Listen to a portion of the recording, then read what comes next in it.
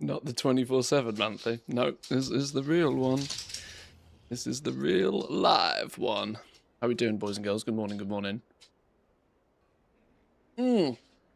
Coffee is good today. Coffee is good. Hope everybody had a wonderful weekend. Hope everybody had fun. Why is my chat box not working? Who's stolen my chat box? Why is that not playing game? Alright. Well, if that's broken, I'll have to fix that. Ha! Technical issues on a Monday. Who'd have thought, right? That never happens. Never. Today, 7 months to Christmas. Oh, God. Kahani, welcome in. Good morning. Well, puppy cam works, although all the puppies are chilling because it's hot as hell. All the puppies are chilling, so I don't even know if I can find you a puppy on the old puppy cam. We might have to go full screen for this, aren't we? I have to go full screen, and then I'm going to have to do proper streamer stuff, which is find where the puppy cam button is, because my camera doesn't want to focus on me. Okay, Alma's over there. That's about as you'll get a dog butt. A dog butt in the distance. That's about all you'll get. Dog butt. One shoe, which is scary. Oh no, that is 2 shoes. They're just very carefully positioned, so it looks like 1. That's all you're going to get, because I think Sulot is under the sofa. He's under the sofa, because he's hiding, because it's cool under the sofa. And Nipsu is by my feet. If I get my feet out of the way. See Nipsu. There we go. There we go. There we go. There's a pooch. Toe beans for $2.50. I'll take that. Glad you enjoy it. It's hot as all hell. It's windy, but it's really hot. So we'll see how today goes. If I look a bit sweaty, I have just got out of a hot shower. Believe it or not, a hot shower when it's really hot actually cools you down. It's crazy, right? And I see boring socks today. Yes. Yes. With shorts out, it's ankle socks, which means they're kind of boring. None of the funky, happy socks. Welcome in, though. A big fire in Helsinki yesterday. Holy. Somebody tried to burn Helsinki down. Grandma and Grandad forgot to turn their barbecue off. Set an entire apartment block on fire. That was interesting to see when I logged on to the internets yesterday. To my assumption, you're miles and miles and miles away from there, so you're probably good.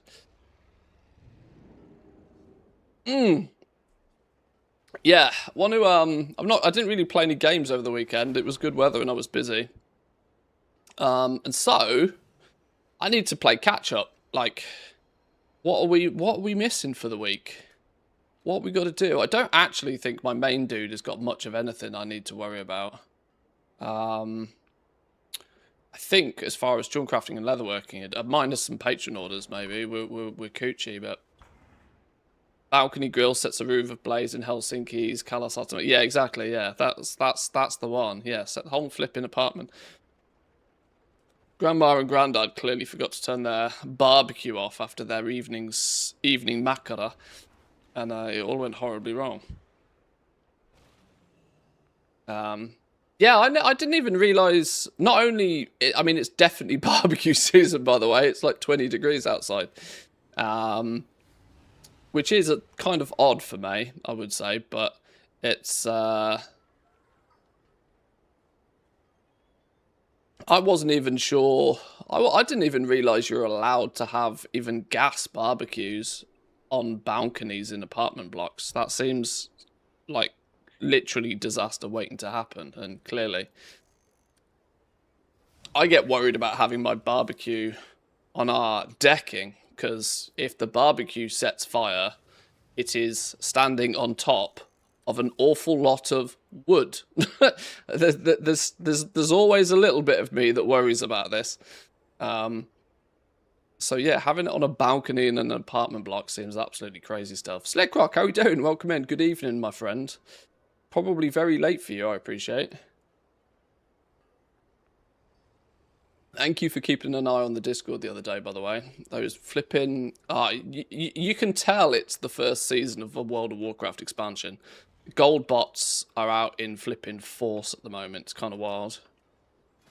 Kind of wild, but we keep them under control. We do our best. Let's see if there's somebody wants a master. Let me guess. Low quality prism, high quality stone, 100 gold tip. I don't even have the recipe. But I mean, you know, this is the state of orders, I suppose, when you see one. Let's take a little bit of a looky through here. What we got? Who be this? Oh, Slick Rock with the Prime. Thank you very much, my man. You don't need to. I should be gifting you a sub. You help out tremendously already. Thank you. Appreciate it. At least the rule here was electric only on the balcony. Gas is okay on a ground level, but has to be a certain distance to the building. Yeah, it seems kind of wild, doesn't it? It seems kind of wild that you can have just a gas bar. I don't think you can. Like, I think there's a strong chance Finland, being Finland, will start changing the rules on this now that there's been a big apartment fire on it. I think they'll start changing the rules. The problem is that these gas grills are so popular in Finland. It's just, you know, it's going to be a bit of a. It's a difficult rule to change because everybody would then be somewhat forced to change their grill to one of the electric grills. The Weber electric grill business would go through the roof, wouldn't it? No pun intended. Oh dear, too soon. Right, let's get some of this done. I also might. Now this is a might. This is a might. We might take a look at the PTR. I don't know if it's going to be a today job or whether we do it tomorrow or the day after or the day after or the day after that. But we will probably want to take a gander at the PTR, see what's coming in the new build, in the new patch. You're too expensive. Use concentration and don't give me anything I want. You're expensive, but you do give me 2 knowledge points, so I'll allow it. You're just too expensive. Let's do those ones. Convenient long boy, you gonna stick around? You gonna stay? Do not move. Aha, expireds. Deal with those in a minute. For some reason, and I don't know why oh no, I do know why I decided to do this. I put a bunch of auctions on my main character. You never sell shit on your main character. That's like Goblin rule number 1. But apparently I don't listen to my own Goblin rules. And I think it's simply because my 2nd, 3rd, 4th and 5th accounts are offline right now. Even Mr. GM's taking a bit of a break from retail, I think. He tweeted that he's going to check out Season of Discovery for a bit. Really? It's, it is that time. Like, there's no denying it's that time. I'd like, you know, I've already had my little bit of a staycation. Wow. It's just that time. Content creators, or people in the public eye at least, have a bad habit of just, like, cooking themselves. More importantly, it's healthy to just not play the same game every single day, 7 days a week, you know? That's not rocket science. It's not rocket science that if you try and, you know, play the same game every day, you're just gonna either get bored, or just do it all, or purely need a bit of a change of scenery.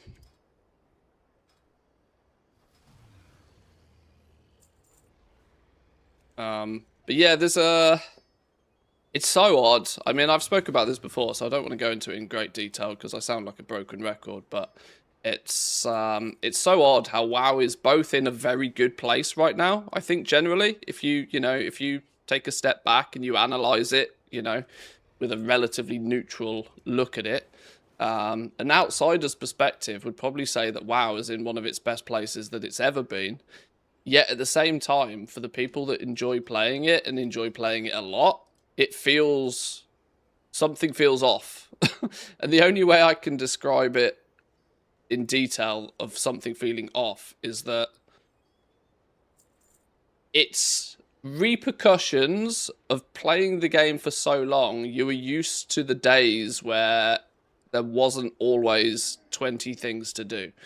You used to be able to play this game in a way to where you did basically just do everything. You just did everything. And then you ran out of stuff to do and you wanted more. Yeah, these days, if you actually, and this is what spurred on, you know, an entire category of like players that just tried to collect everything in a game because there was off time in which to do it. There's zero off time in this game anymore. Absolutely zero off time. We don't even have like a 6-month season where you can play as much as you want within that 6-month season and then maybe take the second half of the season off. No. Now we have 0.5 patches and 0.7 patches, which bring in additional features or speed everything up. So it creates this sort of feeling of always moving. But the issue is I don't think everybody enjoys doing all of the content anymore. There's not as much... Like I said, this is what's really hard to describe. There's not as much meat on the bone anymore, it feels like. I don't know. It's really weird. I can't get my head around it.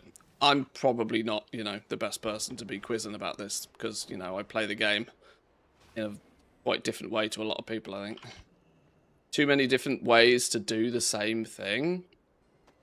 Gearing is convoluted. I've said this for years, that I think the gearing path and the upgrading system, like gearing in general, is way too convoluted. Way too many moving parts in the gearing system now. Like, if you ding level 90, your process to go from dinging level 90 to being relatively geared is very quick if you know exactly what you're doing. But the optimum way to do it is flipping bananas. Or, and I wonder if this is kind of by design, you've either got this like absolutely crazy, do this, then do this, then do this, then a little bit of this, then a bit of this, then a bit of this. You've got this crazy snake-like path to quick success with gearing. Or you just go spam Mythic Plus.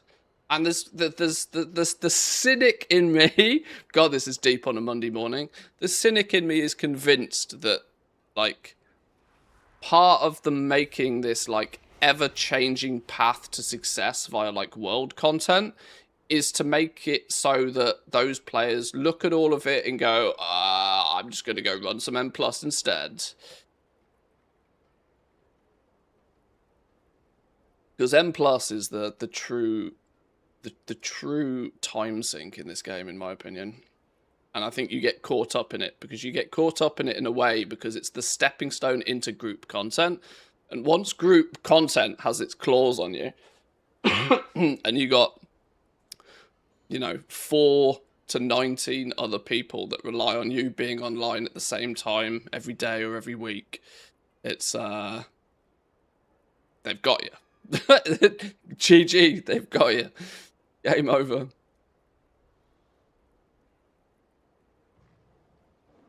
Oh, there's not a lot going on here, is there? Some of these are for flickers, so I'll do them for flickers. These ones that are just for Moxie, though, can sod off.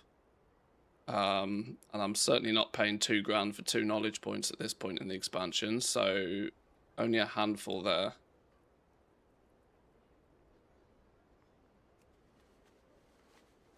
Nobby, how we doing? Welcome in, my man. Good morning, good morning. No, the Lalafels didn't get me.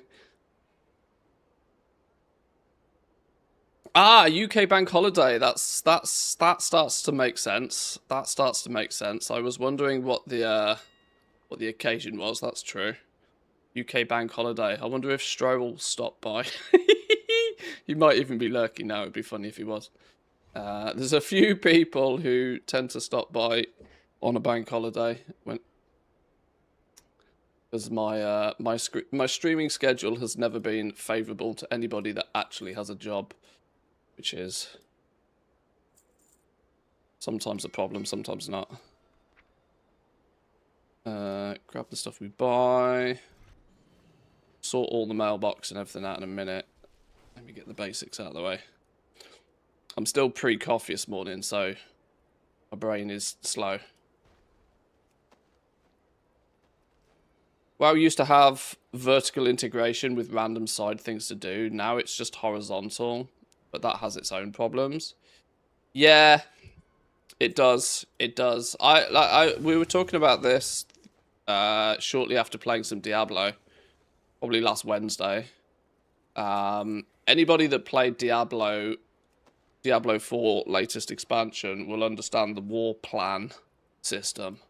I will put money on the table right now. Boom. That war plan system will come to World of Warcraft in The Last Titan. Almost guaranteed. Clip it, ship it, you know, tell me, you know, link back to it. That war plan system will come to WoW. It will mean that Prey, Dungeons, Delves, bit of M+, probably, some LFR, some World Quests, some, you know, that war plan system will come to WoW. Absolutely. Because as it stands at the moment, the world content system, and this is where, like I said, this is where things feel a bit weird. There's so many different paths to success now.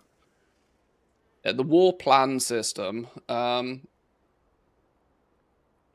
I spoke about this the other day. Let me just, D4 war plan tree. Just give me an image of it.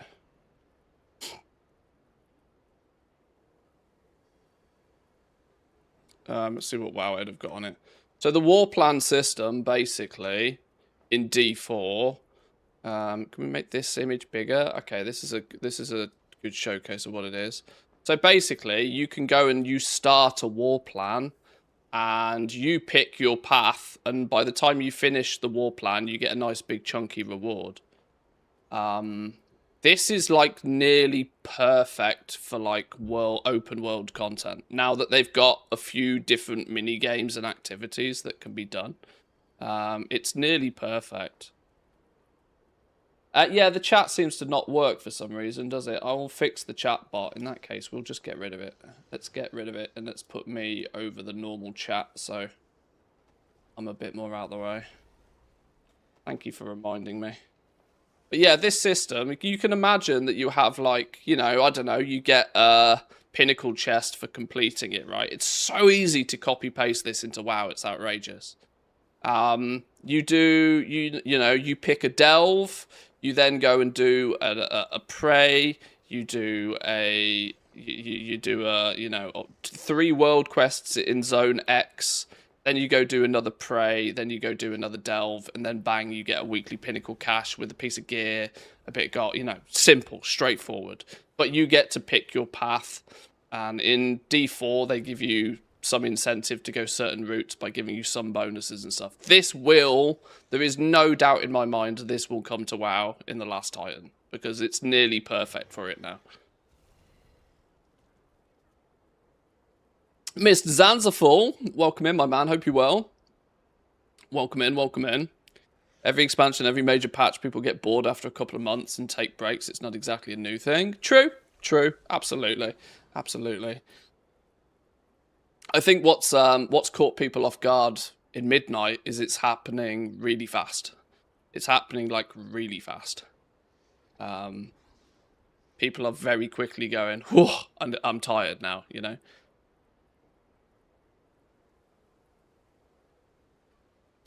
The WoW weekly quest system is that. Choose one of the 4 options. Yeah. But like I said, I think they'll pad it out and they'll make it, because at the moment now, you basically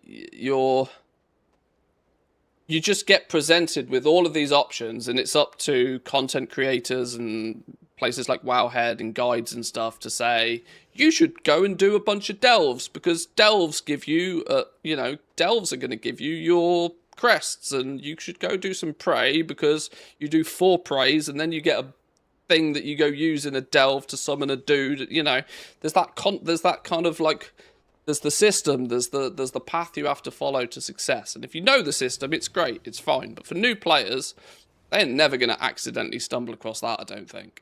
But this system is nearly perfectly designed for a WoW implementation. I'm convinced of it, but we'll see. We will see.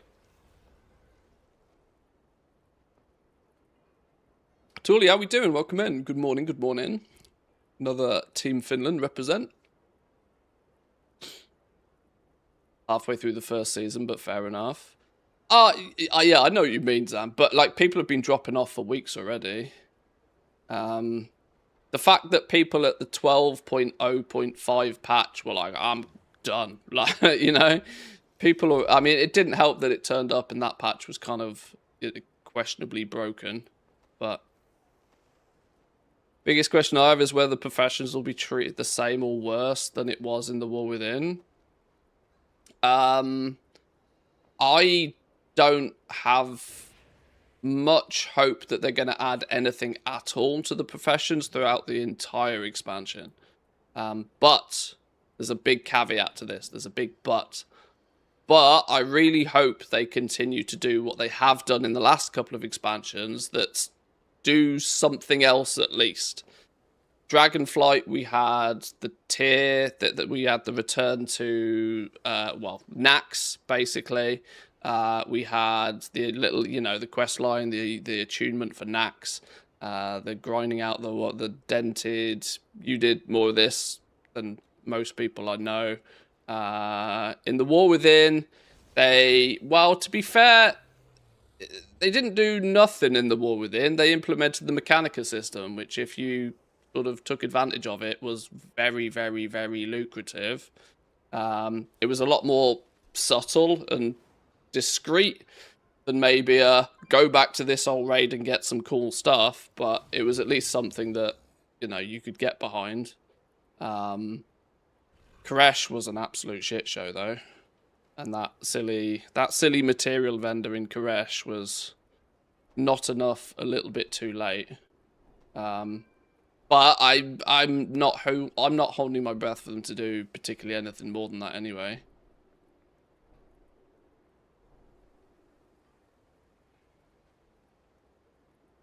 New healing potion in 12.2. Yeah, that's probably it. That's probably on the that's probably about the extent. That'll do it for sure. I'm still, you know, bullish on decor for the rest of the expansion. It's you know, it's kind of decor's behind the curtain at the moment because everybody's way too focused on the standard, it's a new expansion, what's going on kind of stuff.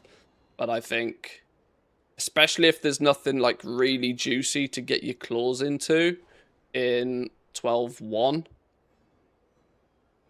I think we'll start to see people really ramp back up their operation for decor.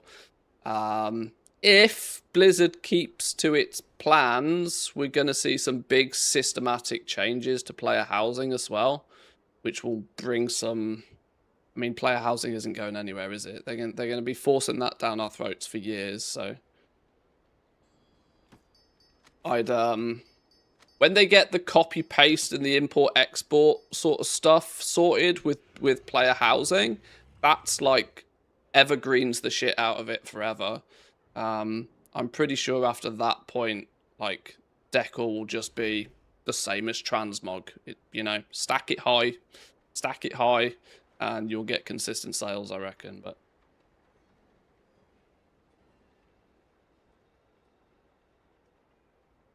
they add nothing. My setup is completed in a month, and that's because it's... I love how you use the word only and 300 in the same sentence. Zan, you are a machine. You are a machine. This content spam would be great in Final Fantasy XIV with only one character to worry about.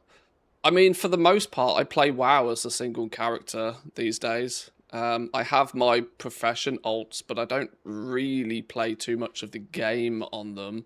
I have leveled them up and got them a bit of gear and whatever, but I'm not like, you know, hyper focused on trying to get them all properly geared.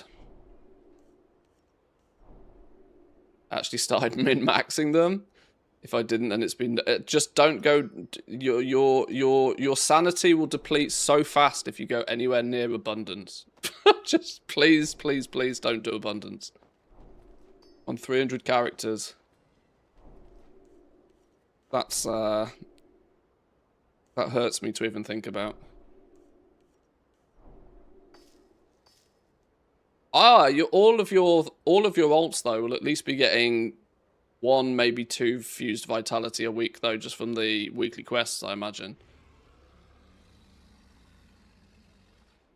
So the epic tools will be a bit of a slow burn, I suppose.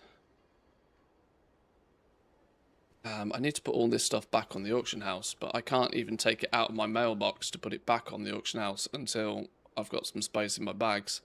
Maybe we just leave that for another day. Maybe that's tomorrow's problem.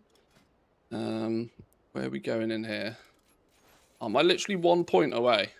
Why does the game always do this to me? Genuinely always leaves me 1 point short. Son of a... Right, sure. Oh, this tree's full now in leatherworking. This tree's also full. Oh, okay, I can actually start being a proper leatherworker for the first time. Either that, or do I just save all the points? What would I be saving all of the points for? There'd be nothing I'm saving all the points for. That's fine. Trigger gadget go.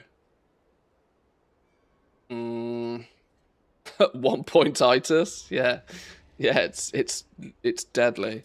Happens to me every time.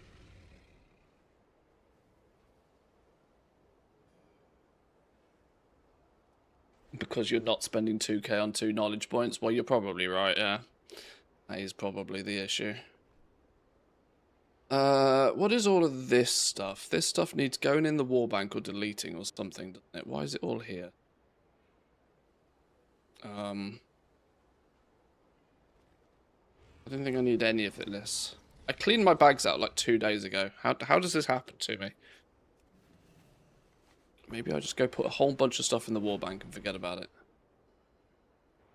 You can craft your own myth gear eventually. Yeah, my playstyle means I'm hyper capped on myth crests. I have 60 myth crests. I need 8. I'm gonna get 80. I get another 20 next week from doing a few delves. 20 next week from a few delves. That will mean that entire 80 will actually go into making the two-handed weapon, the POW 3 gun. Yeah, but apart from that, I'm basically gear capped on this character for my style of play, at least. I can't actually really do any more. I need my... This will get upgraded next week. What is it? Is it 285? I think 285 is the top item level for that, which will actually help a lot. That's like nearly 20 item levels on my weapon. That's actually kind of crazy for throughput. But the only other thing I'm missing, I think, is a pair of gloves that just need an upgrade. That's it. That's it. That's why this character's kind of pretty chilling. Actually, if I clear his bags out, this will mean that when we port him over to the PTR, he'll be sort of ready. Oh, balls. Look at the amount of profession gear I've got knocking about in my bags. Oh my god, I don't even want to know how much all of this is worth. And why did I leave it all here? Okay, that's probably lost a lot of value. Whoops. Oh well, you live and you learn.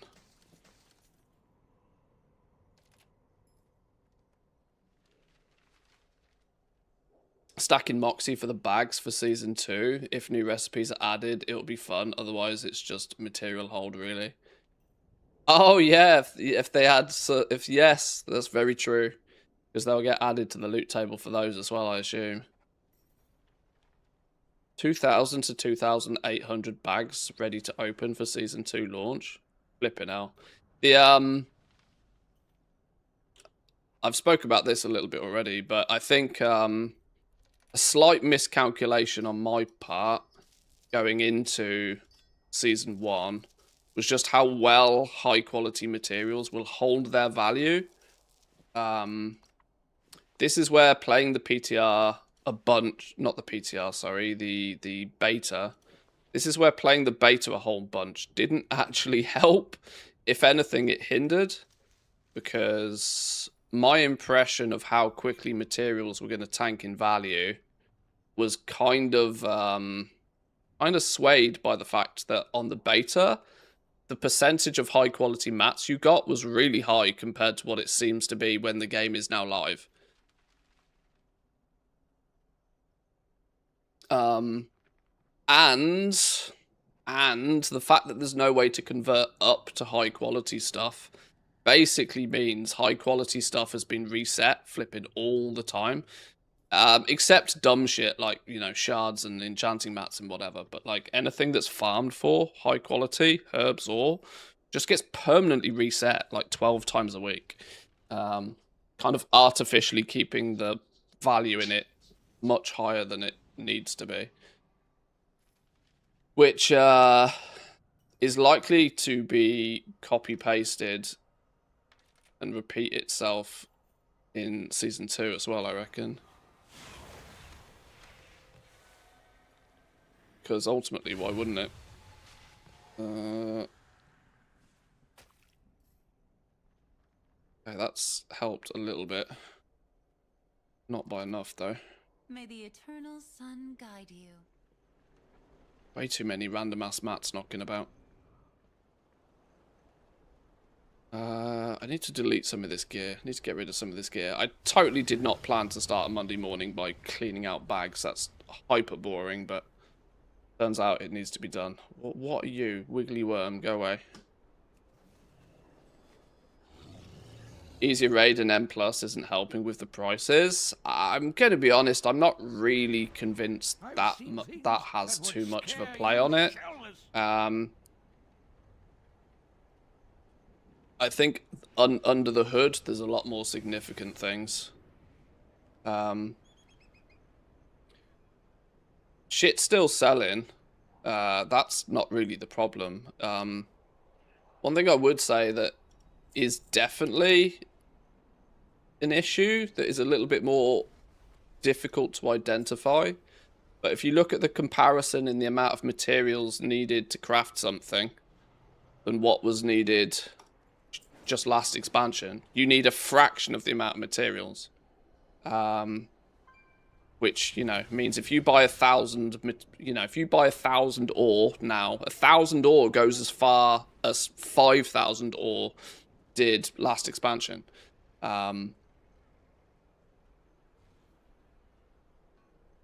There's so many less materials actually needed to craft stuff, which definitely doesn't help. I cannot believe I'm going to be selling Warbound Champion gear, but it's a fist weapon. None of my alts use fist weapons. Get rid of it. You are gone.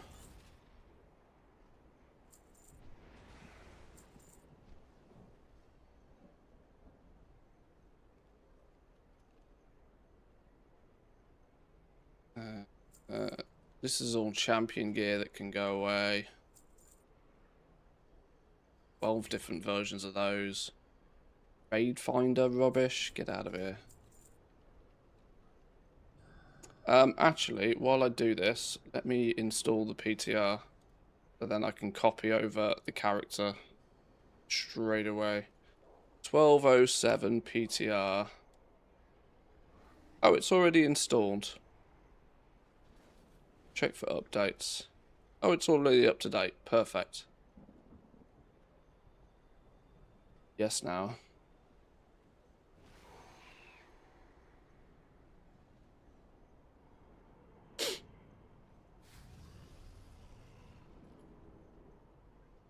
If you got your Delver's Journey up, don't forget you can buy select hero pieces from the vendor at the end of Bountiful Delves. Yeah, that's also working nicely. That's also working nicely. There's a 250 currency cap, I think, per week, which I've both hit, and also I spent 200 on something. I can't remember what it was. But yeah, that was helpful.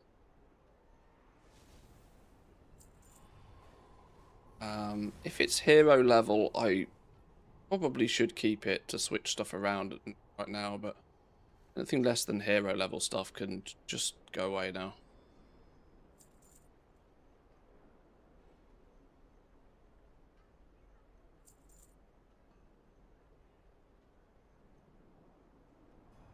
That can go away. That can go away.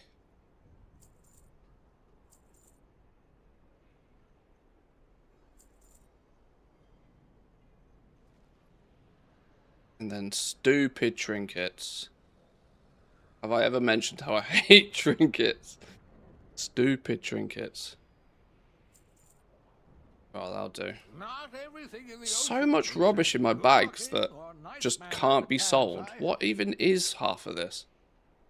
I don't even know. Half of this is probably from questing. All this comes from treasures, but doesn't seem to be used for anything. Key to the Honored Warrior cache? Gotta be used for something, I just don't know what it is.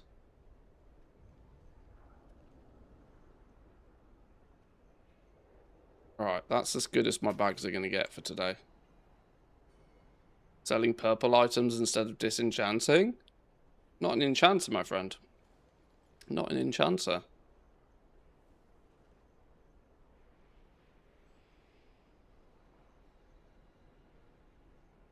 Right, I think that'll do. Let's fix this problem next. Which is all this Dawnlit gear that I actually need to proactively shift this 220 gear as priority, I think. Might change my operation on this 220 gear just to get it moved a bit faster. Farming 11 delves to get the vendor with the right items pissing me off. You have to, does certain delves have certain items that can... You have to farm the same delve, don't you? I think. And the fact that it only works on Bountiful might be problematic. It's a cool system, but I wouldn't rely on it anywhere near as much as I'd rely on like the bonus roll system. The bonus roll system seems much better. Even a fresh alt now has like what 10 bonus rolls, which is crazy amounts.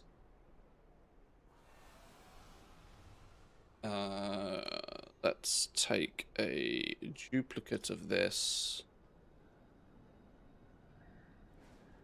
220. We are going to go super hard on selling this now. Super hard on selling the 220 gear.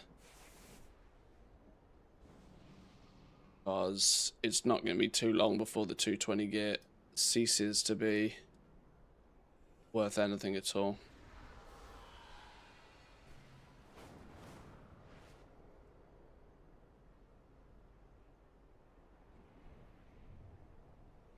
Oh, no, no, no, no, no. That's not what I wanted to do.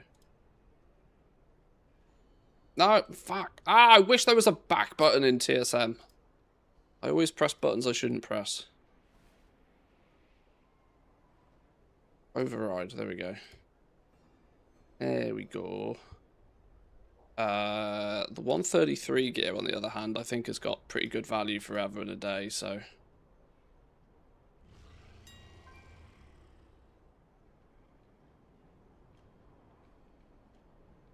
But right, go.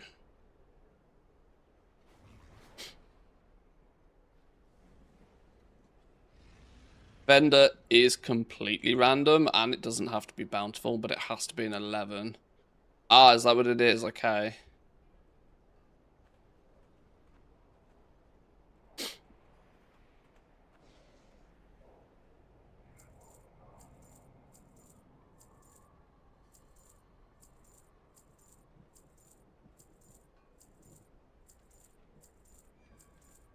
get rid of all of this stuff real fast.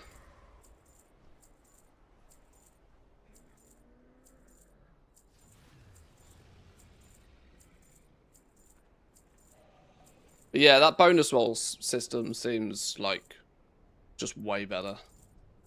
What's it? 10 charges right now. So 25,000 gold for 10 pieces of even hero gear if you're not doing Mythic Plus is, you know, a bargain. In terms of like quickly getting a tune up to speed.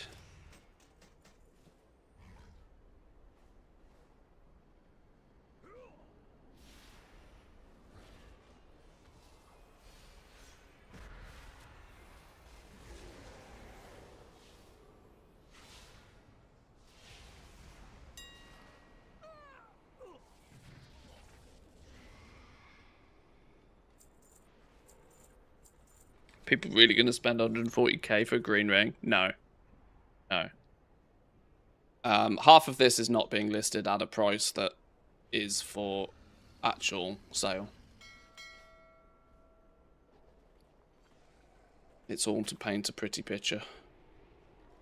Right, where's... I'm scared I haven't done my dun-dun runs. Haven't done my dun-dun runs, apparently. Weekly maximum 8 of 8, total maximum 5 out of 8. How the flip...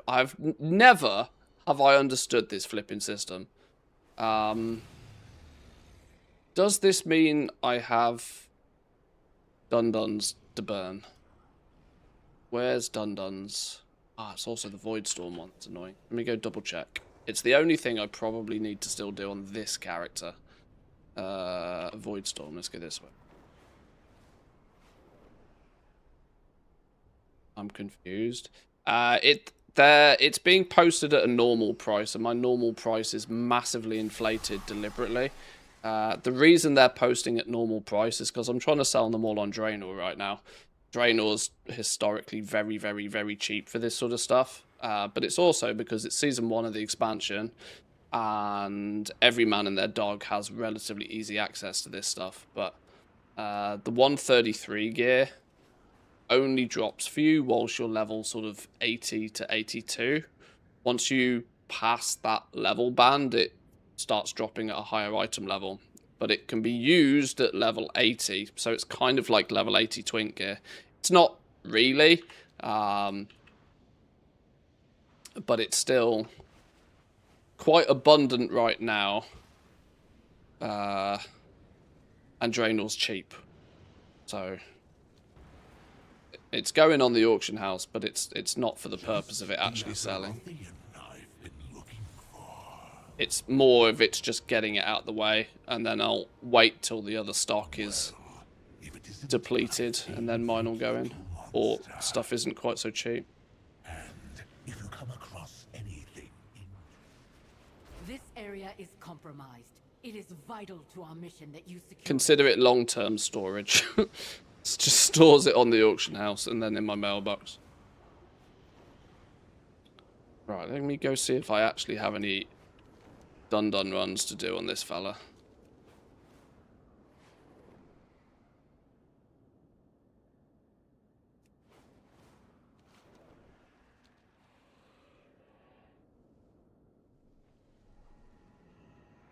there is so much waiting Oh. to be found. Oh my god, I do. Okay, well I guess we're doing some abundance then. My domain. Pursue the boundless glory of abundance. Have you completely purple taunted anyone yet? I have professions fully finished. I don't have characters fully finished. Like jewel crafting on this character, for example, is like fully perped. And I think I'm halfway done with leatherworking as well. My main character's not far away from being able to ignore abundance forever. But I'm not very religious about doing it. This is the thing. I kind of do it as and when I have done other things in the week. It doesn't get too high a priority.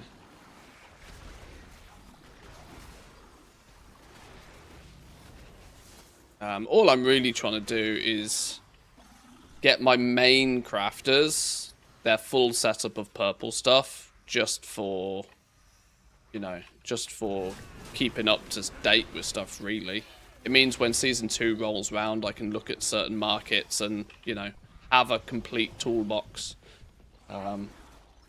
Whether it will be that useful or not, I don't know.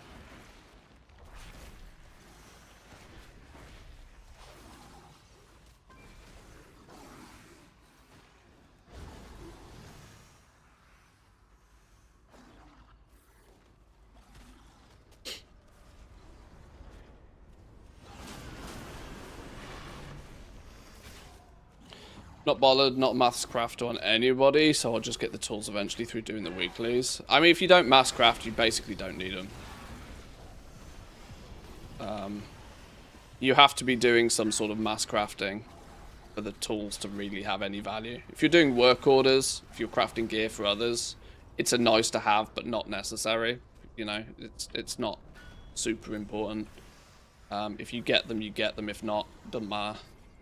It's the same with, like, gathering, for example, you know. I probably would go as far as to say on gathering professions, your purple tools probably add 5% extra gold per hour, you know. Which, if you do genuinely do 20 hours of herbing and mining every week, then sure, maybe it adds up over time, but even gatherers, I don't think, should bother with the purple tools. I think the gatherers would probably be better off doing the abundance and buying the material bags, honestly. But I've not mapped that out either, so. Mass crafting without thaumaturgy.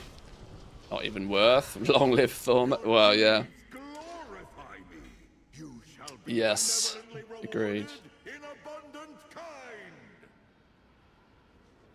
You seek abundance? It lies here in full measure. All you must do is...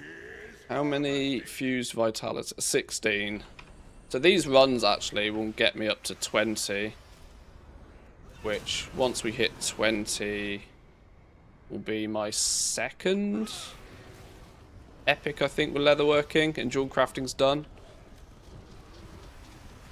Now, of course, technically, this guy will probably get, you know, bonus ones. Jewel crafting, for example, needs 2 purple tools, which is kind of annoying. One for prospecting, one for basically everything else.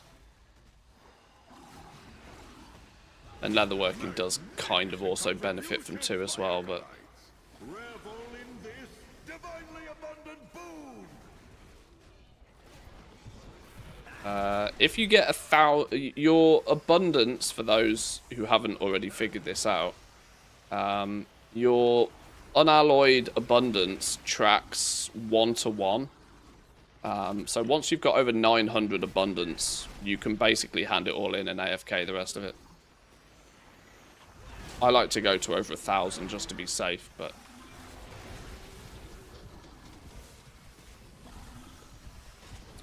You can basically get the whole job done after 1,000 abundance and then just stand there. GG! Get the tier 2 buff and chill. Yeah. Yeah. It's pretty easy.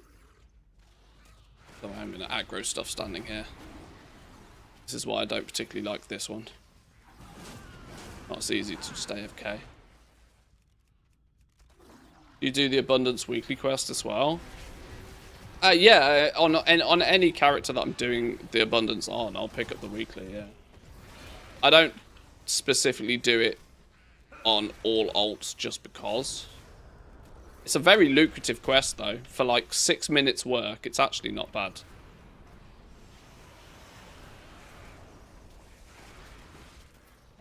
It's classed as a pinnacle cache, so I think it has the chance to roll up to like 15k gold.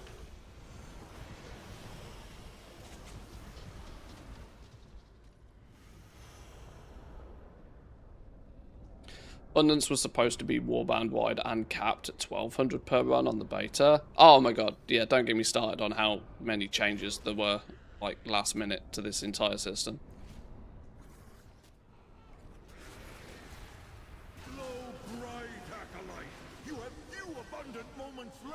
least it works now, though. Only took 2 months. Right, I'll go grab a drink quickly before we do the next one. Please hold. Richly abundant.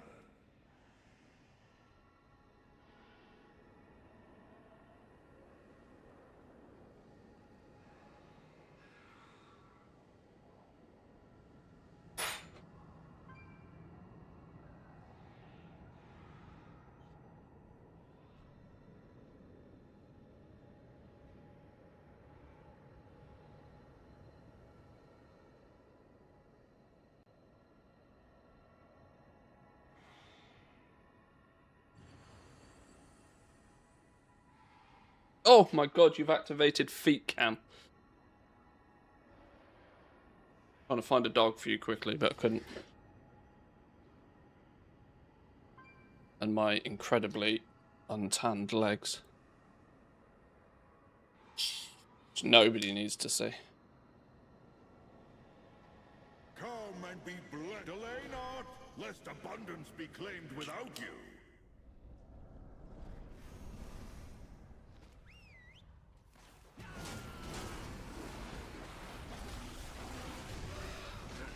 Nuke everything.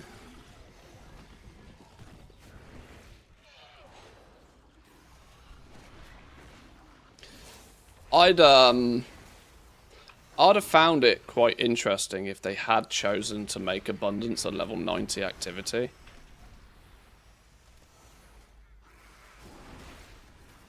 For quite some time during the beta, there was rumours that it was a level 90 ability event, but that was only rumours based upon the fact the entry quests were bugged. Can you imagine if everybody felt the need to level their character to 90 first before doing this shit show? Ah! I would have giggled. I think even Blizzard would have realised the outcry of that would have been pretty wild. Let's hand that light in now.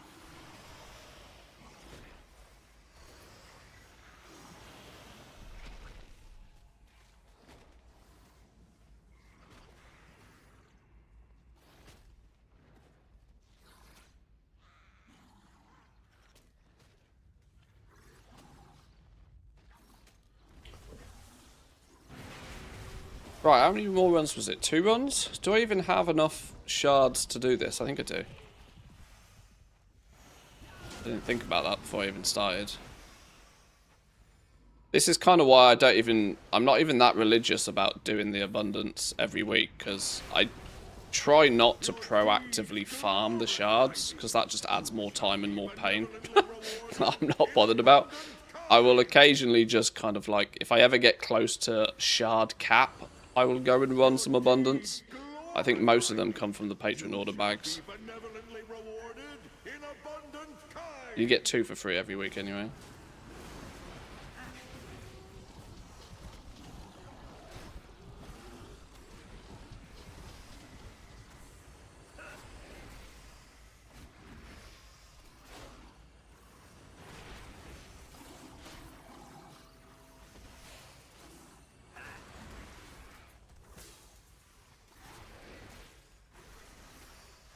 There's been a lot of people doing it on this layer though.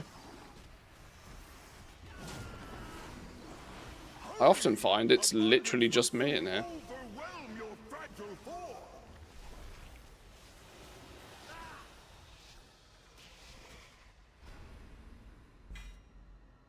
But yeah, I think these runs will get me... Jewel crafting is not opening for some reason. Yeah, jewel crafting's epicked up to the hills. Leatherworking... What? Oh, I've got my leatherworking tool. I just need the 2 accessories now. Which we are 4 fused vitality away. I think I can actually afford and buy now. So I can get one of these made. The leather shaper's smock, I think I make it myself, don't I?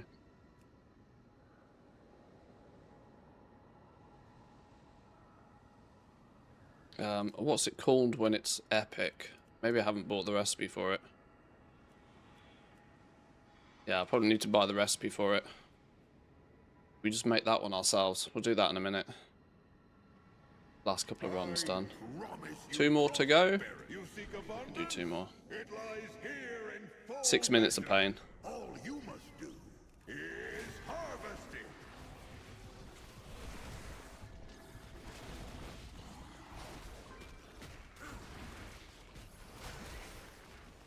It's more painful doing this on like my mage, who hasn't got any gear. The irony is actually that the abundance system is kind of really annoying to do on a fresh level 90 as well, because you don't just insta one-shot everything. If you stay at level 80, 82 and have got like last expansion gear, you're good. And if you're geared on a level 90, you're good. But actually, there's a few times on my mage who hasn't got any gear and is level 90. I've actually died a few times doing abundance ones. Totally silly.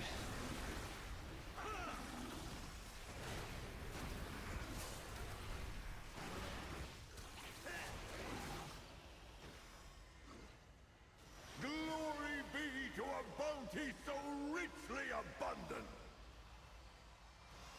Oh, this was something I was going to message Moo about with this add-on. Whether it can track, even though it's not entirely specific to this, whether it can track whether you've done the fishing event or not. It's not strictly a knowledge point thing, but they've added Shards of Dun and a tracker for this into the add-on, so another bonus line for anglers and weekly quests that could be triggered on or off. Might not be a bad idea.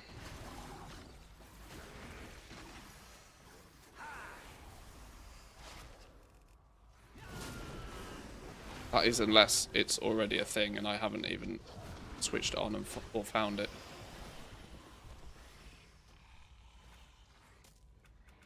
Can't do any of this shit in combat, can you?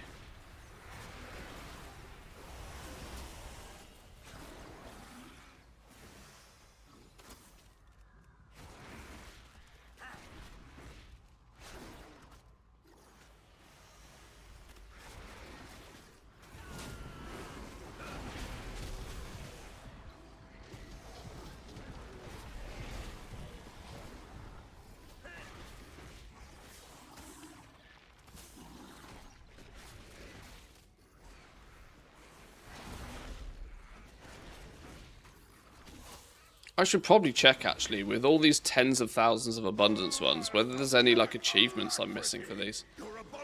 At least achievement hunting at the same time might make the adventure more manageable. Have we got everything? Where's abundance in here? I've actually had some of them not so long ago. Earned 250,000 abundance in the Void Burrow in Voidstorm. Okay. Are these going to be classed as a world event? No. Expansion feature? Yeah. Yeah, no. Where? No.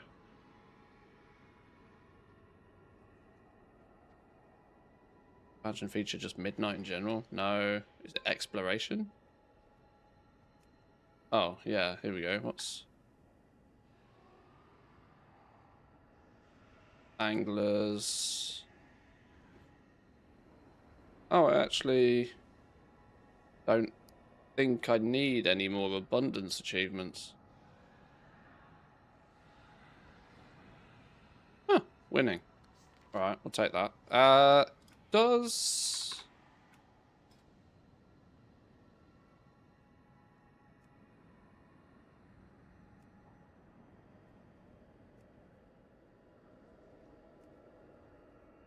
Yeah, there isn't too many options there. Yeah, a little have you or have you not done the anglers weekly would go quite nicely in here somewhere. Right, last one. Last one. Pursue the boundless glory of abundance.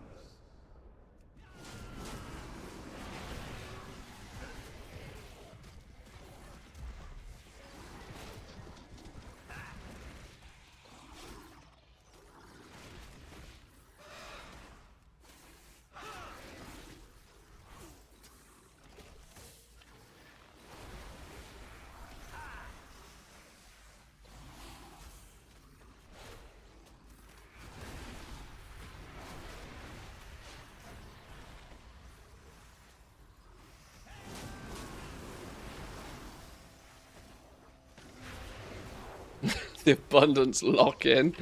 Can relate. Yeah, sometimes you just got to knuckle down and get it done, you know?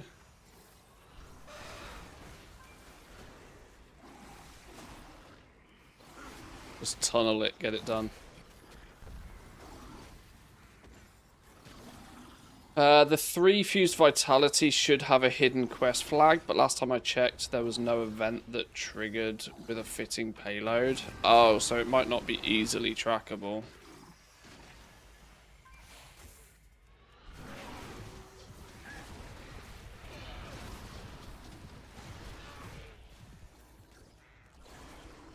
Because on this character, for example, no, it's one of those things that I might have already done it, but I don't know if I've already done it.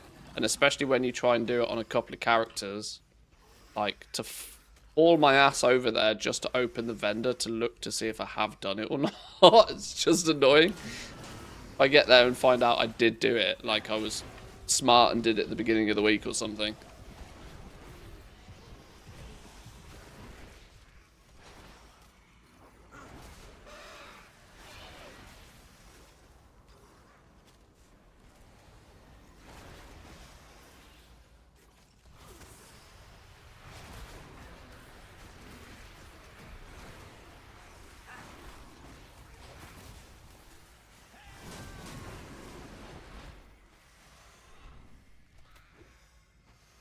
At least I could help the No Mats No Make guy on the same day with the TSM implementation.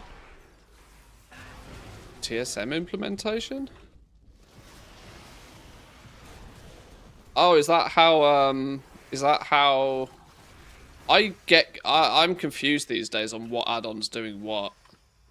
Is that because No Mats No Make now shows like profit margins and stuff, right? Is it pulling that from TSM, is it? Is that how it's doing it? Okay. Your abundant limit nears. I wish I was a bit smarter with this stuff.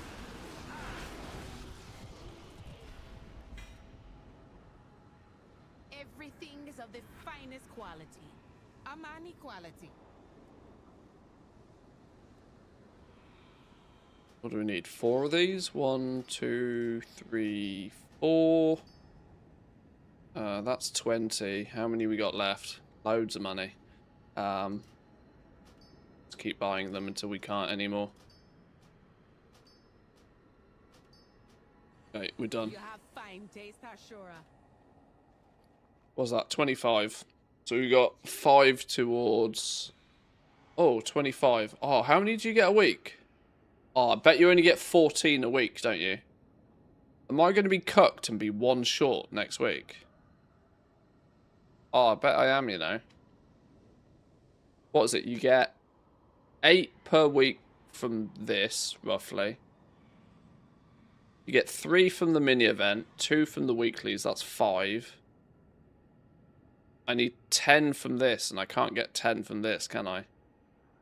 Oh, I'm gonna I'm gonna be like 1 short from just like being done next week. It's annoying. Alright, always the way. I told you, one-away-itis is chronic.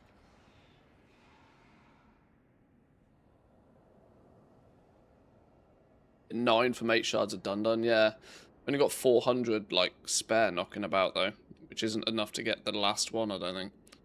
I'm literally gonna get cucked. Alright, sure. Yeah, let's go make the... Turn these into something useful.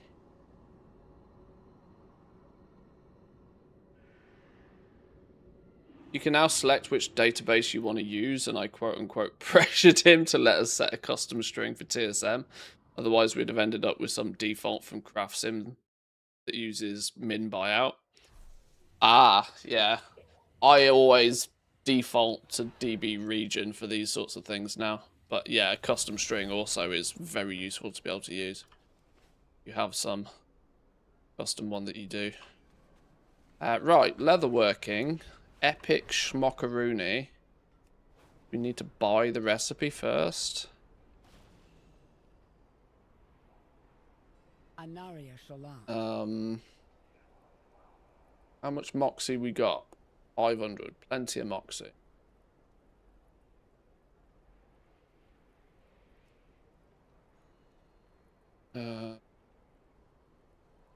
Thalassian Hide Shaper's Regalia. That's the one, isn't it? Yes, yes. We need one of them. Return when you need more. One of those. And then some mats to make it. Which are...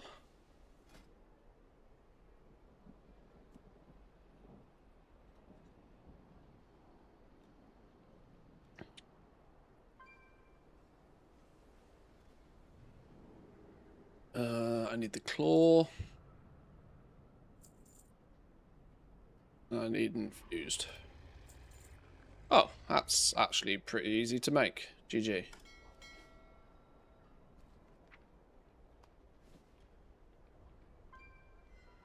There's nothing we need to worry about this, is it? Oh, no, this is the flipping multi-craft ingenuity. Oh no. I don't care about ingenuity and I don't care about crafting speed. Whichever one I don't make now, I'll make the other one next week anyway. Doesn't matter.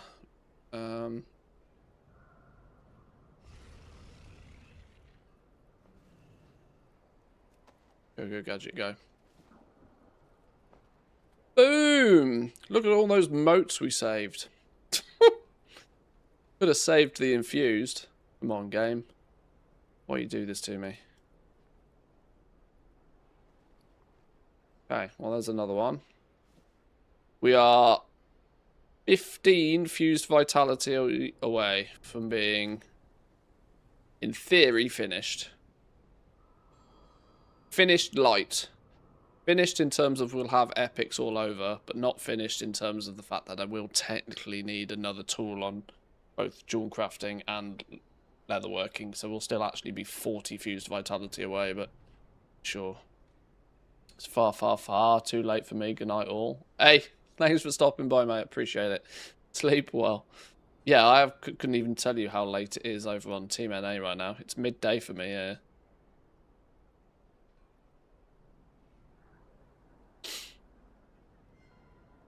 Okay, I think if what's the maths on this? You get 900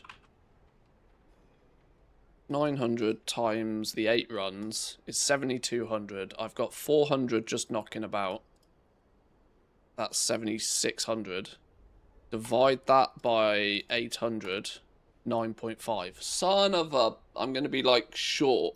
I'm going to be a few hundred fused vitality short of getting the job done next week. Damn, that's annoying. And well, actually, that is... Have I done the fishing? I should probably go check if I've done the fishing, shouldn't I? Because if I haven't done the fishing, that's... that'll fix it.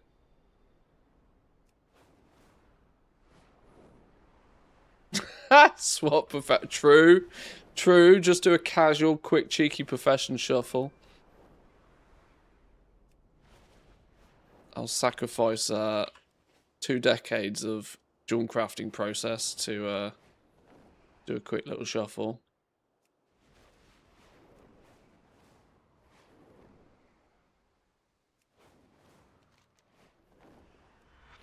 Over this way.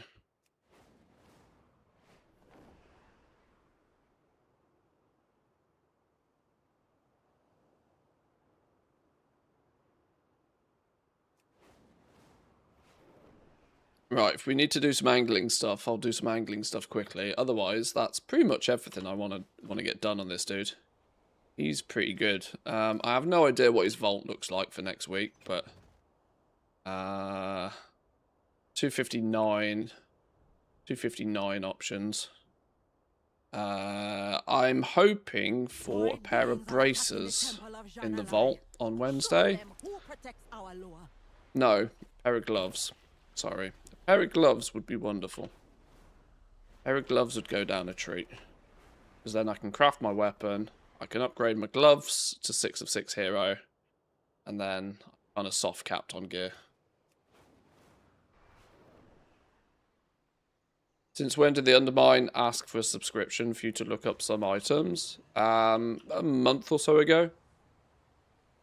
It is Akilzon's favored. Oh, you're the wrong But vendor. you didn't hear the end of my story. Ah, okay. So yeah, I have done the pearl. I have done the fishing. I have done the fishing on this character already.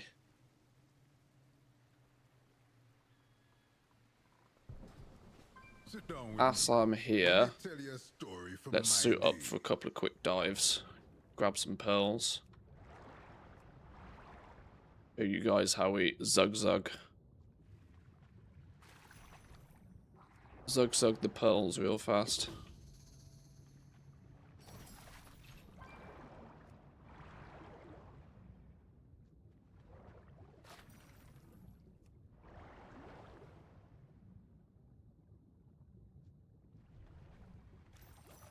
$2,500. Oh, I didn't mean to hit the water spout.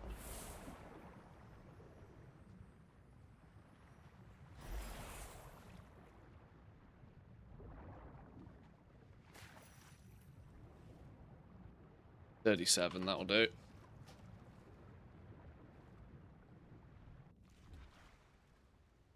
375 pearls. The lower are back. I feel like a child again. If you do between 3,000 and 5,000 points, you basically get maximum pearls.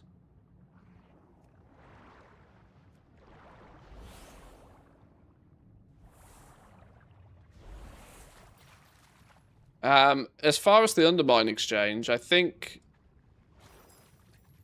the only paywalled aspects are extra processing that the Undermine exchange does. Now,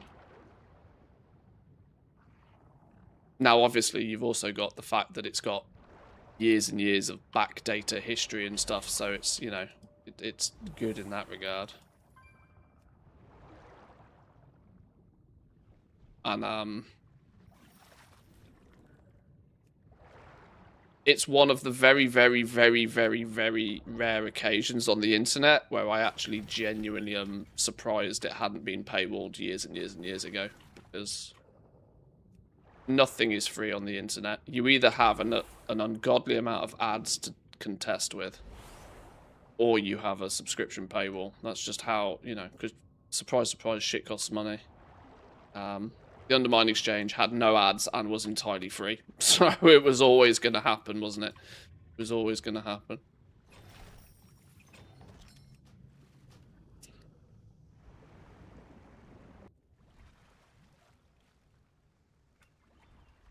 I'd supported Aurora's on Patreon for a few years already anyway. Such a helpful young soldier.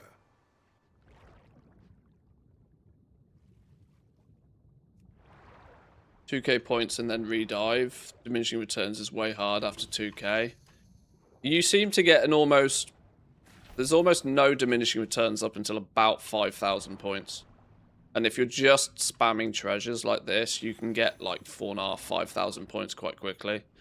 But if I hit like 4,000 points and run out of treasures in near sight, then I just, you know, Alt F4 and do it again.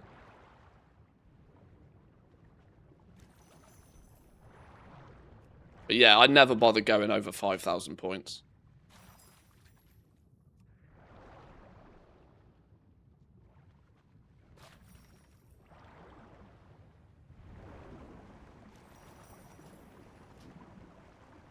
Why do I need the pearls? Well, on a weekly basis, I need 2,100 pearls to turn in 2,100? 2,250 to turn in for 3 fused vitality. But the pearls are actually warbound transferable. So you can farm them and, you know, and move them around. Having a few spares is not a terrible idea. Plus, I still need a shitload for all of the goodies for this event anyway.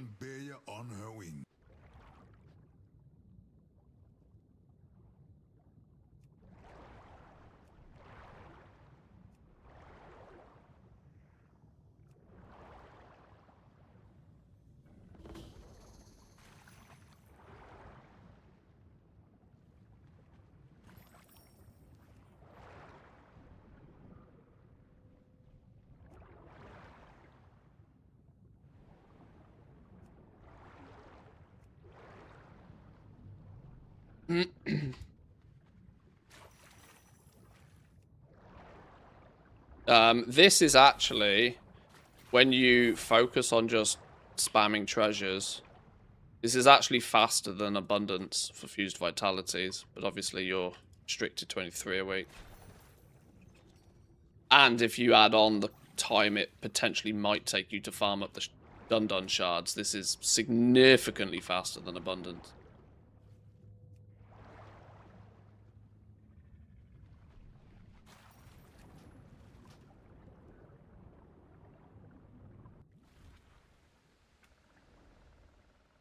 Good to see you again.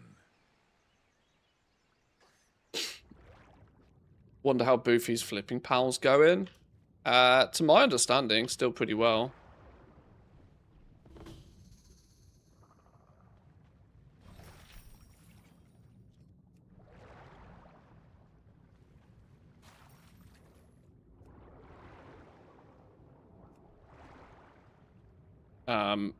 In fact, I know it's doing even more than pretty well, because this is real bad of me. I've just remembered. He messaged me a while ago seeing if I'd do a sponsored video on it.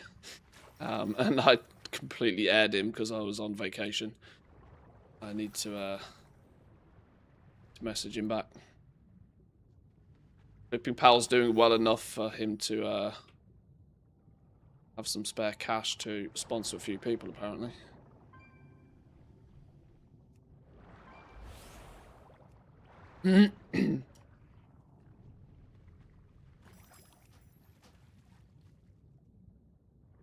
I've not looked at Flipping Pal for a while. I'm not, like I said, I'm not really keeping up too heavily with like goal making meta right now. I'm kind of mostly just, I'm at the point where I'm just playing the game, you know. And I've taken actions to not be doing so much goal making-y stuff. My 4 bonus accounts, for example, are just unsubbed at the moment. Just so they're not burning game time in the background when I'm not using them. We'll probably hook them back up again for the next patch. Ooh, Tarnished Commander's Gauntlets has just sold. 4,500 gold. This is the only advantage of actually having auctions listed on your main character. You get that dopamine hit every time something sells.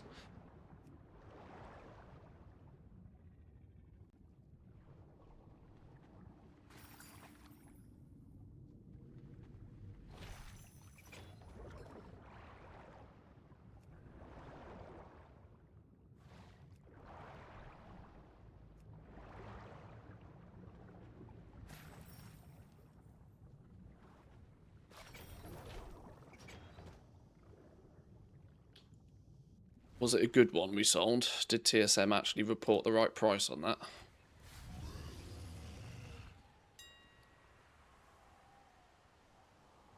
Yeah, 4,500 gold for 133 item.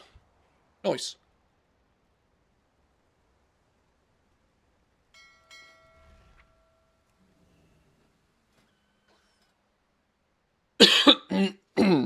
Uh, 2,250. Okay, that's enough pearls for Sit down with me. next Let me week's. tell you a story from my day.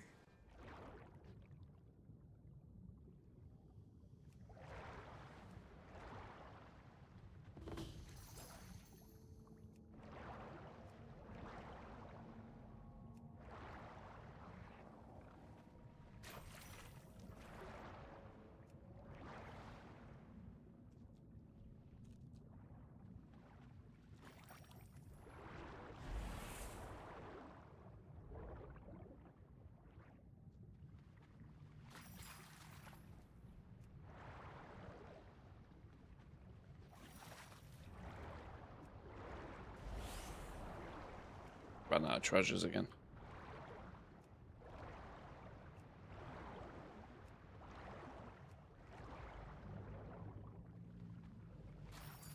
There's an achievement, I think, for getting 1,000,000 angler score as well, which is Scary thought.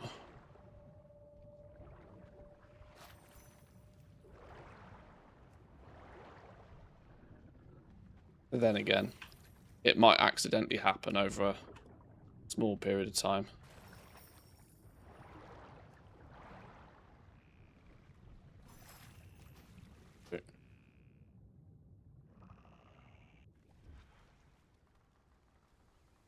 Or 50 pearls. Do one more run and then I think I will go find something else.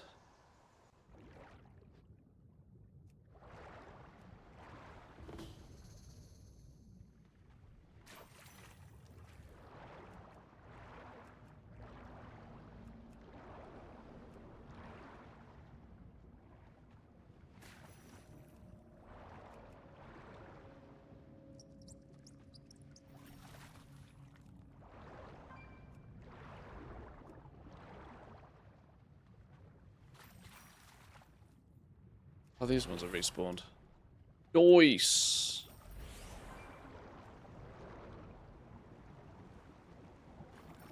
Oh, that'll do. That'll do. That'll do. That's plenty of pearls for today. Loads of money.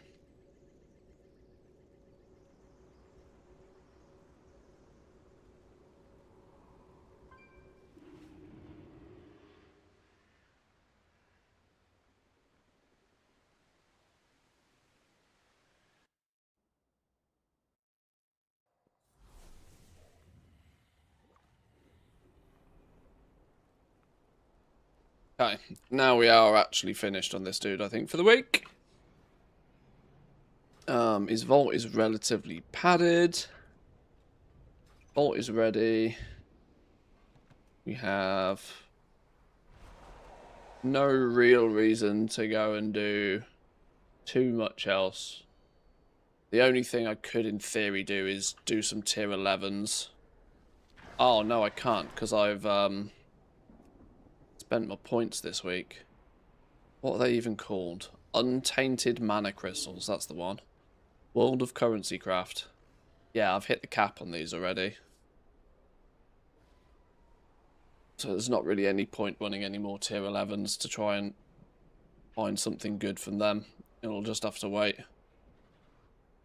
You'll just have to wait. And upgrading everything. Everything's upgraded anyway. Yeah, this dude's actually, he's chilling.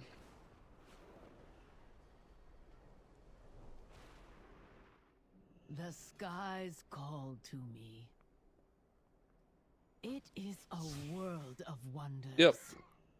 Fully capped for now. If needed. Excluding going and running Mythic Plus, which I'm not doing. Okie dokie. That's a cool spot to be in. Let's have a look at the Paladin.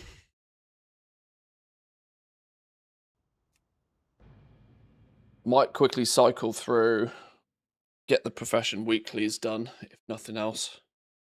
Get some patron orders done, because then they'll refresh soon.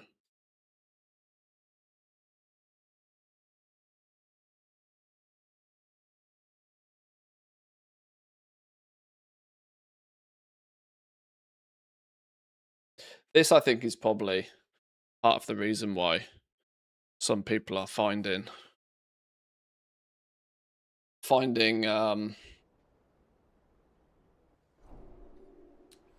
the game almost stressful to play at the moment. In terms of, like, the sheer list of things that you could potentially doing. It's kind of wild right now. What we got going on here? Okay, I've actually done some stuff here, apparently. Did you know the delve level caps at 3 before you complete the story? Have you not completed the campaign yet? Surely with your 70 level 90s, you can just, you know, bang out the campaign on one of them. Surely. Oh, no, we're not Jawncrafter. We are enchanting.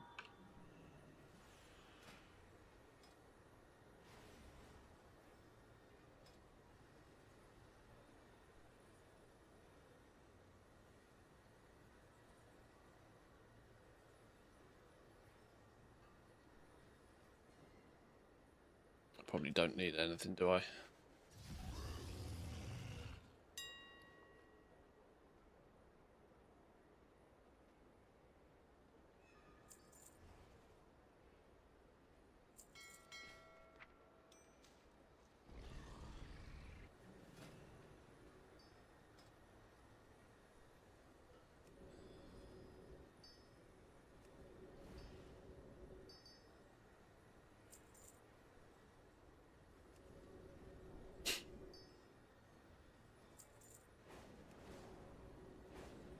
I've even done more than chapter 2 of the War Within one.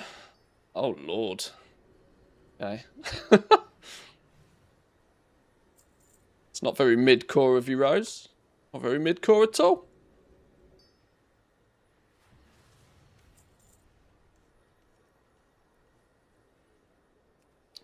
Blacksmith thing.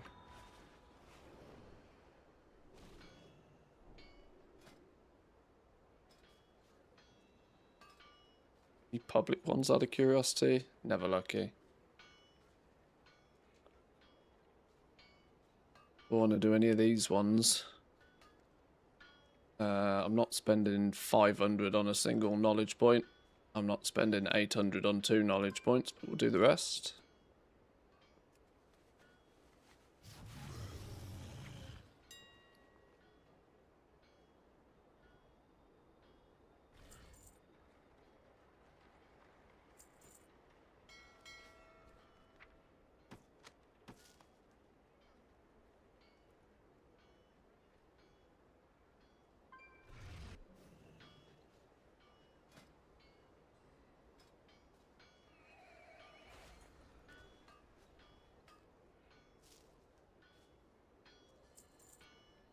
It's a spicy... Oh, it would have been a spicy save. It's a copper one.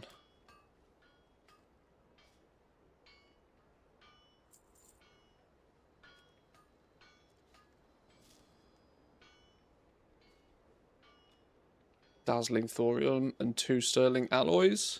Gotta love resourcefulness.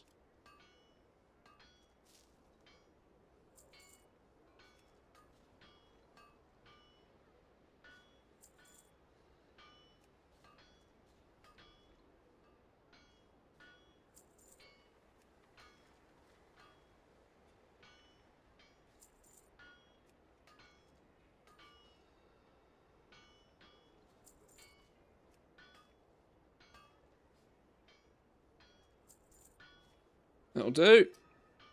Quick cheeky little bit of cash monies from those.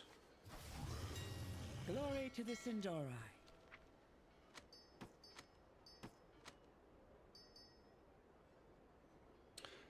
I'm not going to bother worrying too much about enchanting, because we can catch up enchanting literally whenever we want. Keeping up with blacksmithing, though, is a near impossible task, I'm feeling.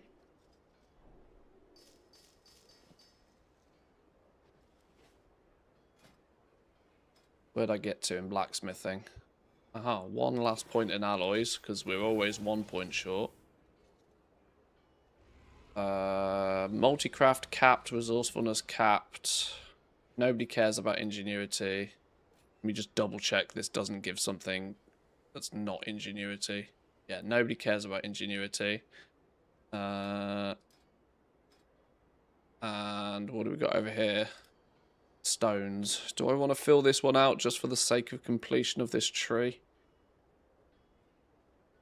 The likelihood of me actually crafting those is slim. But I kind of want to get these 2 trees finished, so then I can just pick armor or weapons. Blacksmithing is going to be one of those uphill battles for the rest of the expansion again. It always is.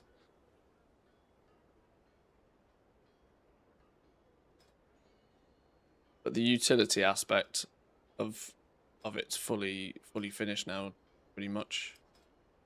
Where am I with enchanting? Oh, I've got 38 points I haven't spent with enchanting. Lol. Oh, am I just trying to fill out the actual enchanting tree? Clearly.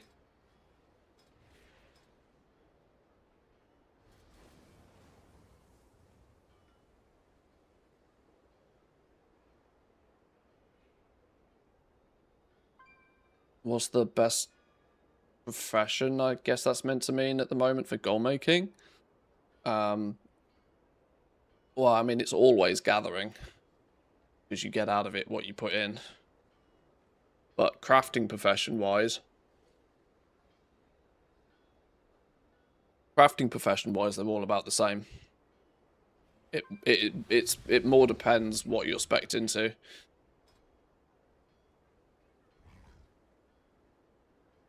Fishing. Unironically, you can probably still make a fair amount with fishing. Crafting professions are always a gamble. So there's never really a best. The only consistent money makers are the gathering ones. Herbing and mining has still got to be good for. I want to get my druid up to speed a little bit more. I might have to spend a few hours gathering some catch-up points, because I still think herbing and mining has got to be good for another. It's got to be good for 30k an hour at least, surely. Still,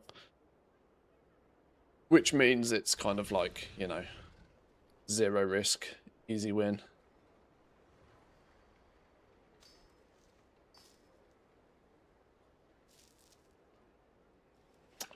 This is another one of those scenarios where, have I done the pearls? Have I done all my dun-duns? It's hard to track.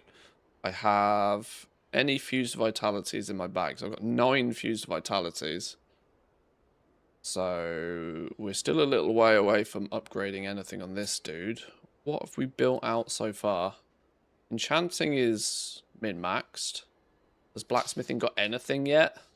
Blacksmithing doesn't have anything yet. My blacksmith kind of spec'd into profession gear, so it's not really a big concern. Alright then, let's go check Dun-Dun situation. Because that's in the Void Storm still. Yeah, Enchanting has the easiest catch-up system. But Enchanting doesn't appear to be anywhere near as powerful as it was last expansion. It's not to say you can't make, you know, can't make gold with it, sure, but it's not as powerful as it once was. Not in obvious ways. The what's the best for goal making question's always really difficult to answer, but it seems more difficult to answer these days because there's so many like caveats to every answer. You know, this is really good, but this is really good, but you know, alchemy is probably top of the tree right now, apart from the fact you need 500 alts to do concentration on it. You know, it's kind of like this, but that is always the always seems to be the issue. Abundance? It lies here in full measure. All you must do is harvest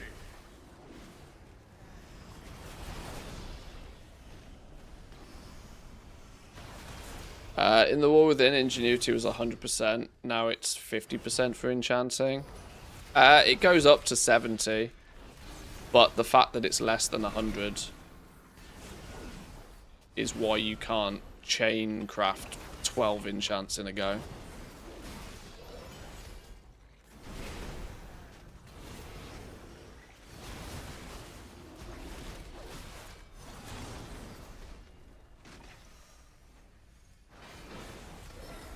What's the meta for concentration? Alchemy is doing very well. Relatively speaking, I should say. Alchemy is doing very well because, well, potions are a thing. Flasks don't do quite as well because they're heavily weighted on the price of the Lotus, which doesn't have quality, so concentration doesn't do anything on it. But yeah, potions are doing alright with alchemy. Jewel crafting, all the gems, literally every single gem has value with concentration. Once again, less so than it did in the War Within, but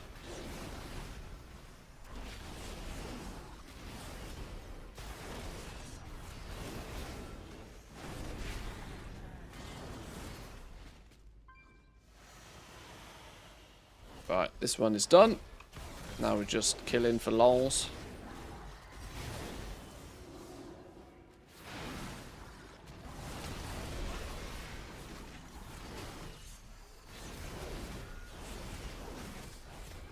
I mean, God's honest truth these days is unless you already have 50 plus characters that you can do a concentration army on, I probably wouldn't recommend anybody go anywhere near the crafting professions. The risk reward just doesn't seem strong enough anymore with how saturated all of the crafting markets are.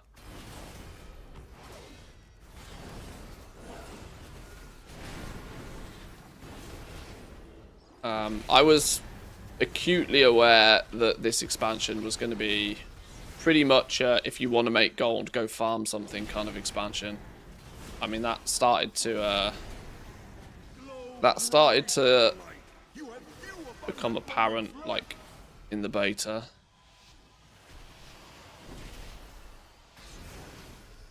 Something happened with gems. Last week prisms were 1.3k. And doubled in price in a week. It's just supply and demand. The price of anything on any given day is often based upon a lot more than just what it costs to craft. I don't know specifics in that regard, so nothing changed. You know, there was no systematic changes. It's just market fluctuations.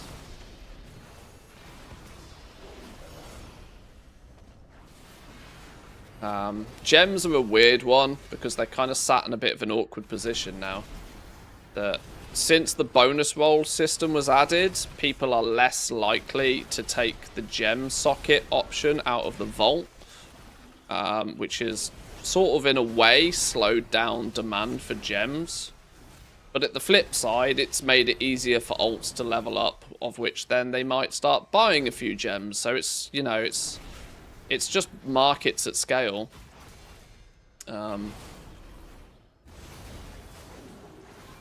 Concentration alts are responsible for making a large quantity of the high quality prisms. But, you know, they only operate for as long as it's profitable and valuable to do so. Then you have to contest with the fact that the region-wide auction house, you know, lots of shenanigans goes on the region-wide auction house. On reset day, stuff will get reset. And so then it makes it look as if it's a lot more expensive, but it's an artificially inflated price in the first place, you know? But yeah, nothing systematically is changing. Just the market doing what the market does.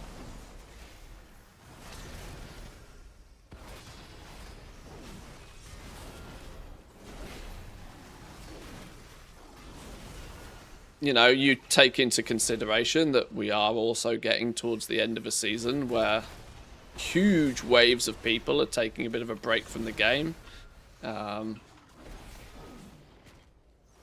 You know, all of these factors play a part. It's why those that are good at predicting trends ahead of time are the ones that see more success when it comes to, like, flipping materials and executing good resets.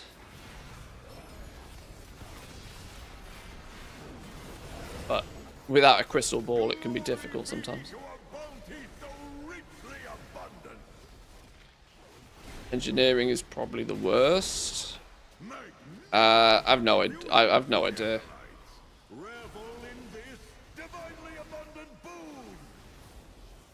I mean, there's always stuff to spend concentration on in engineering, for sure. I would probably go as far as to say leatherworking could once again be a candidate for the weakest. Just because leatherworking very, very heavily relies on moats more than anything else. Which don't have quality in the first place.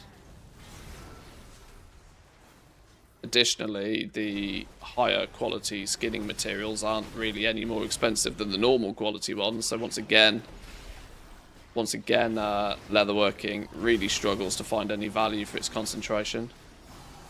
You're best off using it to fill orders for people on a recipe that you're not, like, min-maxed in yet.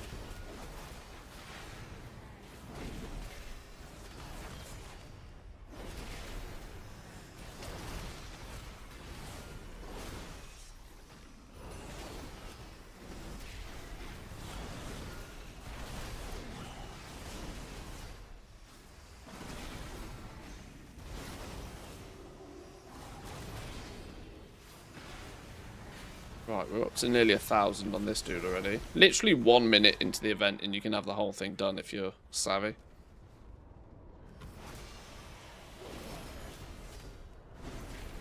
Leatherworking has a mount. I see 5 to 15k gold work orders for it. Yeah, the mount comes from the new rituals system. How much is the recipe alone for that now? It only comes from tier 5, 8 challenge runs, I think, the recipe, which was making it quite expensive for a while. I don't know if it's any cheaper now. Yeah, it's that the recipe is kind of a bit of a pain in the ass to get. That's something I should be doing on my main character, actually. I should be doing my rituals just to try and get that recipe.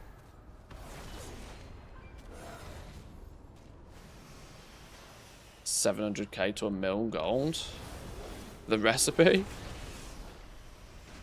Because it's so difficult to get and such a low drop chance, it's probably an absolute prime candidate for flippers to buy it and reset its price. You know, the it's listed on the auction house but nobody really pays it price is probably 700k. But anybody that farms one can probably instantly sell it then for about 200k. And they'll sell it to somebody that will just relist it for $1 million.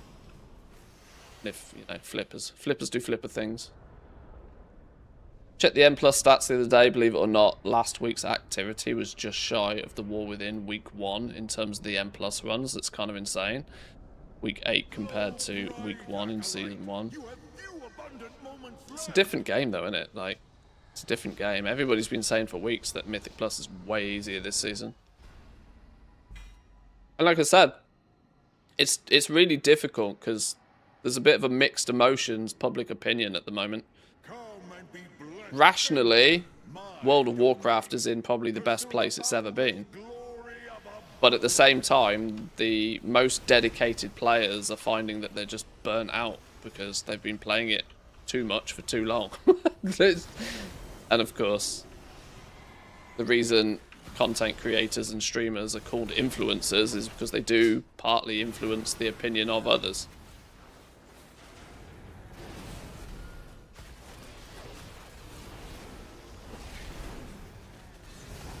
So yeah, Mythic Plus having a, you know, high level of engagement right now is not outrageously surprising.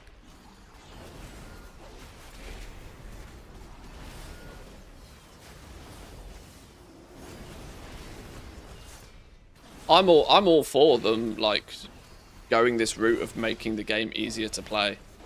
Like, the game has long since been anything where people, like, really heavily care. I've called retail, I've called arcade mode for years. And even more so, that's the case now. That you can, in theory, pick up retail and absolutely blast it and achieve some pretty impressive things reasonably quickly without too much restrictions. And I think making some of the end game easier to do, you know, making Mythic Plus 10s easier to achieve is nothing but a good thing for the game. I think Blizzard are starting to realise that they don't need the top end of this game to be so sweaty level difficult. Now, should you be able to do Mythic Plus 10s just scrolling a mouse wheel?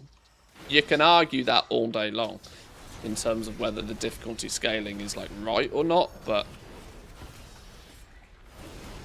you know, better gear and easier content means more people can do it. Means there's less need for cancerous level, like, sweatiness in the pug world. And in theory might mean that, you know, they retain more players, and more players playing a game has got to be good, right? Got to be good.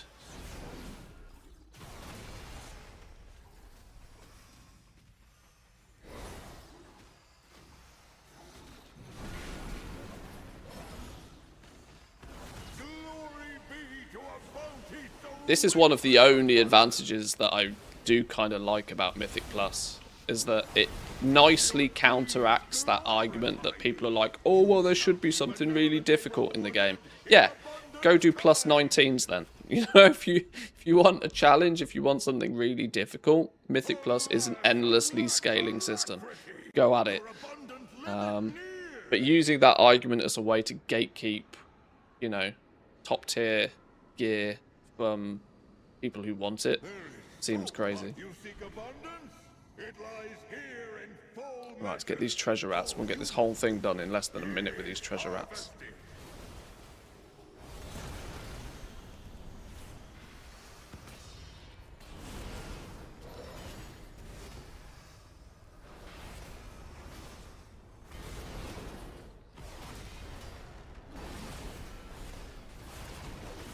Want heroic world tier in the open world like Legion Remix?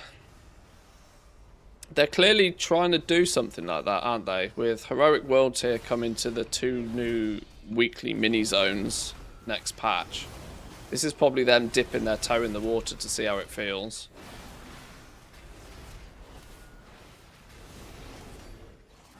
I'm just not sure how well heroic world tier works in retail though. There's a really good reason to why it worked okay in Remix. It worked well in Remix because Remix was silly. And the whole point of Remix was that you got to a point where you just nuclear delete everything. You know.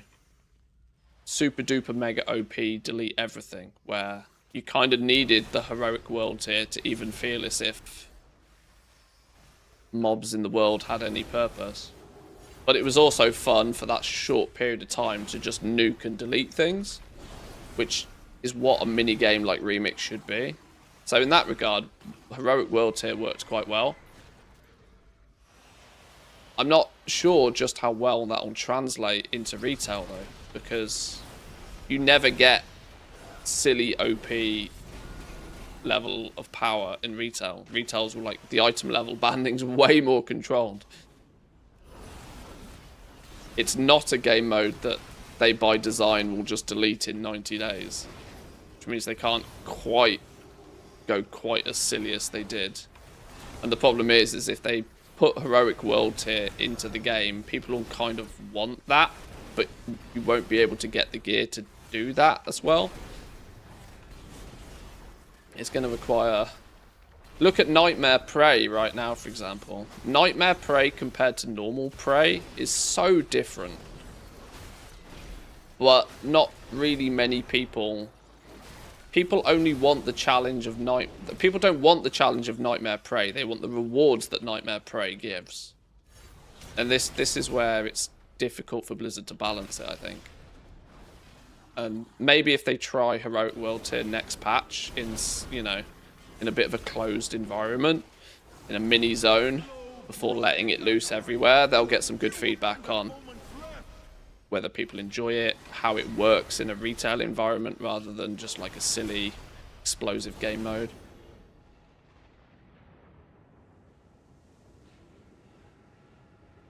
Could be good though. Ah, insufficient tokens. Good.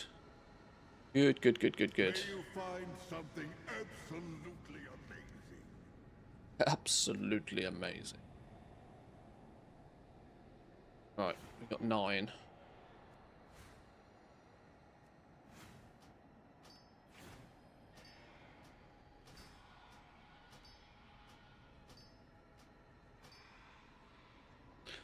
I should have just done the maths on this, but it's quicker to click a bunch of times till it says no.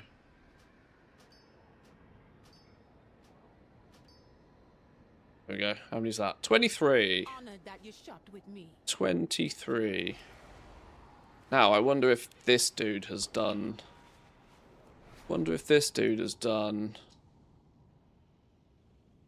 Oh, wait, I need another Dun-Dun shard. I think I've actually technically got another run I can do on this character.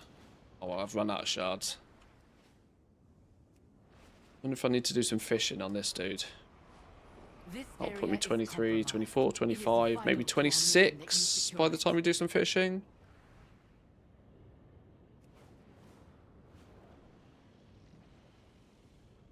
I'm also one of those who feels like this game requires too much from one person. The new content hits way too fast, one after another.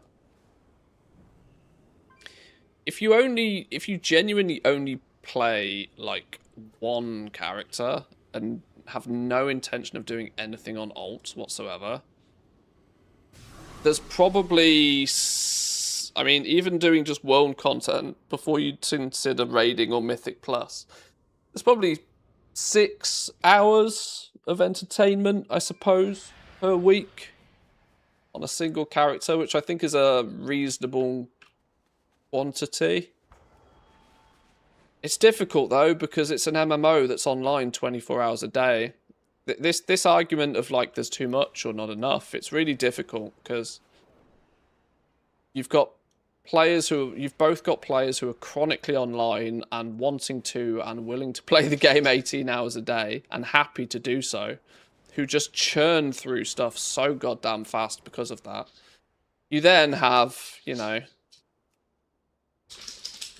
dad of 2 with a full-time job that gets a couple of hours 2 or 3 times a week to play, who is absolutely going to feel completely overwhelmed by the amount of stuff in the game.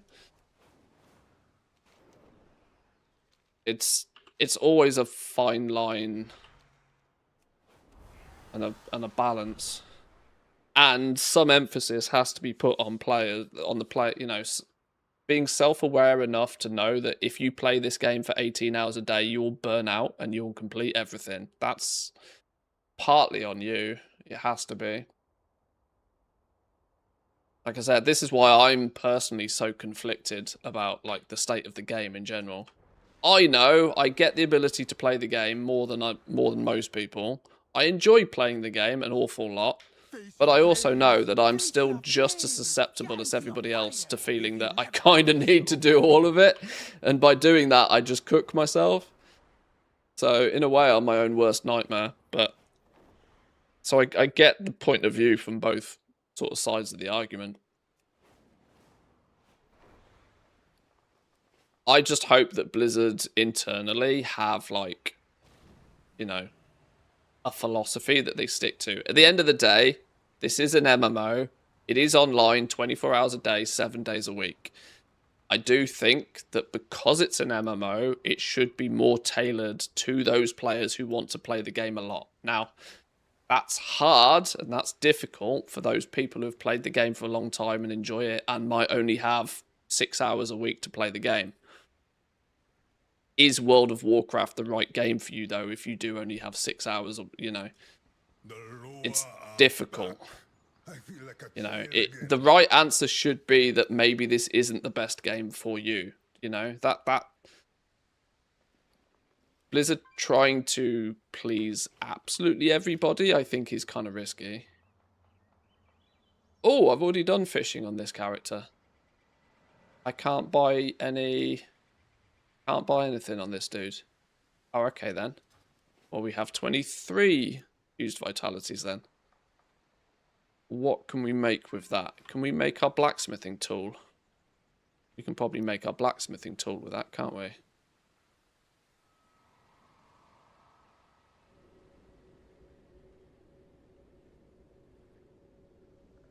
Feel sorry for collectors. There's just so much stuff to get these days. The completionists must be living a nightmare.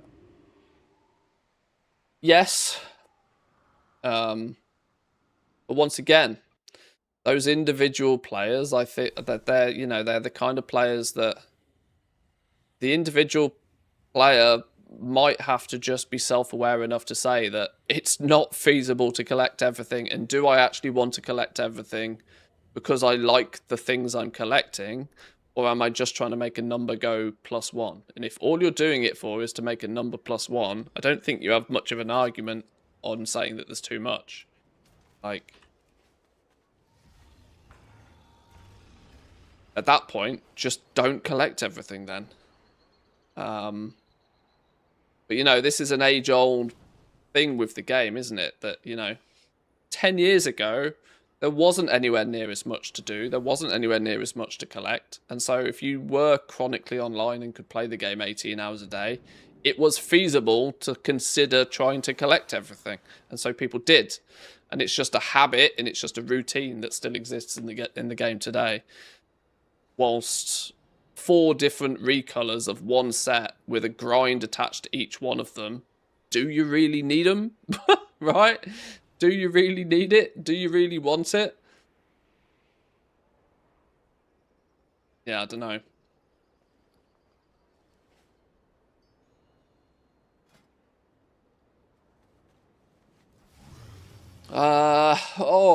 I've got a decision to make here, haven't I? If I make my blacksmithing tool, how do I make my blacksmithing tool? Do we make it resourcefulness or do we make it multicraft?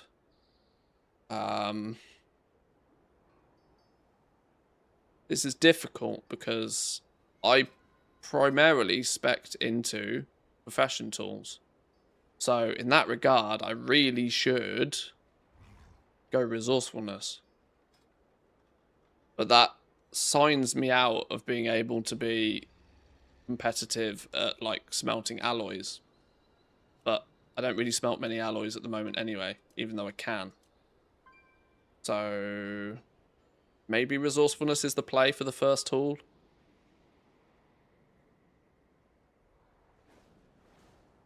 At least it means when we do patron orders, which we're going to be doing forever and a day to get the knowledge points. Yeah, maybe resourcefulness is the best tool for the first tool. We'll probably have to make a second eventually anyway. Right. So we also make this ourselves, don't we? Sunforged blacksmith hammer. I need some claws.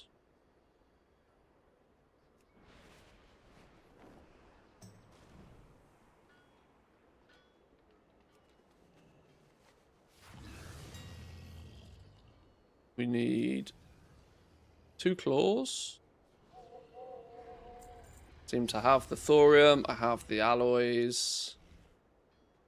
I need... What are we going to need? We're going to need a missive of resourcefulness.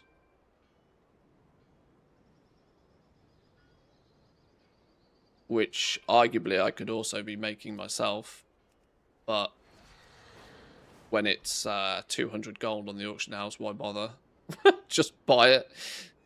Missive of resourcefulness. We're going to need the enchant.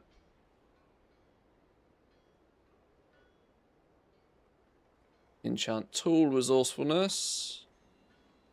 When you stack it high. That should be it, shouldn't it? Feels like that should be it.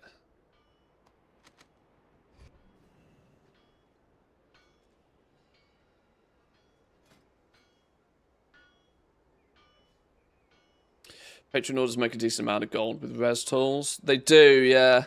Yeah, considering the majority of what I'm going to use this blacksmithing, it will either be to recraft and resell profession gear, which benefits from the resourcefulness. Patron orders benefit from resourcefulness. The occasional public order benefits from resourcefulness. Just kind of like there's kind of like this niggling feeling in my brain that I'm spec'd into alloys and I can't actually use them properly because I'm not going to have a multicraft tool is just kind of weird. Maybe I can then switch my rare what it doesn't matter, does it? No, we'll just do it. It's fine. Missive of multicraft, missive of resourcefulness.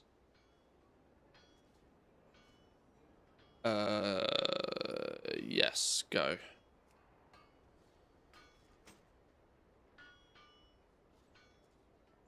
Saved dazzling thorium. Saved 2 sterling alloys. That's a win already, isn't it?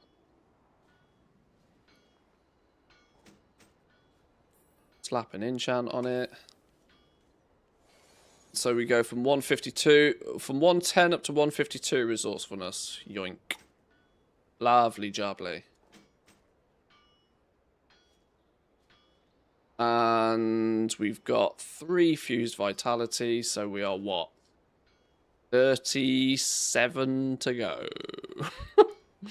37 to go. 4 augmented runes every 4 days, plus the res procs, easily a K per day for each character. Yeah, it definitely adds up. I'm not very big on keeping on top of patron orders and stuff. But yeah, there's no denying it definitely adds up. Zanzaful was in here earlier and may still be lurking. I mean, he's running like 300 characters with his patron orders and concentration and whatever, and he's probably making silly money every week from doing it, because, yeah, lots of small numbers make big numbers. Absolutely. Can you still cycle through all the profession weeklies to get more fused vitalities? In theory, yes. But I won't be doing it because I'm not like the old shuffle. There's no way I'm dropping professions to do that. But if you have no past history or care for the professions on your character, yes, in theory, you should probably be shuffling like a bit of a beast. You should be setting up one profession, shuffling the other to get the maximum fused vitality every week until that first profession is done. And then probably continue to cycle them every week to get enough fused vitality to then craft everything you need for that second profession in one go as well. Is the real sweaty goblin way of getting as many of these as quickly as possible, but is it worth it? Eh. Basically an epic tool a week. Yeah, you can... I can't remember exactly how many you can get, but yeah, it pushes you above 1 epic a week if you do it.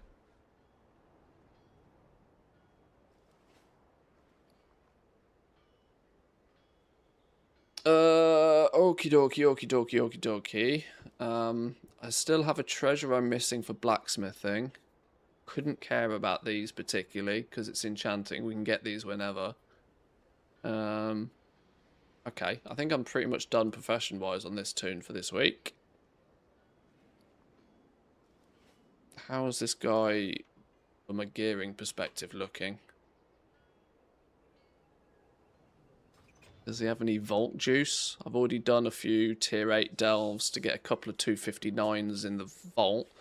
Don't care about gearing these characters anymore to do much more than that, I don't think. Do alts get same bonus roll unlock stuff actually?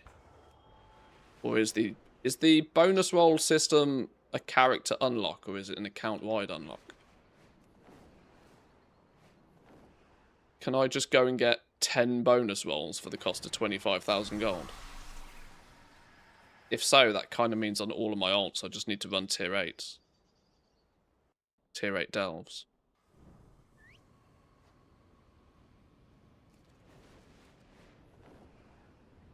Oh my god, it's all unlocked.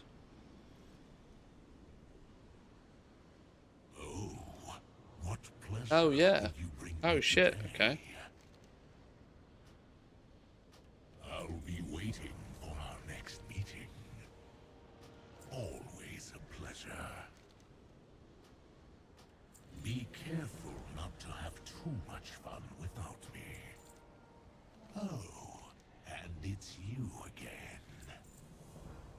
What's that? 10 bonus rolls. And as long as I do 8s or above, I get a hero piece of gear every delve. Oh shit, you can get fully hero geared like crazy fast now with that. That's wild. Okay.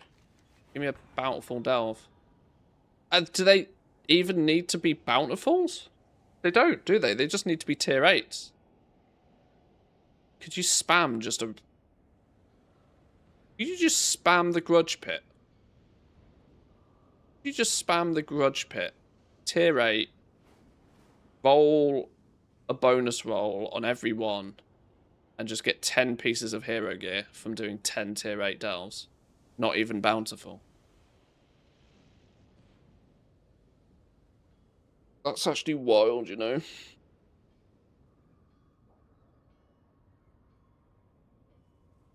Oh, no. They do have to be bountiful, though, don't they? Because the bonus roll only counts on the bountiful box. So they need to be bountiful. You can't just spam the grudge pit. But... So actually, you get 4 pieces of hero gear a day until you run out of bonus rolls. Yeah, because they have to be bountiful because the roll is on the bountiful box. And that also means you need flipping coffer keys to get in there and open them in the first place. That's probably the bottleneck for players, isn't it? Not for me, because I've been picking up treasures every week on these characters, and so I've got more keys than I know what to do with. But actually, that's kind of... Yeah, I reckon totally brand new, fresh alts actually suffer more on keys than they do anything else. What level did Nightmare Hunts give? I checked this out. You can't use bonus rolls on Nightmare Hunts at all. Another reason not to do Nightmare Hunts. There's no way to trigger anything that gives you a bonus roll. Oh, no, this is not what we're doing. Force a habit.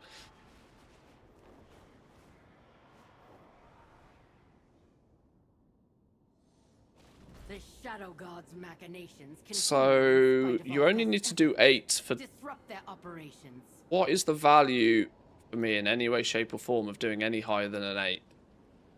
Oh, there's that secondary system, isn't there, for these things, untainted mana crystals, which kind of gives you slight reason to do them on 9s, 10s, or 11s.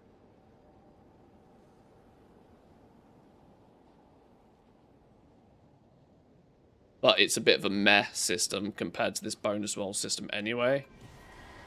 So maybe I'll just bang them out on 8s. Get the bountiful coffer. You can actually get 6 plus 2 keys from a vendor. I suppose there's that as well, isn't there? Yeah. Let's just double check that you've not been randomly reset for some silly reason. Tank, porcelain blade, mandate. Yeah, she shreds. She shreds. Galvanized rifle.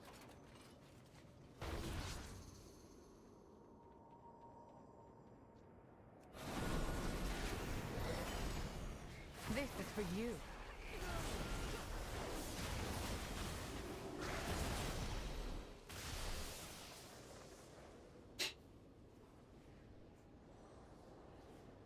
If you have 1 geared toon, could you boost 8s on alts? I've no idea how the scaling works in a group in Delves this expansion. My only point of reference for this is from last expansion, so it might not be relevant at all. But the scaling was so gross when you do it as 2 that it basically wasn't even worth. And considering Valera basically can solo your 8s for you anyway, if you've got that first geared character, there's a good chance you've got a reasonable Valera. Mine's level 51, so probably a little bit higher than the average non-delver, but she basically solos the place for me anyway. And if you're getting a heroic piece of gear off every bountiful delve you do at 8, you're actually going to catch up your item level and start being able to do the 8s yourself properly within a few runs anyway. Your Valera's still so low. Well, yeah, I didn't use the multi-box trick to level her up.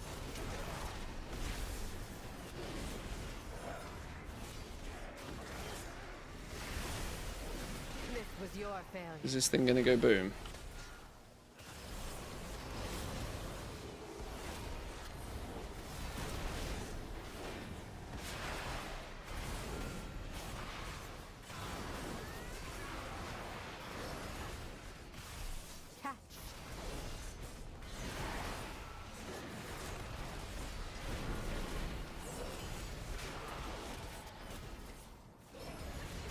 pretty sure you can bonus roll on nightmare hunts for heroic gear, but it has to be one of the first 2 hunts a week that gives a box. Oh, when I tested, I don't think it was one that would have given me a box. So yeah, maybe you might be right there. Yeah, that would make sense. But it still means you're limited to like 2 a week. Speak no more. Oh, actually, I need to remember that I'm not actually geared for this yet. Be quiet. Anybody know an alternative for Alcoholic? Just use WoW Thing. WoWthing.org. There's a little add-on that you have that it tracks everything, but then it's all web-based, and it's just as good, if not significantly better, than Alcoholic in every way.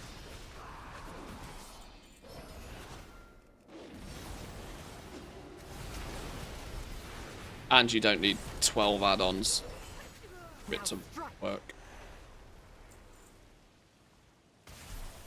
I use WoW Thing like all the time. It's really cool.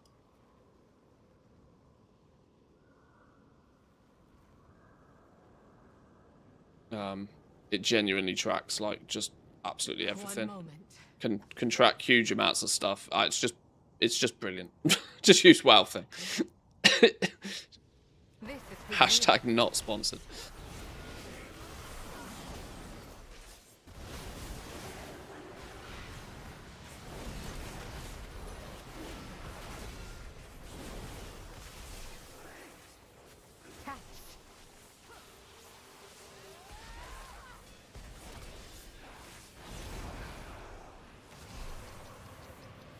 The pleasure is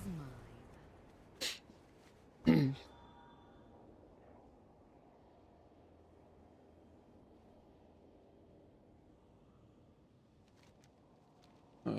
Where are we going here? Try harder next time. I'm really not doing this in any sort of organized fashion here.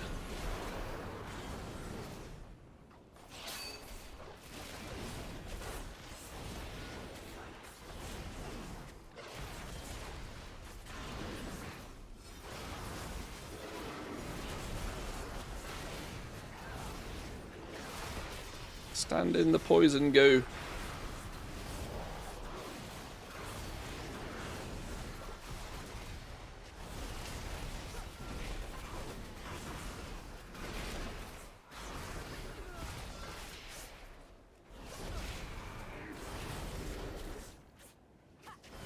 Now struck. Yeah, WoW Thing I think has a little add-on using game that it just uses to scrape the info on all of your characters.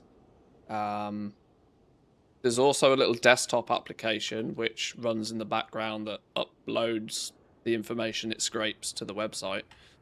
It sounds like a little bit of a convoluted process over just using an add-on in game, but you literally do it once and then forget about it.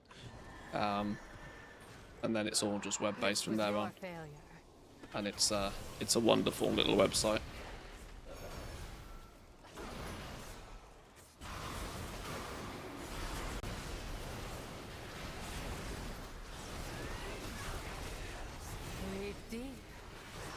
Wowthing.org.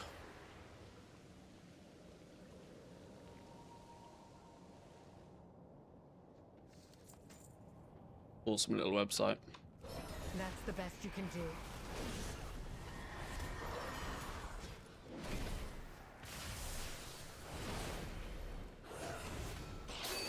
Now strike.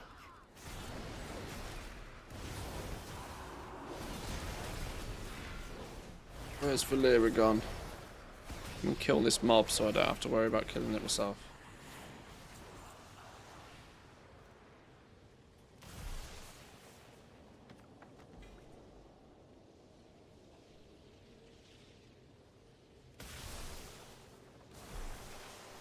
I just get petrified roots for mislaid curiosity. That basically never happened.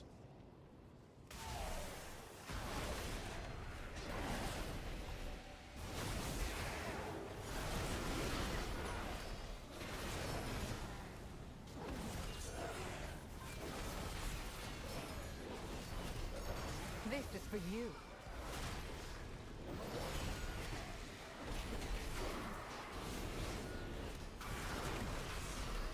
This was your failure.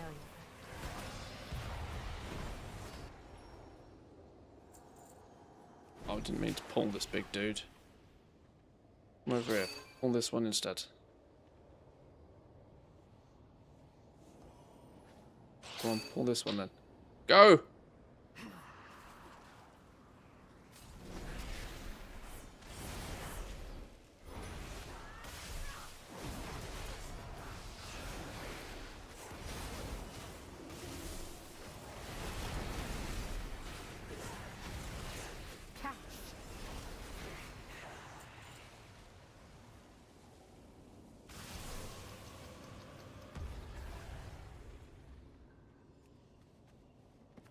Why am I not getting updates to the mana siphons here? Have I done? Have I missed? I thought those big ones were the. Okay, I've been doing this all wrong the entire time. Yeah, it's these big swirly jobbies I need to be paying attention to, innit? Whoops. Whoops.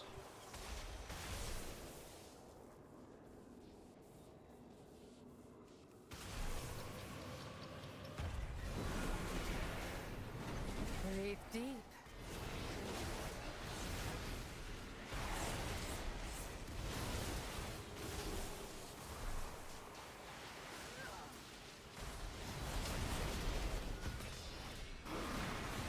This is for you. Yeah, it's not exactly smooth as silk running higher tier delves without any gear, but Lear is doing a good enough job. He gets A+ for effort.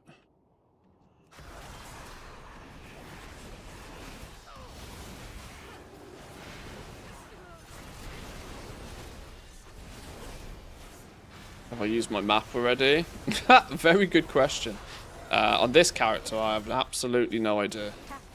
Do I have one in my bag? No. This isn't a character I do things like that properly on. But yeah, thanks for the reminder though.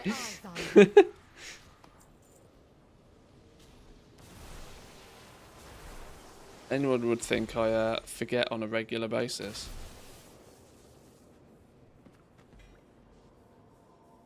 They're warbound, maybe one in the bank.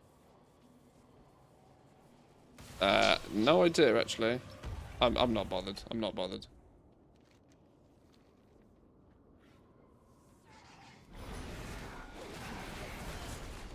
We get basically a hero piece of gear every run here. This is kind of now.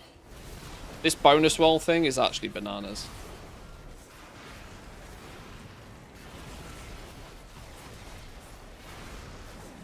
Breathe deep. So worrying about flipping maps and summoning big bosses to get them and all of that sort of stuff is far too much like hard work on alts these days.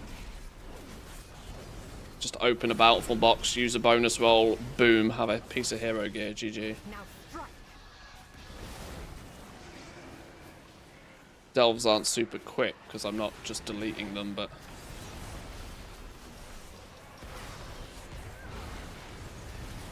Be quiet. guaranteed gear every time. Can't argue with.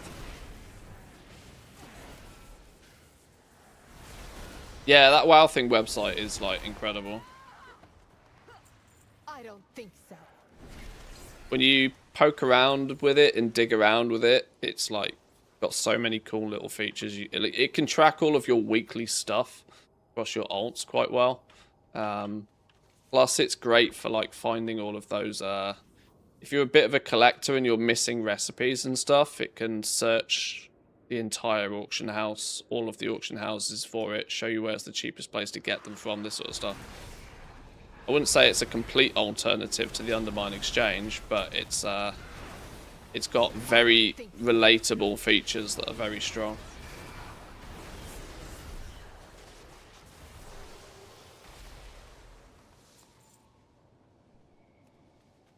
I need 2 more of these damn things.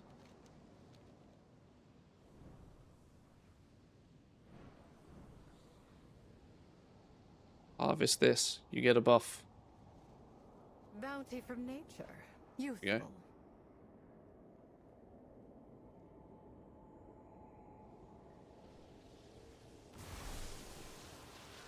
It's really all about the myth crests. We'll be able to start farming them in the next patch, then craft the myth gear as a solo player. Yeah, farming the myth crests is going to be interesting though, because is it not a tier 6 ritual with all 8 challenges? That's the way you get them. Now I've not tested a tier 6 on the PTR, but that might not necessarily be as easy as it sounds for the purpose of like farm. It might still take you 15 minutes to farm like 5 crests, which would be like 20 crests an hour. So like 1 upgrade to a piece of myth gear every hour. It's gonna be a slow burn. Unless you're just using crafting, unless you're using those myth crests to craft something, but that only works as far as your sparks go, I suppose. Oh wait, I'm still missing one. Flipping out, where is it?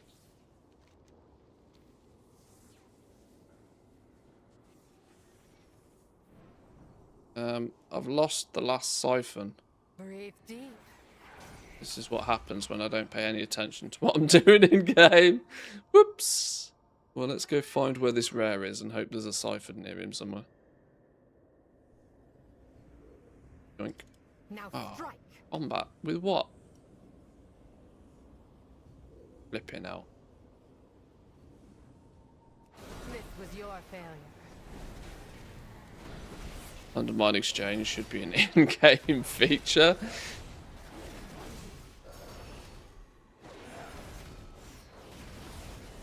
It's opinions like that which are kind of said a bit memey, but equally it's what baffles me so much about why Blizzard took the stance they did with add-ons. I still don't think this apocalypse on add-ons has really benefited the game in any way, shape or form at all. I can't see it. I don't how? It just hasn't. It's done absolutely nothing but to piss off the vast majority of the player base while simultaneously making it maybe 10% easier for encounter designers. Was it really necessary?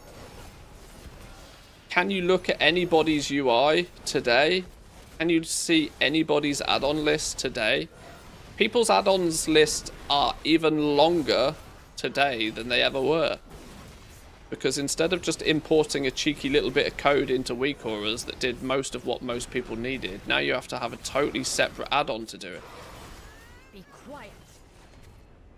Half of which are probably vibe coded up the wazoo, meaning the chances of them being maintained past, 10 minutes is slim. I think it's one of those things that Blizzard will live to regret, taking such a stance against the add-ons. It feels to me like, like shooting... What's that phrase? Something about you don't kick a gift horse in the mouth or something. One of those weird English phrases. Basically, add-ons have been what have smoothed over all of Blizzard's shortcomings for years and years and years and years and years. Then out of nowhere, they decide, right, we don't want half of these anymore. We're going to do them ourselves, but we're going to undercook them ourselves. And it's just mad. It just feels mad. Just doesn't make any sense why they chose to take that standing. Unless they've got something absolutely outrageous cooking for after the last Titan. This whole add-on apocalypse thing seems completely unnecessary.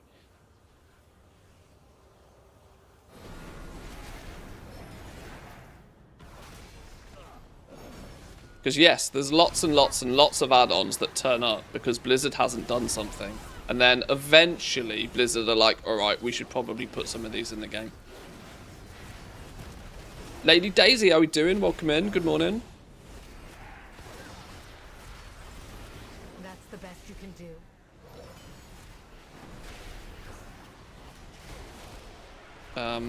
Where have all these ads come from? This is going to get a bit spicy.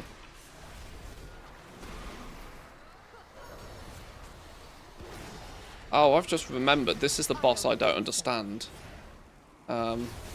What's this void emissary that follows me? And does it do a bunch of damage when it goes pop? I'm not even sure. Submit to the void is what?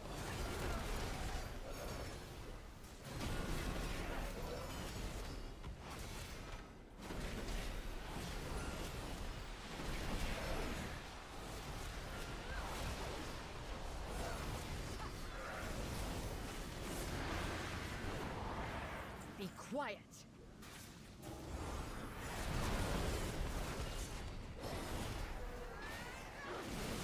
Okay, well, Not it's quick dying all enough. the same.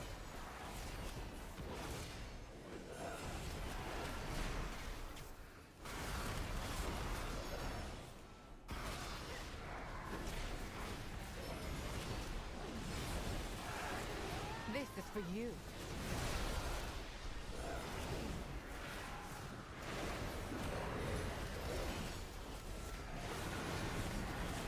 And dead. Down she goes. Beautiful. Beautiful. If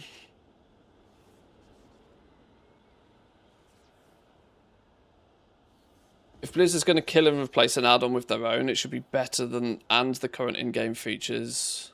But cooldown tracking just doesn't touch weak auras.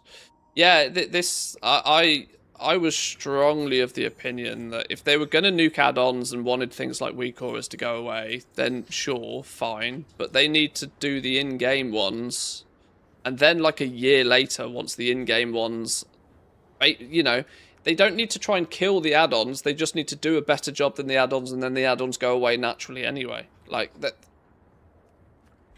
that's kind of like.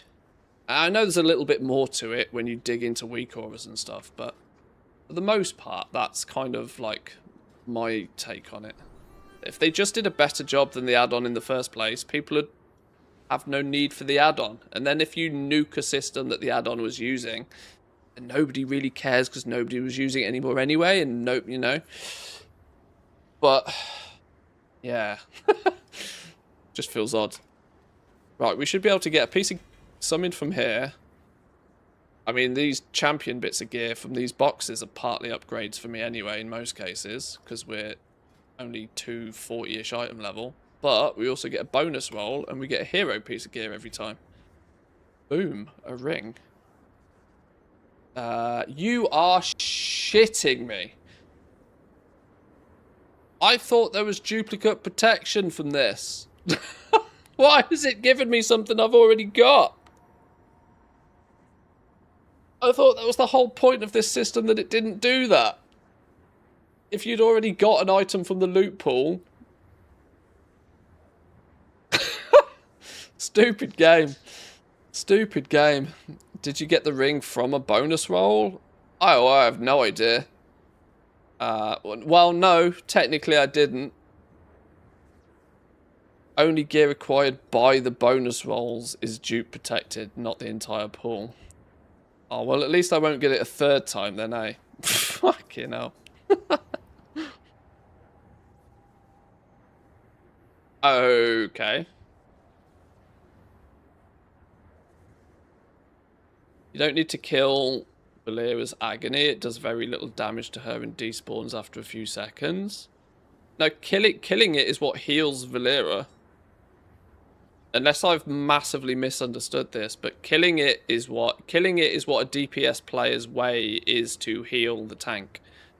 You kill it, and every 25% of its health you kill heals Valera for 8%, I think. Numbers might be different.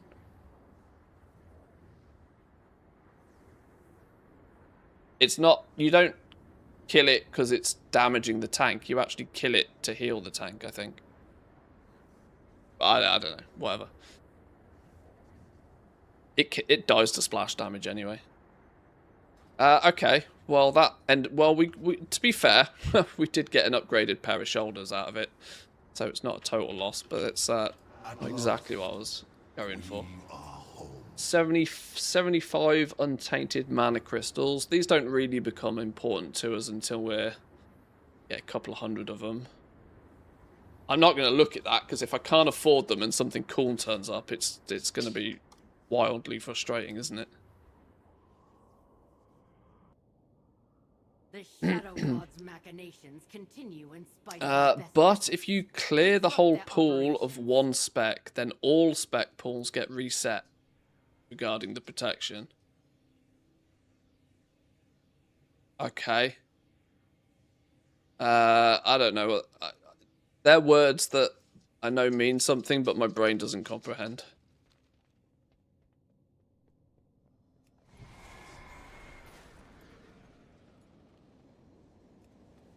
Just need to stay in her green thing and collect the hearts. Yeah, that's if you've got her as healer. I've got her as tank. The Valera's Agony thing only works when she's as tank. And she does significantly more damage as a tank, which is why I'm using her as a tank.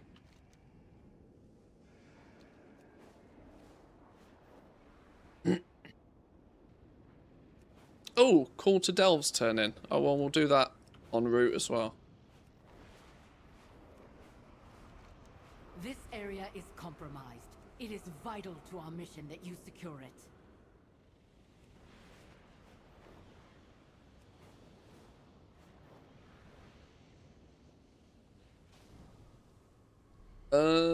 Let's go back hand in our Delve quest real quick, and then we'll pick another one.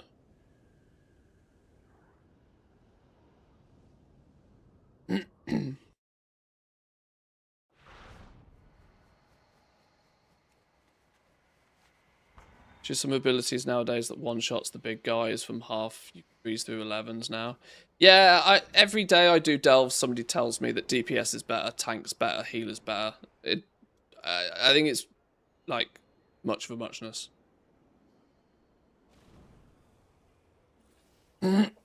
While I'm, like, heavily undergeared, I use her as tank, because she slowly but surely clears the dungeon for me anyway. Once I get a little bit more gear, yeah, sure, it makes sense to maybe switch her into healer to then get quicker access to 11s. And then once you're comfortable in 11s, then maybe putting her to DPS if you don't need the healing. But it's whatever floats, yeah.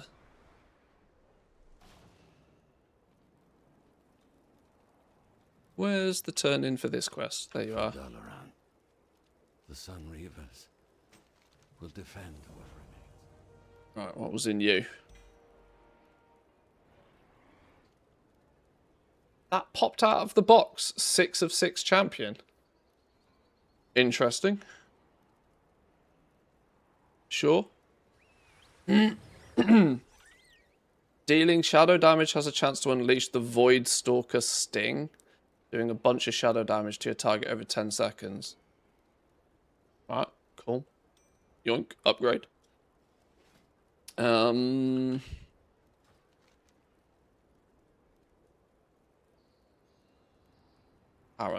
Gulf of Memory. Oh, I don't like the stupid Shadow Enclave. Oh, at least it's not the mirror one, I don't think, today. Or I could go down here and do 2 at once. Go do the one in Harandar first. I'm about to go do the Harandar Delve with a beacon in my pocket if you want to join. Yeah, sure, why not? I'm actually about to go do that one myself as well. Why the hell not? I'm busting for a P though. I'll be back in 2. If we deal with that problem, the elders will be more favorable with us. Take a Grimlings. They are always up for a meal.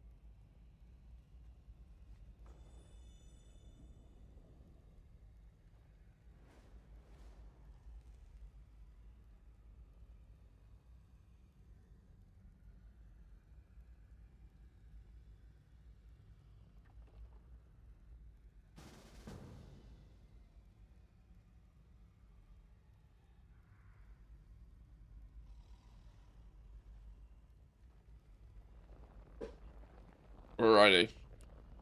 Don't see you on my list. Is this not you? Thank God the name is on your screen. Oh, right, yeah.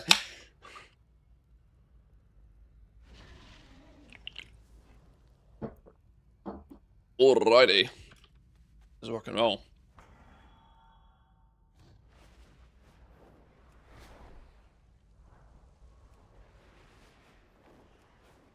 The den has been ravaged with vermin. If we deal with that problem, the elders will be more. Do you guys hear any rumors that if Take Blizz is it, dropping Greetings. pet They are battles always altogether, should I very bother near. myself to level up some battle pets? I don't know what their final intent is, but it did get capturing battle pets got significantly simplified, didn't it? And pet battles certainly don't really seem to be getting much love right now. So yeah, I don't know. I don't know.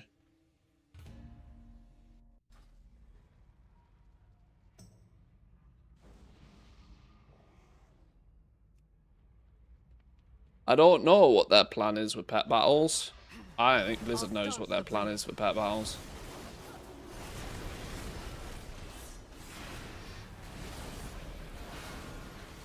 Don't waste this.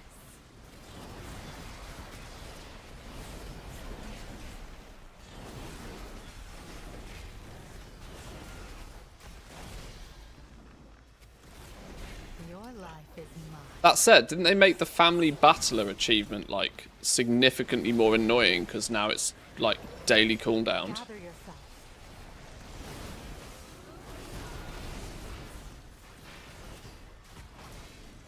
This, by the way, is the reason why I'm not convinced that doing delves in a group is a great idea. Because the scaling of this seems to be bananas.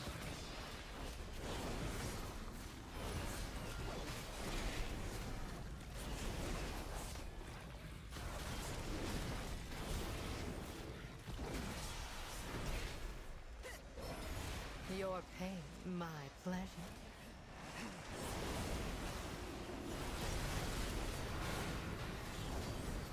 She is a healer, apparently. Now strike. I think you're the group leader, so it's your Valera. Mine's not here. I'll take that.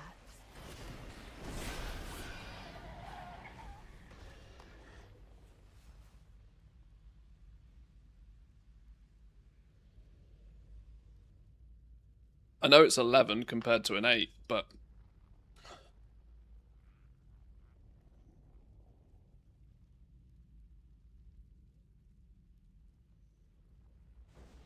change her over, see what happens.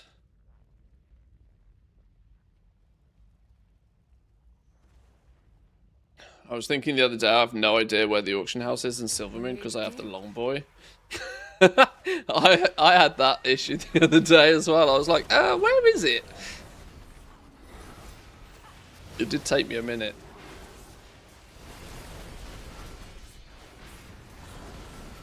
Speak no more.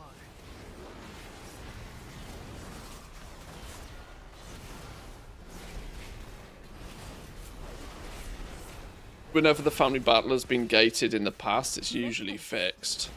Or they might untime gate it.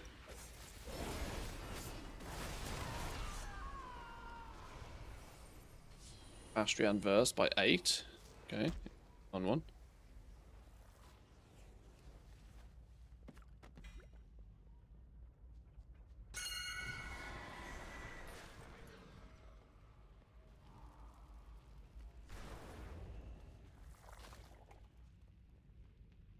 Cheeky curio.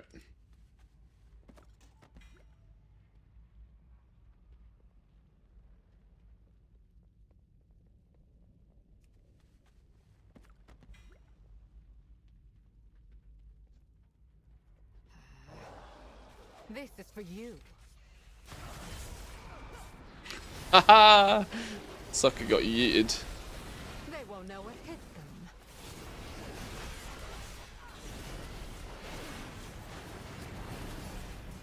Too quick to counter.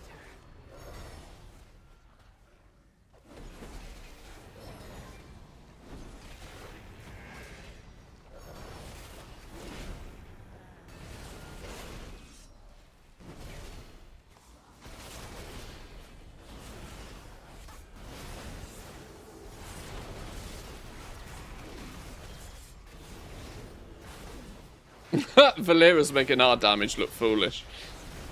She is kind of crazy in DPS mode.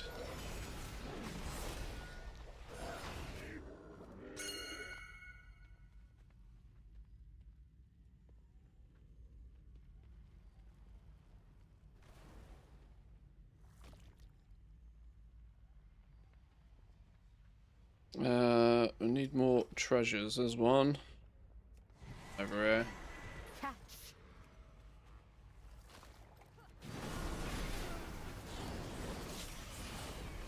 Third.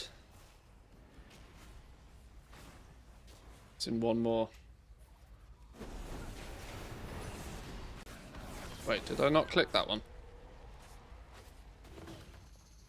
Ta-da!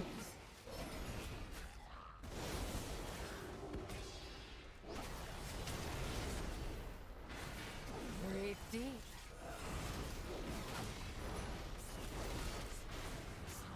I do love how Guardian Druids just seem to like flipping solo the world these days.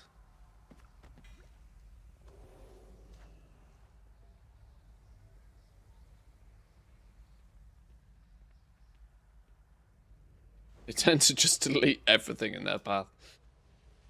Dying? What's dying? Says the Guardian Druid. From the earth.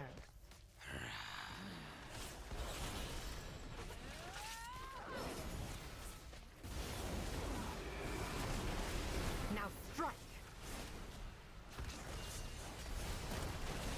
Oh yeah, note to self, don't do the pulling. Bad habits.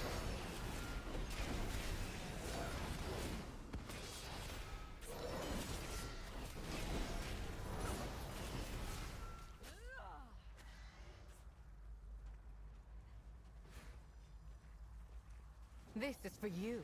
Yes? Oh no! Wrong mob went up the rope. Oh. They won't know what hit them. He got executed instead. Lol.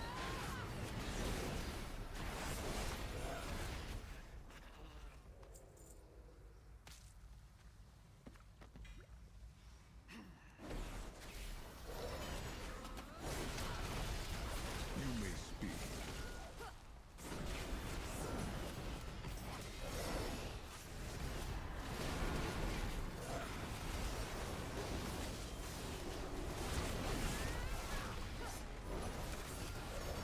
Be quiet.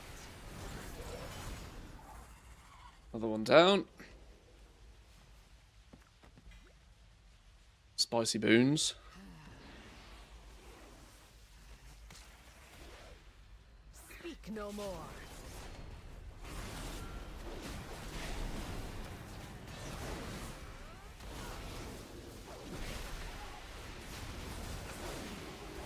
I do enjoy my Ret Paladin a lot though at the moment, you know.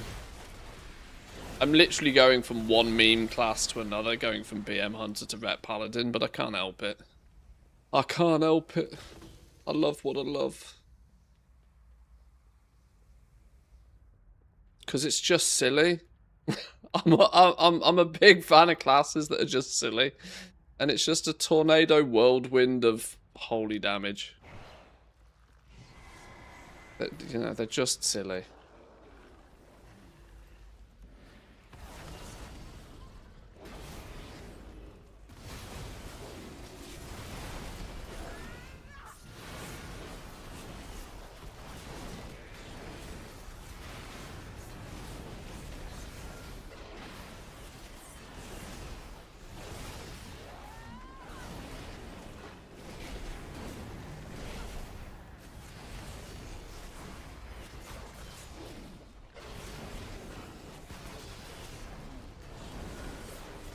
I still do goal making. Make haste. I'm still rich.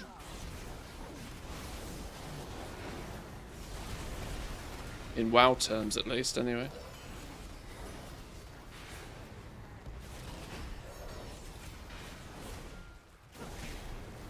Yeah.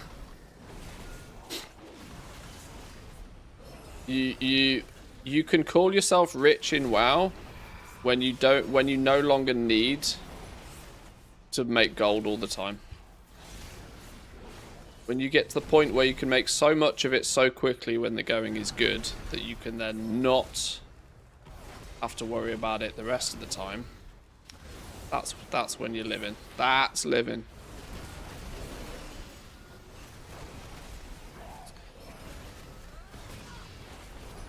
Memes aside though, this is kind of why I always recommend people not to spend all of their gold on a token the second they have enough gold to buy the token. Why people who farm to pay for their game time, I always worry are just getting themselves in a vicious circle. That if they, if they farm enough gold in the first month of the expansion and they do it in 3 days and they're like, oh shit, that was easy. And they come back and try and do it again the next month expecting it to also be a 3-day adventure. Realise it's then a 6-day adventure because the market has moved on. And then they're like, oh, that was a bit bad. That was a bit more like hard work to do that one.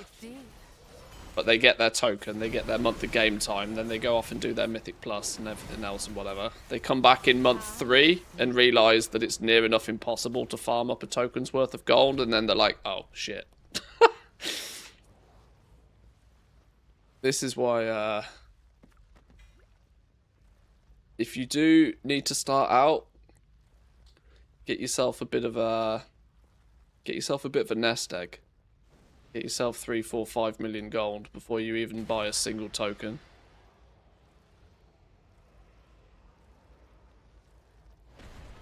This is for you.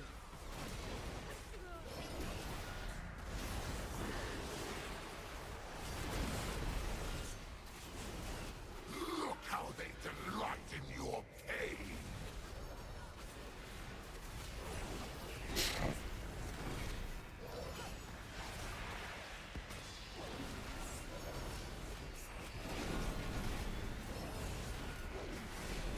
Jesus, Valera, leave some DPS for everybody else.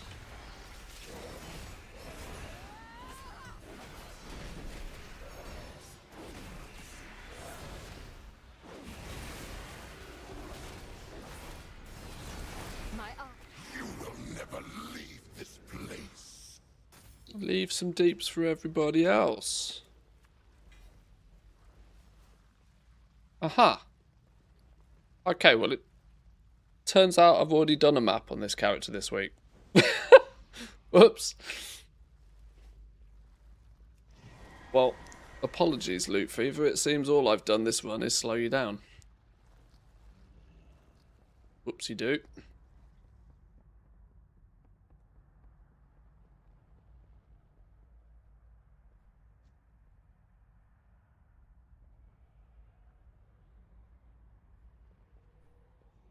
Breathe deep. 1.5 Valeras, I suppose.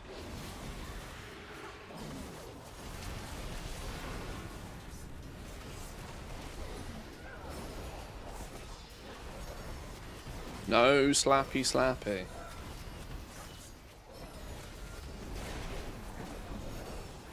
"16 bountiful delves this week might need an intervention." Hey, if you're having fun, keep at it. This is for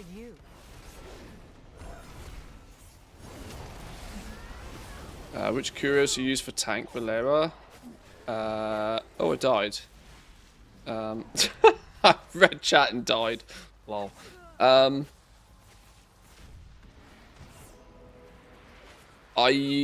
can't remember.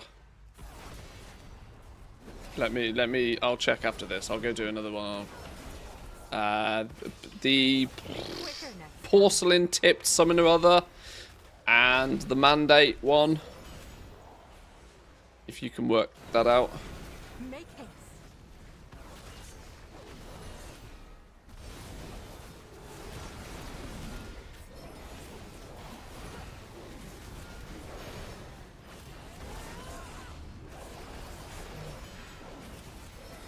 Whoa, shit. No slappy slappers. Breathe deep.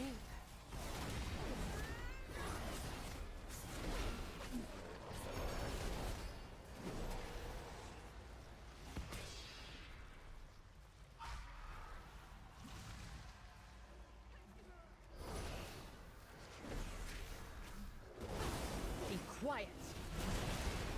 Headshot. Nice. Look at all those chickens.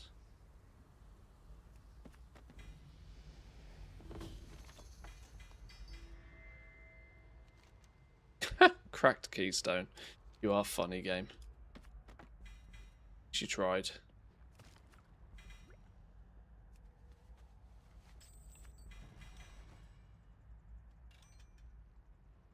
Alright, let's see what we get this time. Cash monies. Top tier cash monies, nothing but game, please. We got 250 flipping necklace again. Why am I getting nothing but necklaces? Idol of the Hashi. Trinket. Speed and avoidance trinket. Oh, I've already got one! Well, at least it's... I suppose it's soul, but it's champion up to hero, so I guess in that regard it is a win. It's an upgrade, though, I suppose. I shouldn't complain. Okay, cool. Thanks for that, Loot Fever. Appreciates. Many thanks, many thanks.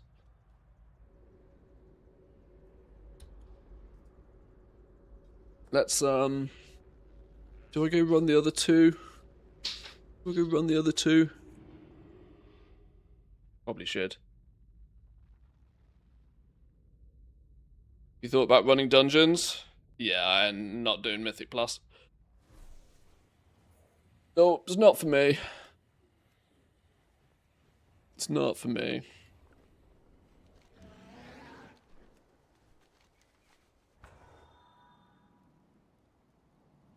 Shadow Enclave.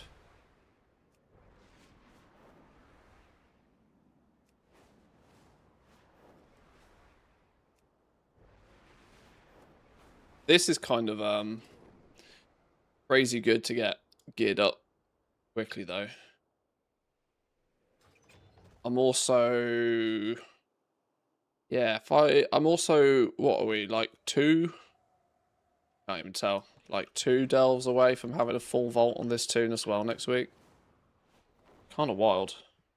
What's got into me? I'm actually playing around, enjoying it again. World's gone bananas.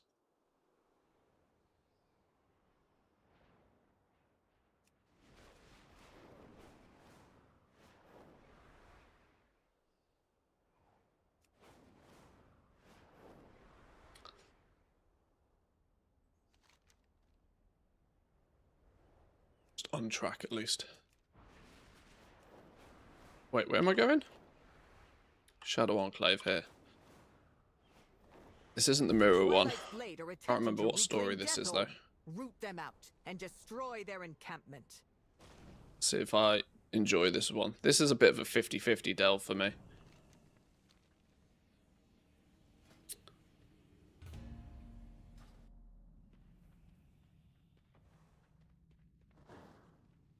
Oh, I can also double check Valera as well, can't I? Huh.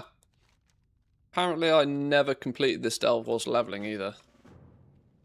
Yo, the leveling updates actually in the next patch look to be quite significant, I think.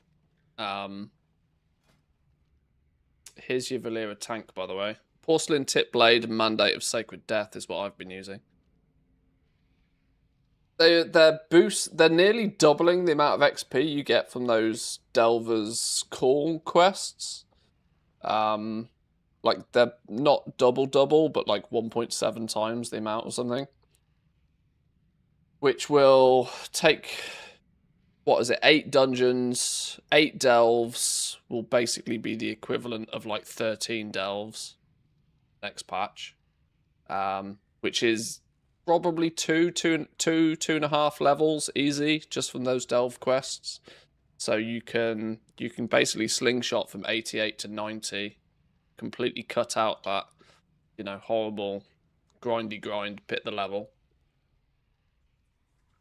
Something that might be worth testing, I'm not doing it, but something that might be worth testing is they've also like 5x'd the amount of 5x the amount of experience you get from doing prey. So for normal prey, whilst leveling might actually be like an entire level's worth of experience for you. So with the delve, I think now the optimum way to level reasonably quickly is going to be 80 to about 82, running the delves, each delve once. You don't hand in the quests though, you save them until you're 88. You just run the delves when you're level 80 because they're easy mode. Tier 1 delves, just bang them out. That will probably get you from 80 to 81, maybe 81 and a half, just from the experience from doing the delves. Then you complete one of the zones, or do a couple of bonus objectives in each of the zones whilst doing 4 normal praise. That's probably another level entirely. And then you lore master one zone, and you should probably be like 86, 87, and basically able to hand in your delve quests, and hey presto boom, you'll be level 90. Well, I kind of think 80 to 90 is going to be 2.5 hours. Once you've maybe done it a couple of times and know the route. You can add some first time crafts in there as well. Obviously this is thinking for the alt army, kind of leveling stuff up. A couple of hours per character, if you're so inclined. Like I said, I've not tested any of this. This is just based upon what the current leveling path is, plus, you know, suspected changes.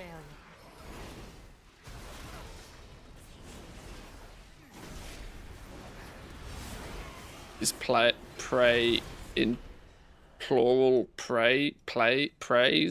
I don't know. I think it's one of those English words where it's the same pluralized as it is unpluralized. I think it's the same. I don't know. Fishes, whatever.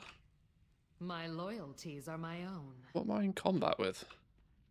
Something.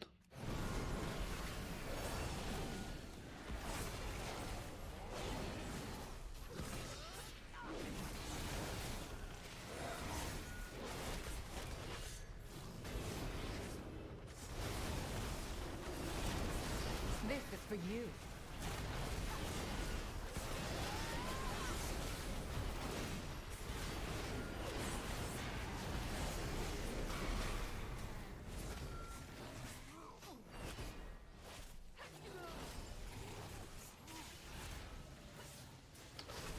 Didn't read the flipping tooltip fast enough. You're missing leveling? You know what you got to do. There's a whole second account waiting for you. Get it done.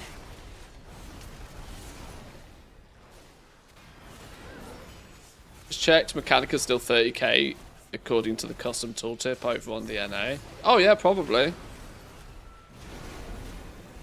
Heals Valera 8% of maximum health, triggered at 50% health. Yeah, so for every 25% you take off Valera's agony. So if you target it and you kill it, you basically heal Valera for 8 times 4, 32%.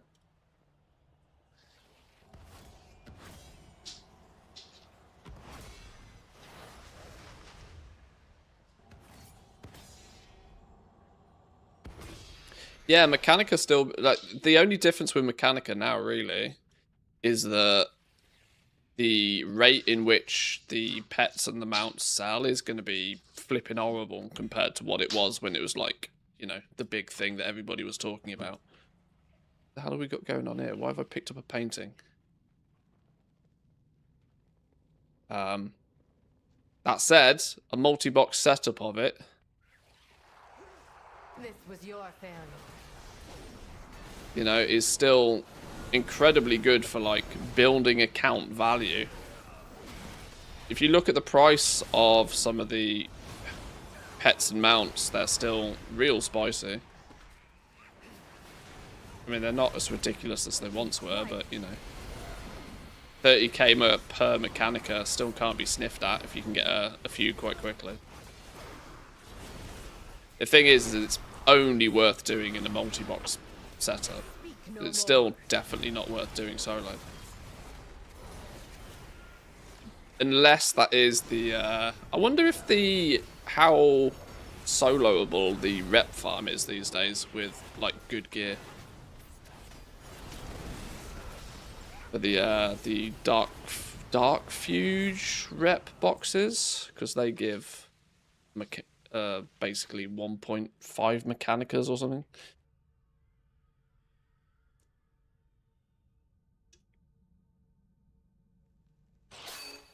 Breathe deep. How many characters can you have these days? I think it's 70 is the cap. I think 70 is the cap on a single account.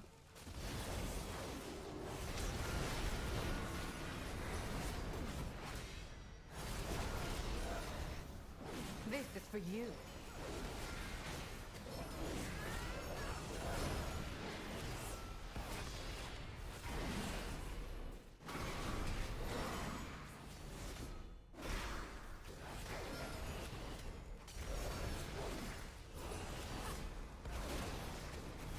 Easy to farm these days too, less traffic? Probably.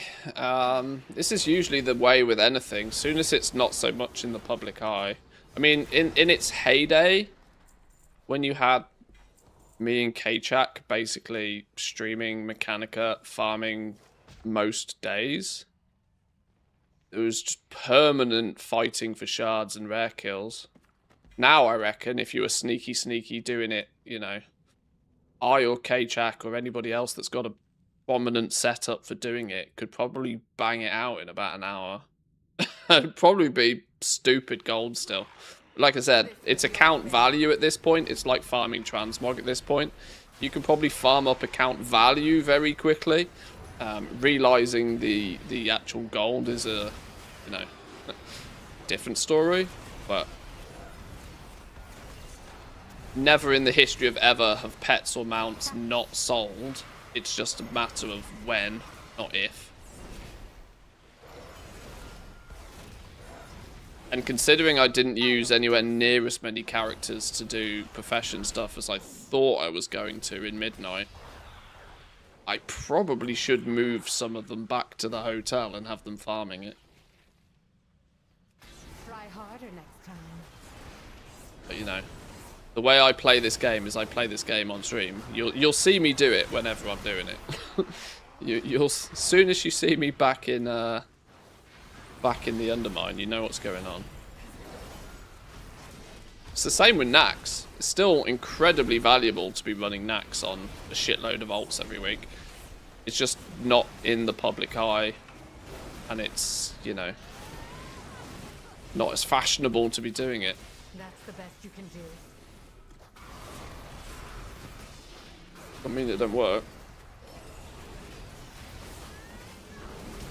All my banks are still parked there, always rares up on pretty much every realm. Yeah, I bet, yeah.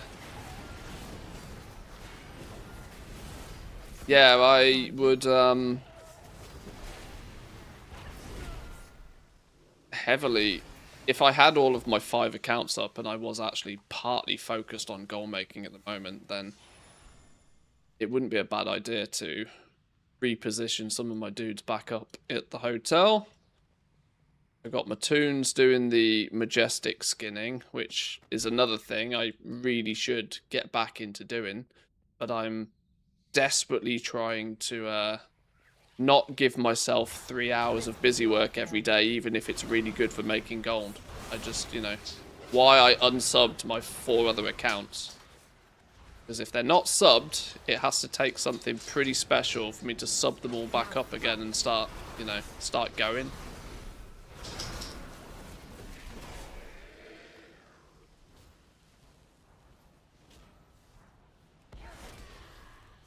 Try harder next time. Another thing where I'm really kind of quite glad that I only put a year of game time on my main account rather than putting it on all 5. Be quiet. Because at least now I don't have that looming feeling of that every day I'm not using my 4 other accounts, that they're like costing me money. There's not.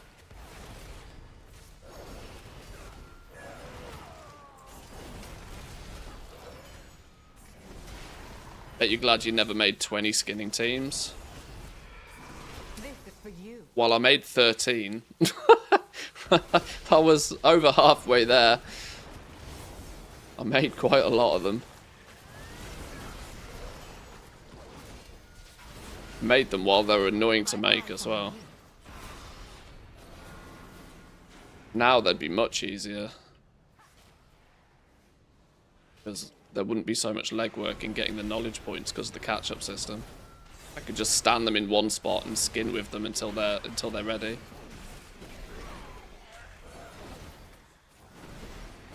I don't think so.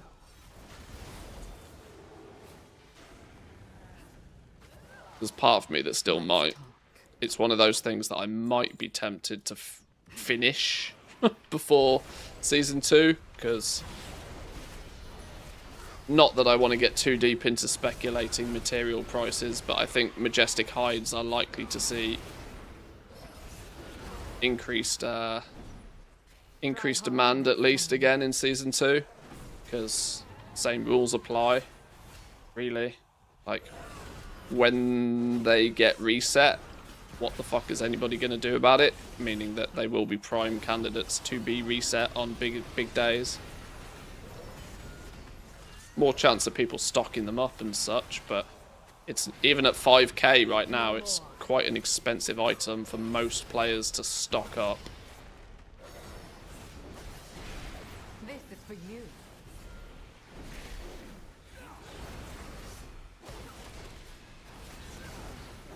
Be quiet. Who got me talking about goal making? Who started this shenanigans? Got me thinking now. My brain ticking over. It's dangerous. Quiet.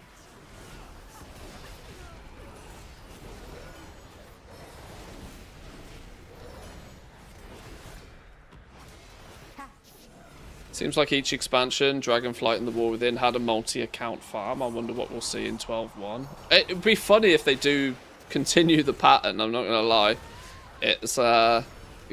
I mean, you know, it happening twice in a row isn't necessarily the indication of a rule, but yeah, we have each expansion seen something that heavily benefits, like multi-box farming,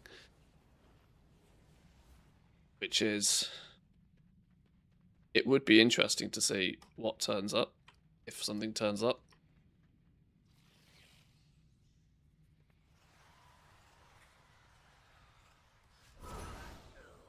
Try harder next time.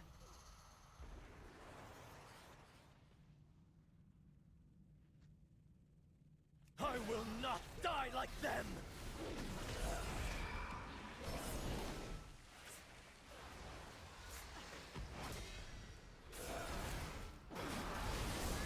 Be quiet.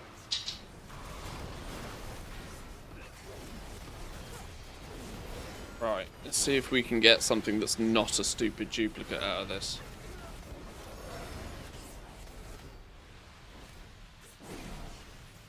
What the hell? Oh yeah, you got to kill these in order, don't you?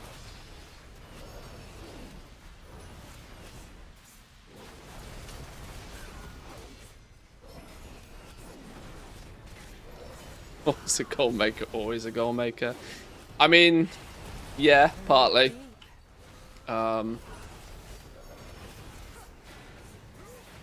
It's a weird aspect of the game in a way that once you learn at least the basics, you kind of never stop doing it. Like, every time a new piece of content comes out, you'll at least go, oh, okay, well, this is how I'll, you know, this is how I'll make a few bob in the next patch, you know. What's the thing that's going to cover my repair bills and my potions and flasks and whatever? You know, once you get a grip of the basics, some people never get much further than, oh, I'll just have a herb and miner and I'll just do an hour or so a day, like, for the first week of each season, and that'll do. But slippery slope of Goblin earring does mean eventually you end up doing some pretty sweaty things. Where'd all my health go? Fix that problem. Speak no more.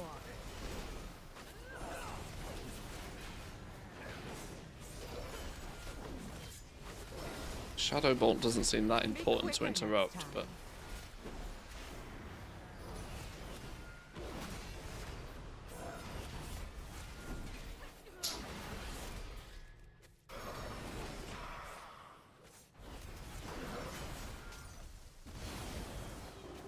I don't think so.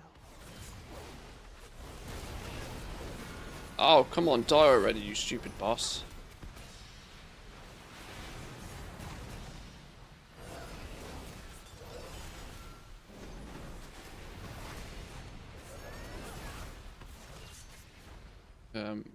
They're doing a non-inconsequential amount of damage.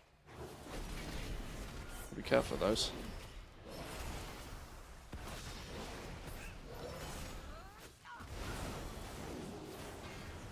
Die already! I did. Finally! Woof! I was asked. Haven't thought about my repair bills for 15 years. It's funny, you know. The WoW community's gone a bit weird with repair costs again at the moment. Flipping Reddit posts popping up, and of course, as Wowhead does, Wowhead making a mountain of a molehill about it as well.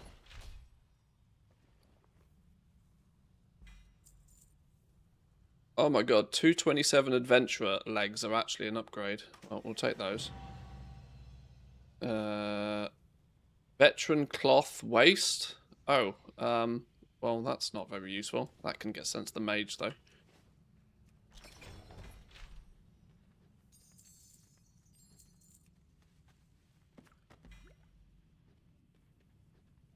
Alright, what's in the box?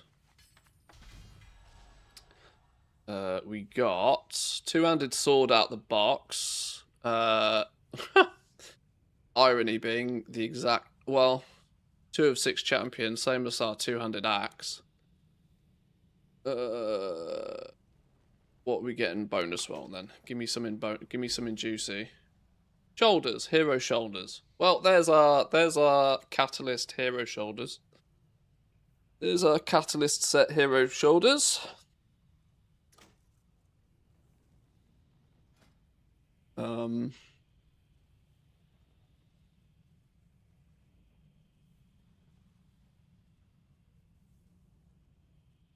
I was just wondering if I could get my 2-piece set already, but I can't. Was your equipped sword indestructible? My axe is indestructible, yeah.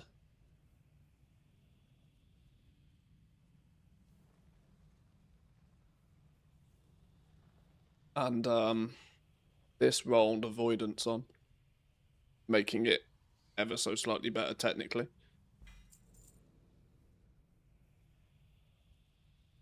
I kind of like this getting an upgrade at the end of every delve business, you know. Indestructible is piss for goblins. Yeah. No repair bills for me, thanks. How much of this currency have I got now? I don't want to look at the vendor if I haven't actually got enough to buy something. I've only got 135 of it. Because if I look at this and there's something that's 200 that's an upgrade, I'm going to cry, aren't I? The trust will restore our world. Well, luckily I can't buy any of these anyway. Oh, only available inside tier 11 delves. Oh, you have to do it on tier 11 to buy these as well. Oh, I didn't even realise. I didn't even know. It don't matter then, does it?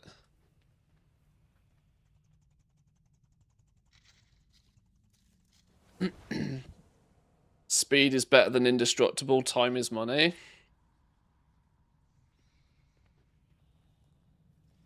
Two one-handeds. Speed on one, indestructible on the other. The Twilight's Blade are attempting to reclaim Deathholm.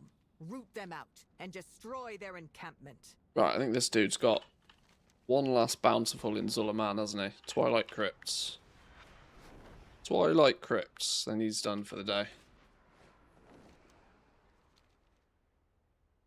Whoa, whoa, whoa, whoa, whoa. That's not the... I'm flying to the wrong place here. Stupid game. What's missing is endless flasks and potions. I prefer a one-time cost for the entire expansion. Can you imagine what that would do to alchemy, though? That would, I mean, unless you just let alchemists make them, of course. But, I mean, that would be... Whew. Non-consumed consumables is, risky business. Risky business. That said, though, the perma augment rune, the perma augment rune at the end of the expansion doesn't really seem to do anything to the value of the augment rune these days.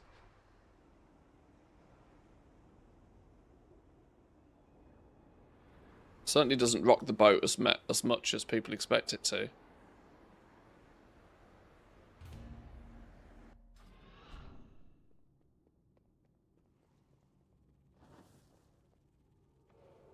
This is all good experience for Valera as well. He's already 52.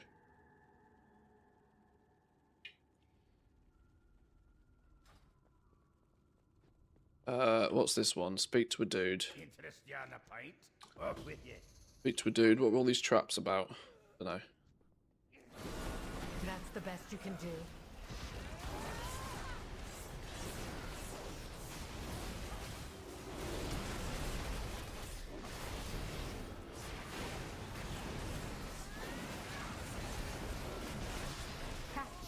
Oh! Ouch. I got squished by those. I was trying to not stand on them. And then another one spawned under me. Whoops! Oh, stood in a trap as well.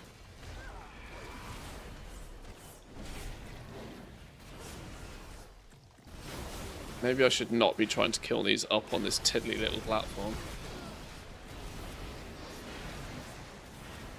Ah, stop fucking about.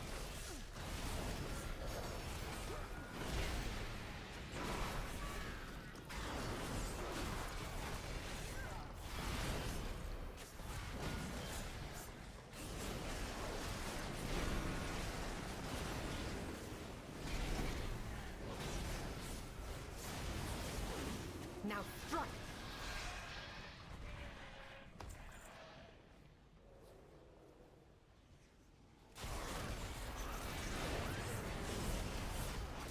Oh, have I got any of these things? I have. Let's use one of those. Put all of the curios on the map. If I'm running delves, I might as well be grabbing all of these as well.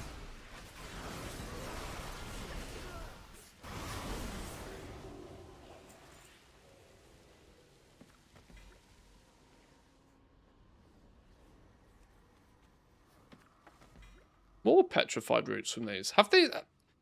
Is it just me? Or... The answer to this is yes, it usually is just you. But I've never had petrified roots from the little treasury things before. That's the best you can do. Now, if I have, I've just not noticed it. I've run a lot of delves on my main, and I don't think I've ever had a petrified root from the mislaid curiosity things.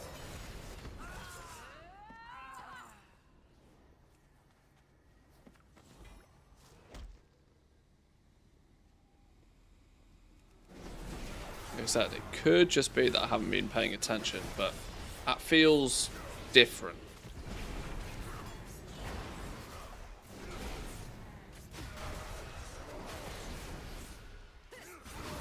Speak no more. Frequently sourced from mislaid curiosity chests hidden within delves. Oh. Oh. Okay. Point proven. I probably just haven't noticed before. From the earth.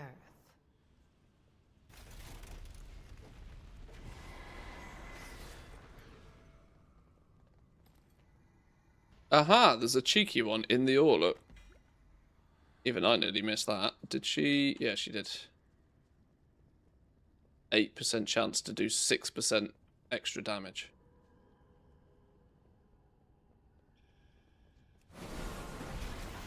Is this the one with the rat running around? No.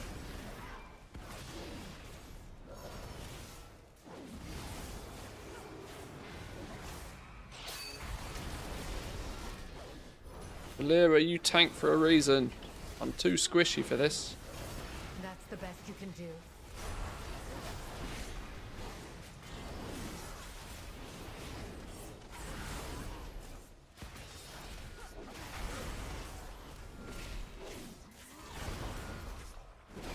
Breathe deep.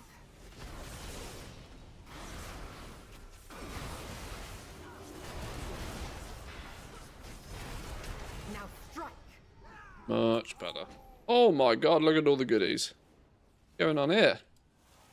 Rock'em Sock'em Gauntlets. Critical strikes deal double damage and may knock your targets into the air. Ooh, hello. Double critical strike chance. Oh, if only my critical strike chance wasn't terrible. Triple curiosities, though. Yoink.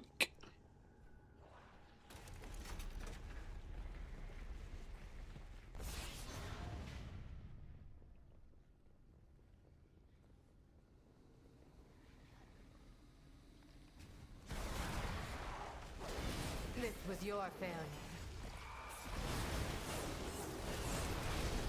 Oh my god, we delete things. Why is a 247 rep paladin doing 160k DPS? That's actually cracked. That shouldn't work.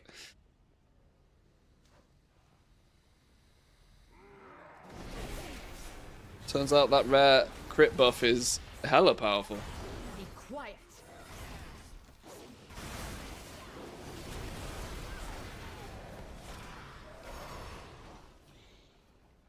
Don't mind if I do.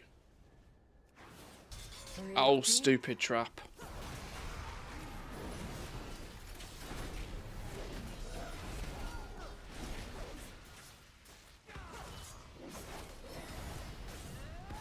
Speak no more.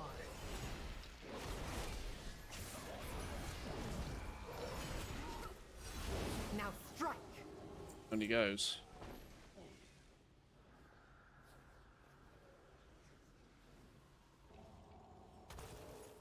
Actually, what time is it? We're all good. Felt my stomach rumble. That's the best. Stomach told me it was food time.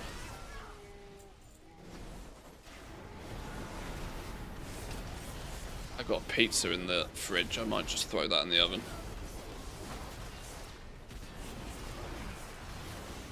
This is for you.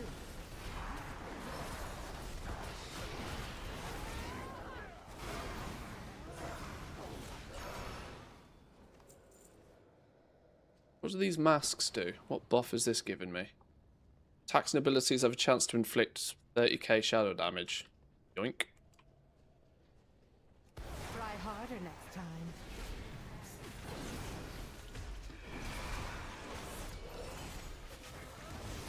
Flipping hell.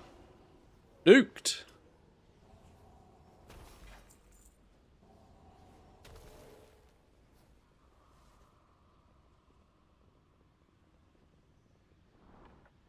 Does it stack? I bet it doesn't, no.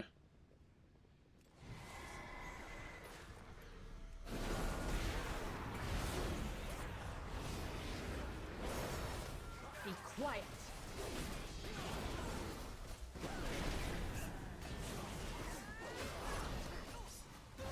How many of these bonus rolls are you meant to get a week? I'm picking up 10 of them on these characters, but that's because I haven't played with the system yet. Is it 3 a week or something? You meant to get naturally? 2 a week, okay. I was just thinking about life after burning this first 10. Look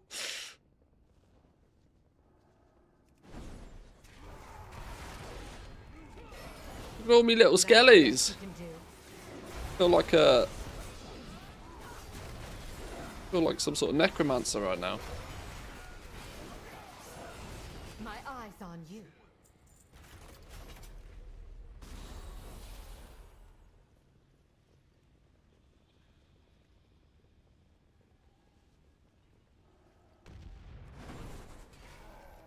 was your failure.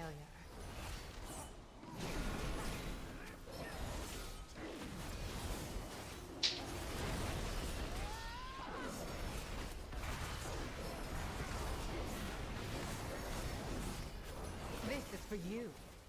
I mean, it'll probably take me a while to burn through the 10 I get by default now anyway. Because I can't imagine on two... Why am I still in combat? I can't imagine I'll do 4 Bountiful Delves on my ults very often. But deterministic, every run gives you a hero piece kind of upgrade is definitely more overpowered than I gave it credit for when the system came out. No more.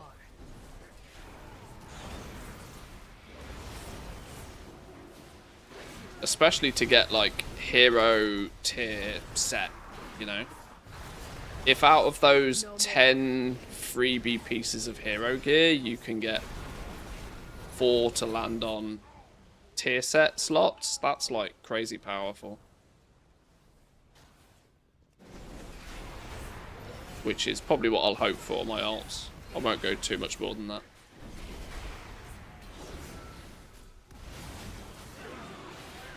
Nearly 30 degrees today inside.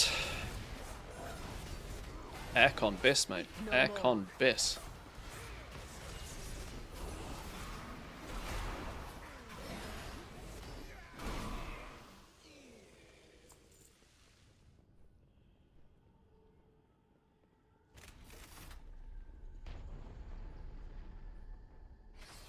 I don't know how warm it is outside today. It wasn't too warm this morning, but it's still maybe only capping out at 17, 18. 32 degrees here today too. Is the UK on fire or something? What the fucking hell's going on? 30 degrees plus in Germany, 32 in the UK. What the hell's going on?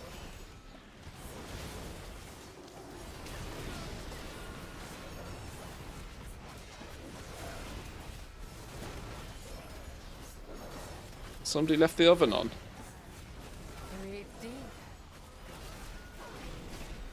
Good day for a bank holiday then, eh? Sheesh! Oh, sales of disposable barbecues and suntan lotion are going to go through the roof. That said, nobody buying a disposable barbecue is also of sound enough mind to be buying suntan lotion. Oh my god, I'm standing in goo, I'm going to die. This is for you.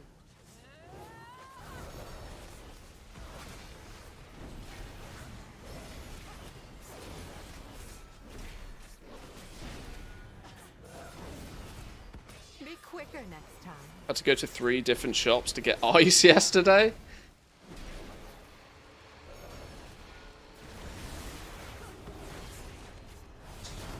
Yeah, it was a nice sunny weekend here. Been doing a whole bunch of garden stuff in the last couple of days. I was talking last week about I really need to fix my lawn, but I didn't get that far.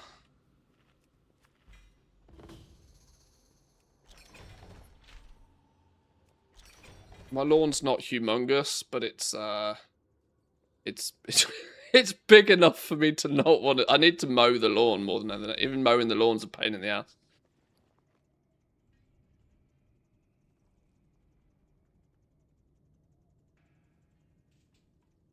Are you Mr. Mossbuster yet? I need to be. I need to be.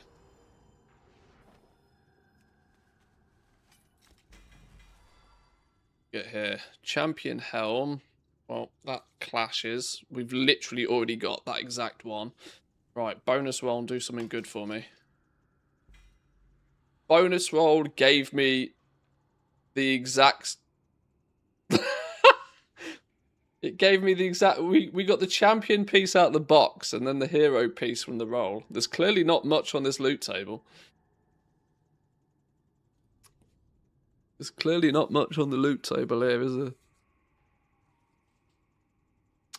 Well, it's our hero helm, which does also then mean that's our 2 set. If we throw both of those in the catalyst. We got the hero helm, we got the hero shoulders. There's our 2 catalyst charges for our 2 set. Nice, nice. Do I look at this dude? No, because I can't buy anything because it's only an 8 anyway. Why does one have a sell price of 1 copper and the other gold? I have no idea. Couldn't tell you.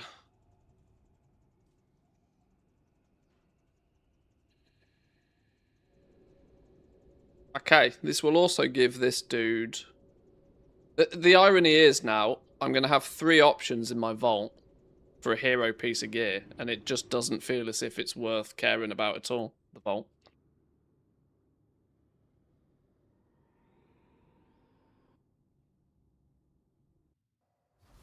No, I do need to fix my lawn, though. I need to mow it down, get rid of all of the moss.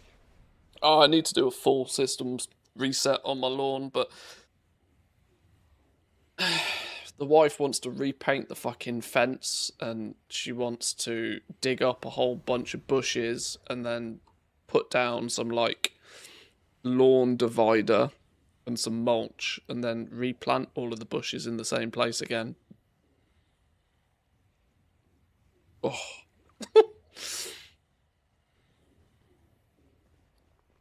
All of this is going to interrupt gaming and playing video games. She wants you to, that's the rule. True.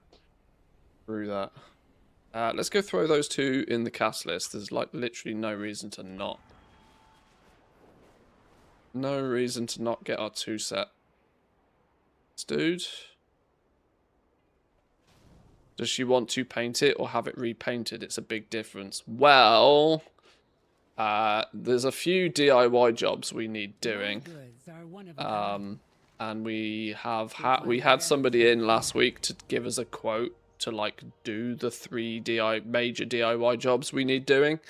And it was nearly flipping 5 figures. So we've reconsidered that option, and unfortunately it might result in me doing some of it, because, yeah.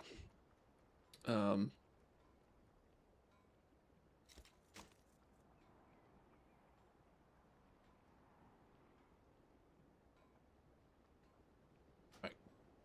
Change you. 5 figures isn't so bad if you count the decimal place. Yeah, true. It wasn't, though. To be fair, one of those is repainting our roof, which is, you know, the lion's share of that cost, but that's something I'm absolutely not doing.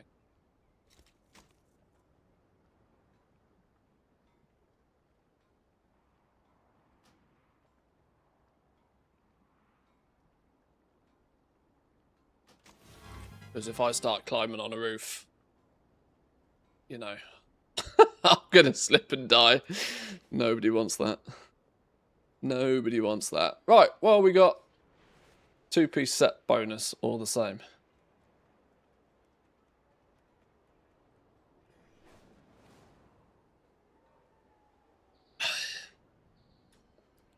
Few days on a roof in the blazing sun sounds lovely. With paint fumes and all sorts going on. High as a kite. Okie dokie dokie okie dokies. I think this dude is kind of mostly done for today, and probably for the week, to be honest. His vault, you'll have 3 pieces of hero gear to pick out of his vault on Wednesday. Like I said, hopefully that won't actually... Interestingly, I should probably try my best to burn through... Where have they gone? Is it these? Nebulous Void Cores? I should probably try and burn through these before I take something out of the vault as well. Because these are kind of random. The vault is deterministic. Random comes before deterministic. I should get all my freebie Void Core hero gear first.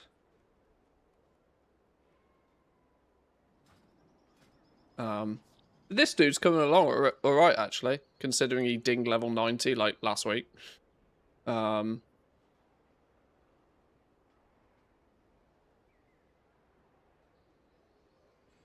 Still a couple of weird things.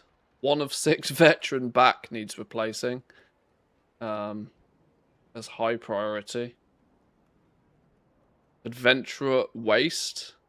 Adventurer legs. Yeah, we still got some pretty tragic slots here. 220 ring.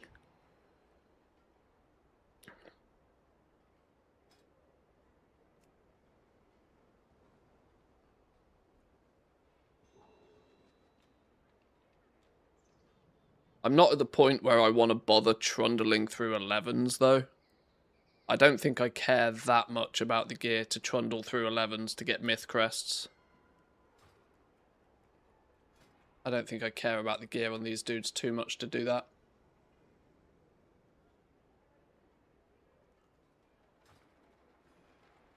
Okie dokie.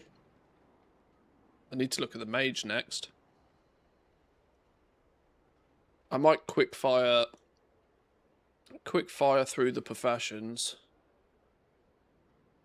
rather than doing any gearing on these next couple of characters.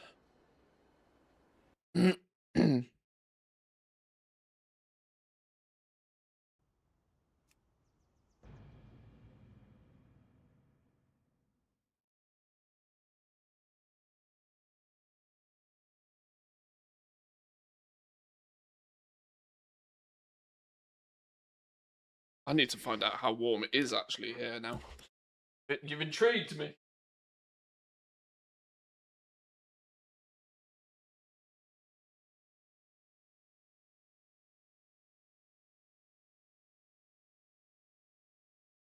$17. Beautiful weather. 17 degrees outside. Much more comfortable than 32. Now, I wonder if that means I'm going to get 32 in a couple of days.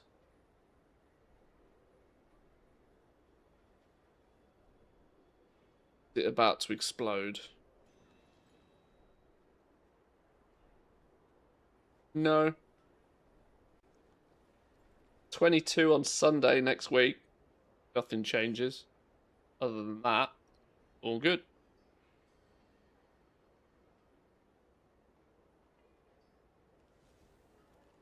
God bless global warming. Right. Inscription and tailoring.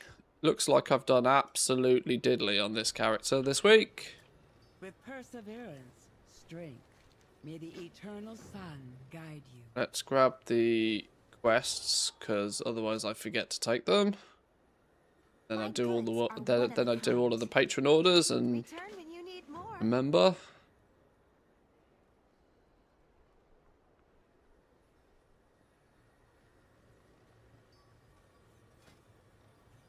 Right, what we got? Any cash monies? Big cash monies.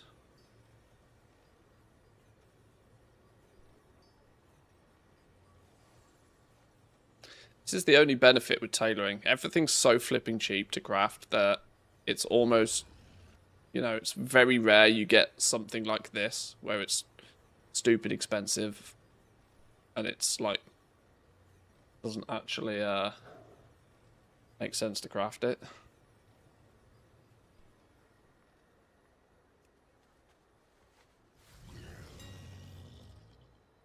Craft sim Q. Grab up a few bits and bobs.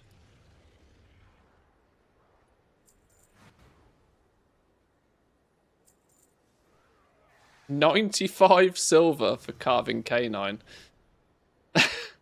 These were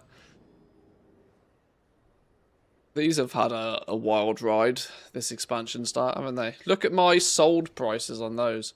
Highest I sold one of these for was 3,000 gold. And I bet there was people selling them for like 10 times that amount in the first couple of days.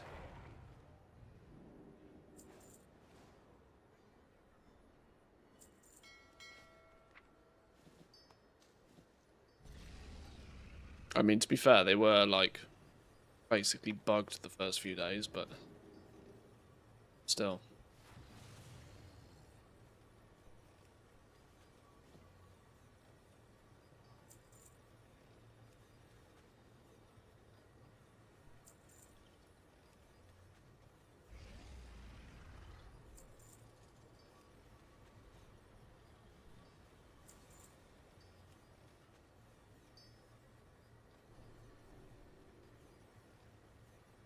Oh, I've broken something.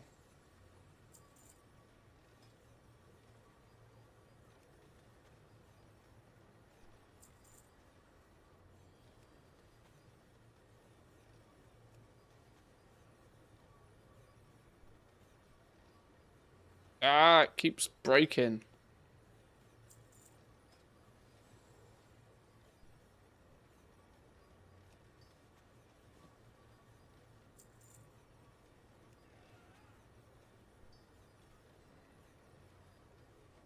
I mean, to be honest, in the grand scheme of things, doing anything for 50 gold profit is just entirely not worth the time or the effort, but it's the 2 knowledge points that hold the value for me.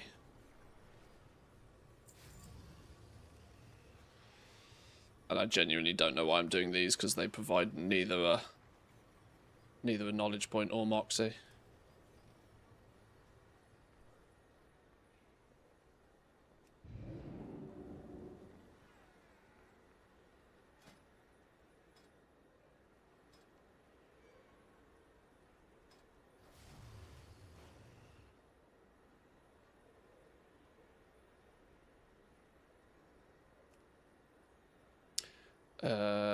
We'll just do all of those. Open every single one.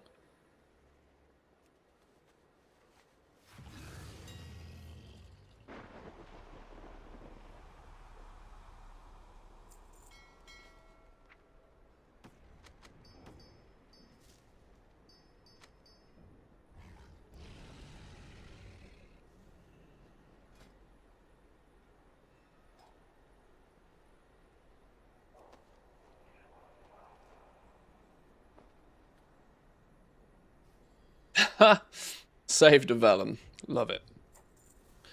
That's, surely resourcefulness can do better than that. Oh, it's broken again.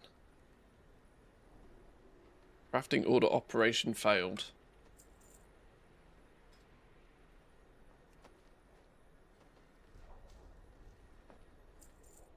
Oh! 5 high quality as roots. Well, that's better than nothing. Yo, these things are 40 gold a piece now. Jesus, how times do change. How times do change. The last time I was selling high quality as roots, they were 300 gold a piece. Jesus. Crash and burn.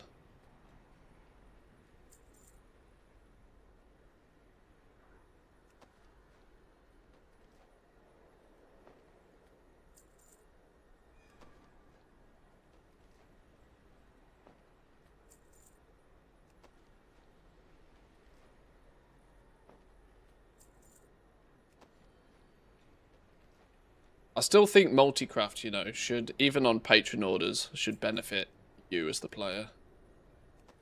I have no idea why it's only resourcefulness that works in your favour. It seems so illogical. You've clearly, you know, spent the knowledge points or done whatever you needed to do to get that multi-craft in the first place. Why should it just, like, disappear into the nether when it procs?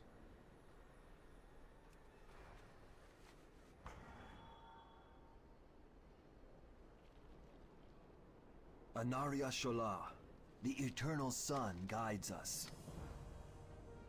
Okay, there's the 2 weeklies done. Let's take a open all of these, see how many dun-duns we get. See if it's enough to make it worth going and running some dun-duns. 1, 2. Only 2. Might not be worth bothering.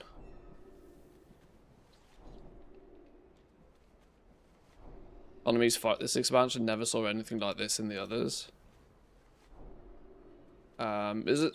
I mean, I touch on this most streams, but it feels to me at least like it's a multitude of different factors. I can't lie. It's not like an I told you so, but I definitely saw this coming in the beta.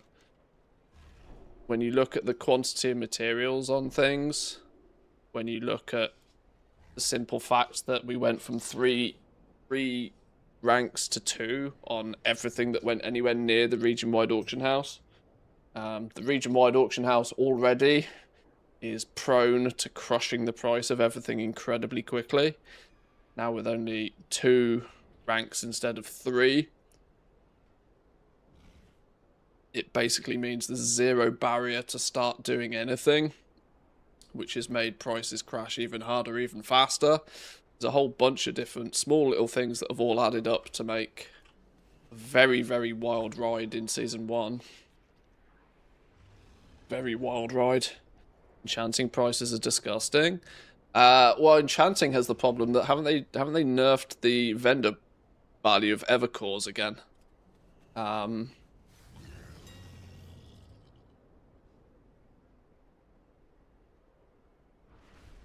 I think these things value for like basically nothing anymore. Yeah, 3 silver apiece.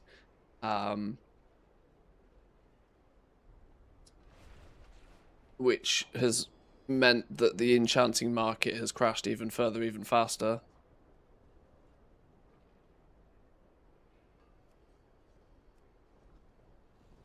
Pretty much everything is linked, or enchanting at least is almost entirely linked to the value of Tranquility Bloom, which is, you know, 1 gold 60 a herb.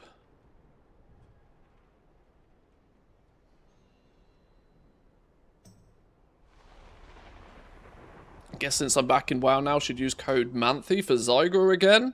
Please do. Please do. If you're picking up Zygor, you might as well get, I think it's 20% discount with code Manthy. And I get a nice little kickback from it as well. So appreciate it if you do.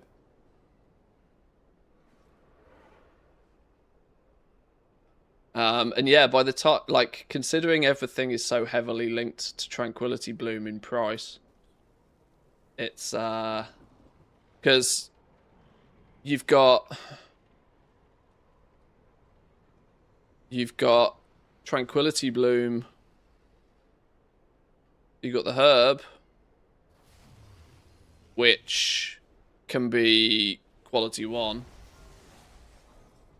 You can take quality 1 herbs, which have no way to be converted into high quality herbs, and so they're just stacking up, because realistically nobody particularly needs the quality 1 herbs. So these are just stacking up and up and up and up and up. And it's the basic default herb in the first place, right? You recycle this.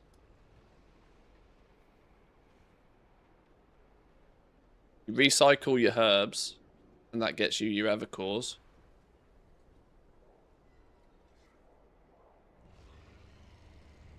Evercore. Your Evercores then get turned into... You need 1 Evercore for a piece of gear.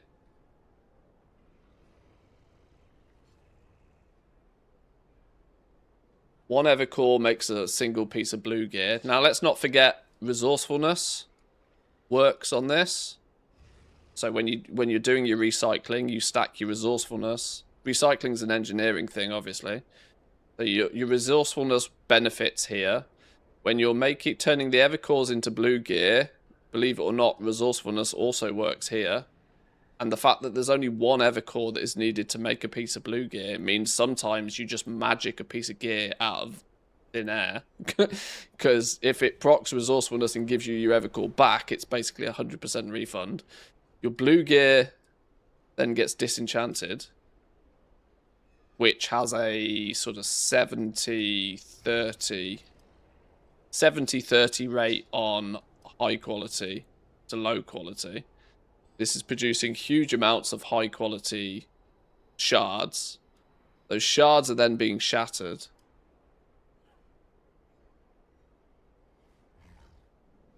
The disenchanting isn't subject to any sort of resourcefulness here, but the shattering is. So you've got resourcefulness working here as well. You're shattering those shards into dust, so then you get your dust. And all of these steps of resourcefulness basically is meaning that a single piece of dust is worth about 1/3 of the price of a herb. It's kind of ridiculous.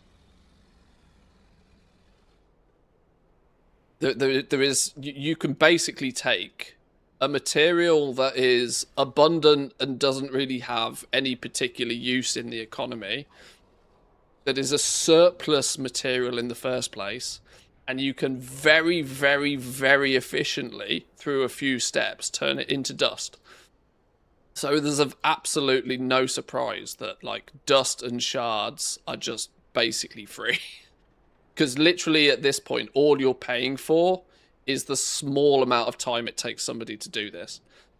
Like, the inherent value in the materials is non-existent. They'd have been much better off having this on high-quality herbs, for example. If you could only recycle the high-quality herbs. I mean, it wouldn't have made a huge difference, but it would have still helped. Because let's not forget, high-quality herbs at least have use other places, right?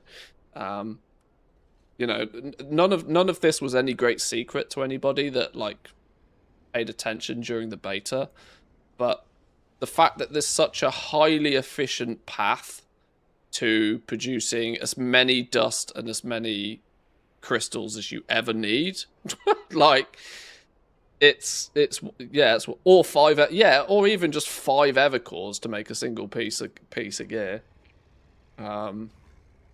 I should point out there is actually another step in the process here. You mill the herbs into the pigments first, and that is another step that it benefits from resourcefulness. So there's even a stage before this. You know, you're not directly putting the herbs in. You mill the herbs into pigments. You then recycle the pigments. There's so many little things they could have done to just nuke this whole thing, but they didn't. They just left it all as it was. This was the #1 reason why I basically, throughout most of the beta, was like, enchanting concentration is dead. Right? The reason I was putting big emphasis on that is because I knew that it would not take very long until dust and shards were completely free. The only thing that is holding any value in concentration for enchanting is the crystals. That's literally it. The difference in price in crystals, and that's probably nothing now as well, I would imagine. Where even are they? Yeah, I mean, there's like 300 gold different, 200, you know, they're double the price. There's nothing, actually nothing. And crystals have been absolutely nuked by all of these systems in place now that are just spitting epics out all over the place. This is why so much gear is now very easily able to be disenchanted. And enchanting has one of the easiest catch-up systems, so you are never ever really behind with enchanting. Yeah, like, it was always going to crash and burn very quickly. Very quickly indeed. There was some stuff they could have done, but I just don't think in, you know, the grand scheme of things, they had time to give it that much attention. Look how late in the day they made the changes to, like, abundance for fused vitalities and stuff, and were still changing it even after the game launched. Where are these knowledge points going to be spent then? I don't even know. What have I been trying to do with these? I don't even log on and press the craft buttons on these. It's like a weird one. I don't know. We'll just stack them up until I have a good use for them on tailoring. This is more multi-craft points. That optimized. Nobody cares about ingenuity. We're tippity top on the profession gear. This scribe. Very useful to me at the beginning. It's kind of less useful to me now. Do I want to get really good? Oh, here's a question. Do I want to make the crafted bow or the crafted gun on my main?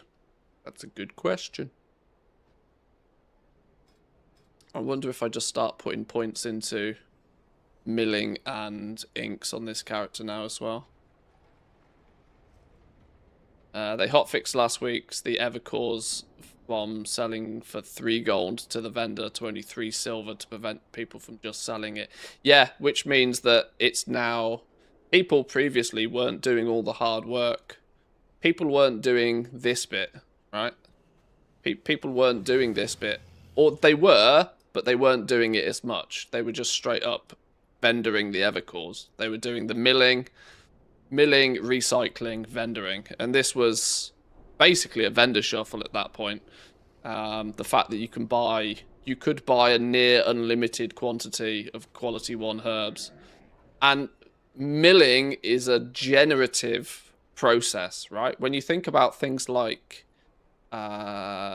prospecting, for example, prospecting is a very destructive process, meaning you take 1,000 ore and you turn it into like 30 things. It's very destructive in terms of like quantity of stuff. Milling, on the other hand, is the opposite. You take 1,000 herbs and you turn it into probably 1,600 pigments-ish. So you're taking 1,000 and you're turning it into an even bigger amount. And then by the time you've recycled all of that and you've stacked up the resourcefulness on both, I reckon you probably take 1,000 herbs, and it could be worse than this because I can't remember the numbers off the top of my head. You're probably taking 1,000 quality 1 herbs and turning them into probably 2,000 Evercores, roughly, if you've got it set up properly. Which, yeah, was why some people were just almost shuffling this as a vendor shuffle. Buy the herbs at any point below a certain point and then just vendor them. It created a price floor on the herbs, but now Blizzard have nuked that, so the price floor on the herbs is now even lower. Which also then means that this vendoring out basically is not something anybody is going to do, so it's pushed the process more towards crafting the blue gear, then disenchantering it, then shattering it, and then hey presto, you're dust. Anybody that's willing to do, like I said, you're paying. The only value in dust and shards is a tip for the time it took somebody to flip and make them in the first place. There's 0 value in those materials, like, by itself.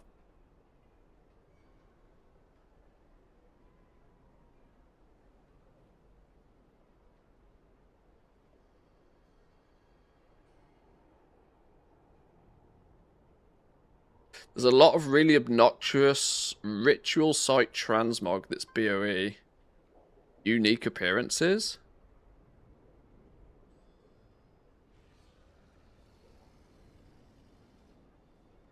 Interesting. Obnoxious means valuable. In in Goblin speak. In Goblin speak.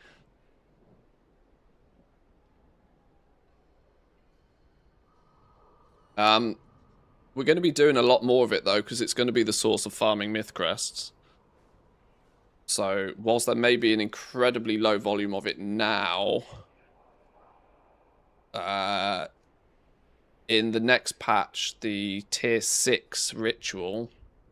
Tier 6 ritual is going to allow you to basically farm myth crests. Now... Arguably, people who are more than comfortable doing Mythic Plus and will just churn Mythic Plus will just do Mythic Plus, but your solo route to farming Myth Crests will be rituals, which could very much increase the volume of that stuff, but... Oh, Void Assaults, not the ritual sites. Oh, well, that makes a difference then.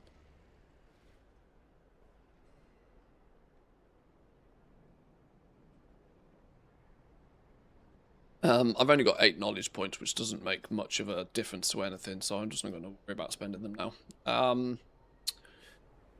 Couple of dun-duns. I'll tell you what we'll do. We'll go and grab our...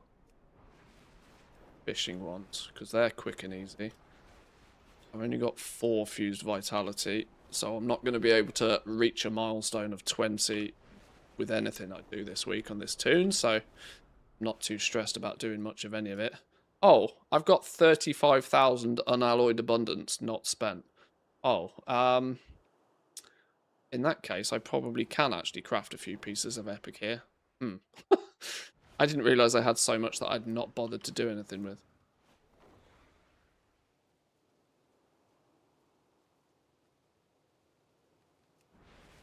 Nah, it's definitely ritual sites. Oh, okay, fair.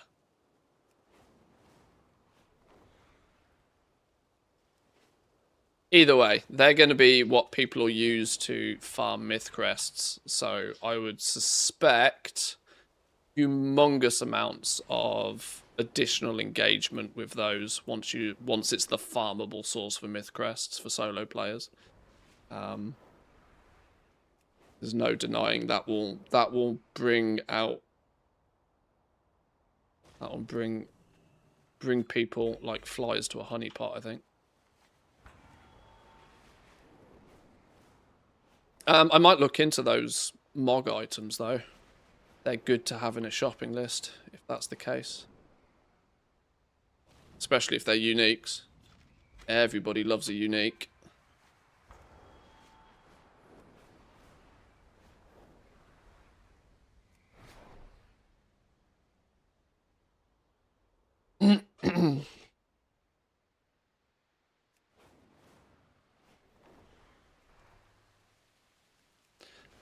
Do I do a few fishing laps, or do I just steal all of them from another character? Should I just speed this process up a little bit and just steal them?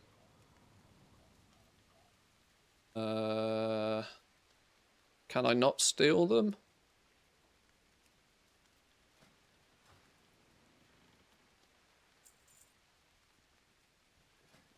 Ta-da! 1, 2, 3. Yoink. And that, ladies and gentlemen, is how you do the fishing incredibly quickly. Let's do a lap, see if we can get some treasures for a Phoenix ink or an embroidered memento. Or won't does the work, doesn't get the reward. Well, yeah, I flew over there to see if I'd done it this week and already had, so I felt it was only of value to do a few fishing runs.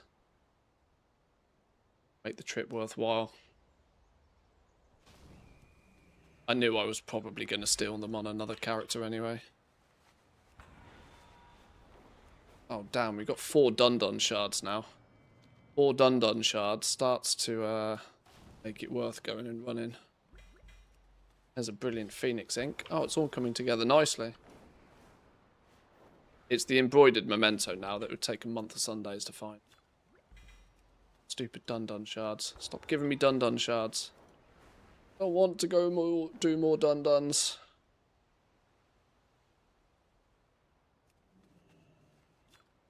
Oh, flipping hell. There's 6 out of 8. Damn. Damn strawberry jam.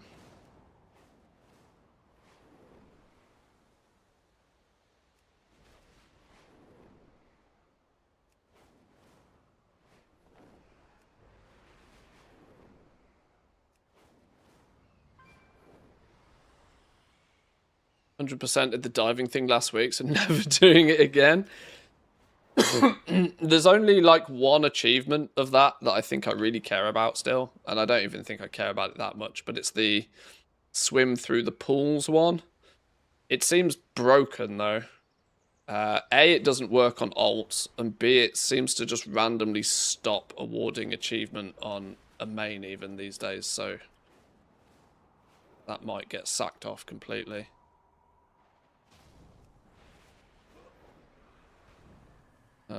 Where's the treasure?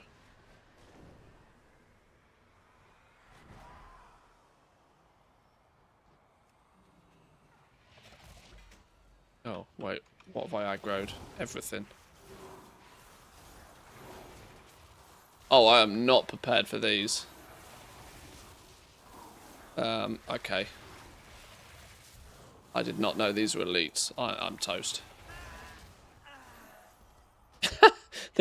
I'm running around at level 90 with less than 200 item level gear trying to kill elites. Yeah, that was never going to end nicely, was it? Shots. Died on a mage. Shots time. I got Zygo with your sub code again. Curious, do you get money every resub, or do I need to cancel and use the code every time? I get kickback off every month you use it. I get a permanent commission off it. Oh no, I'm dead. Hang on. So yeah, you don't need to cancel. Your discount applies until you cancel it. It's a flat discount off the monthly price, and I get a small commission regardless. But thank you, appreciate it. Many thanks. It all helps.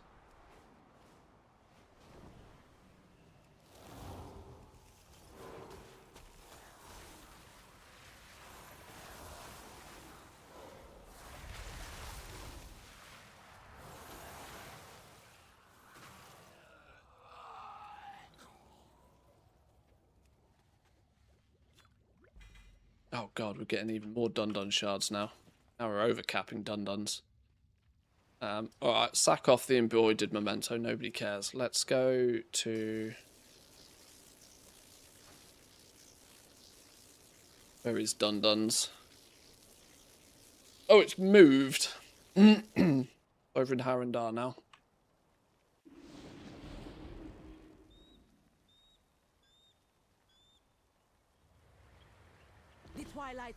Oh. Oh, wait, why is my Hearthstone here? Whoops. Well, if only we were a mage. Had portals. I used my Hearthstone to go about 10 foot. Whoops.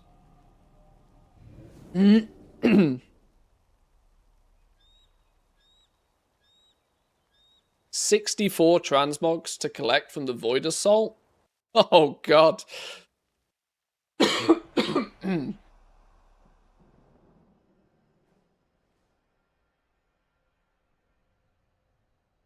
Oh, she was all stretched. She was lying on her back, all 4 feet in the air a second ago. She's chilling.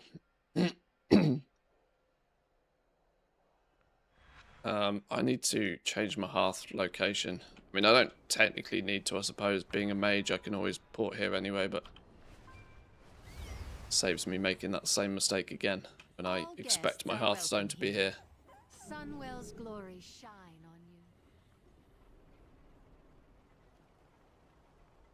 on you. You've intrigued me now.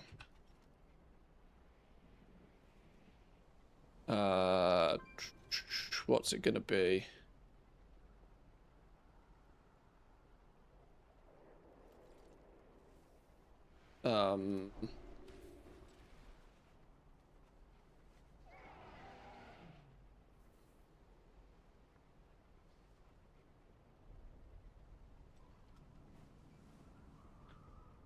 What they're going to be under? Expansion features? Did we decide it's the Void Assaults or the Rituals? Oh my god, Void Assaults, 454. Oh my god.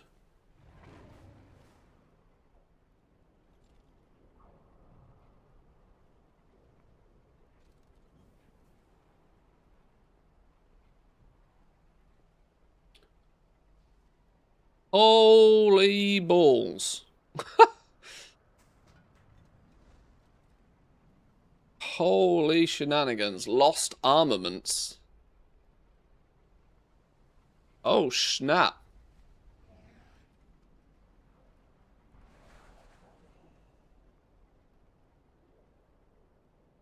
Oh, Lord have mercy. That's, That's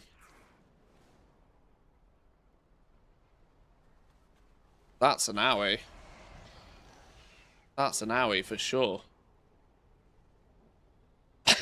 These are all unique. These are all unique transmog appearances. My little preview window is very small, so I apologise you can't see it. But that is Duffish. Diseased piranha fetish. That's a 1,000,000 gold transmog right now. That's a literal 1,000,000 gold transmog.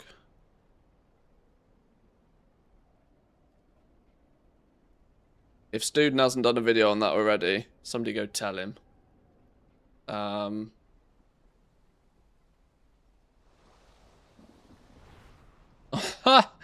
This is outrageous.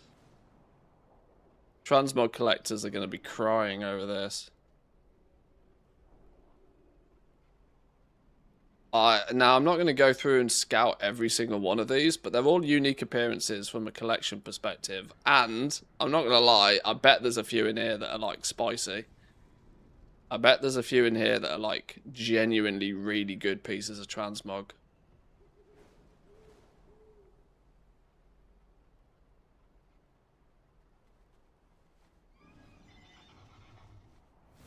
And the list just goes on, look. And I would point out, I've only got cloth. I'm only showing cloth here right now. Oh no, no. I tell a lie. This is the whole shebang. Ignore me. Sun Fury Phoenix Bow. Kinda cool. Damn. These are worth grouping up. These are gonna be, oh god, this is, what were the, woo, if you're listening, help me. What were the stupid, rare, expensive BOEs from Season 1 in The War Within called? This is the new version of those. Because these Void Assaults, sure, people have been doing them now. If people have been doing these Void Assaults now, and the quantity of these is low, imagine how expensive some of these and rare some of these are going to be when everybody's off doing something else. Lamplighter, but this is on steroids. Yeah, yeah, there we go. Yeah. Some have like 5 available across the whole region. Yeah, these are... These are, you get one of these to drop and it's GG well played. I mean, this swingable Piranha is one main hand and one offhand so that you can have 2 Piranhas. Where was the other Piranha? There's the swingable Piranha. And I swear I saw another fish.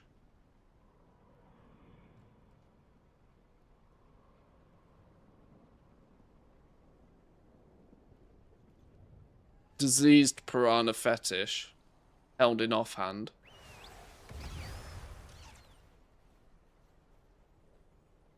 Oh, this is literally just tagged as a cosmetic as well. This is just a straight up cosmetic. Very spicy. Very spicy indeed. Might be time to try and put all of those in a bit of a snipe list. Genuinely think the drop rate needs a buff, either that or hopefully the patch changes do encourage 10x participation. Check them on Undermine, there's some crazy business. So K-Chak will be buying these out to slowly resell. I mean, this has like Island Expedition gear kind of vibes to it. But via a game mode that is significantly less interesting than Island Expeditions.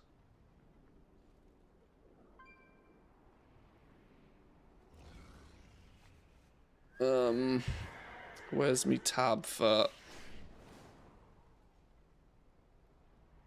Let me search up a couple of these. What about this one?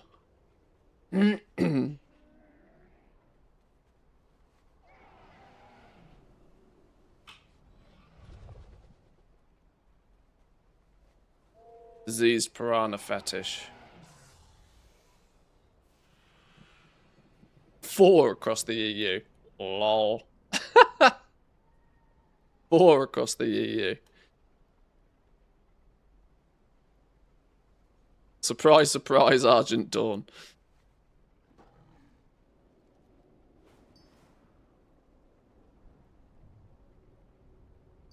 What else we got? Let me make this window a touch...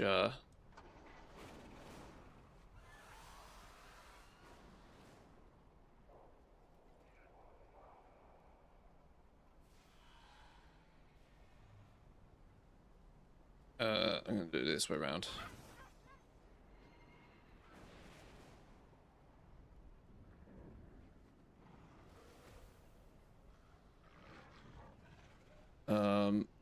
Oh, now the flipping... I want to get the tooltip easy, where it's easily seen. Can't. Is there a way to easy search for these? They all seem to have this lost armaments tag too.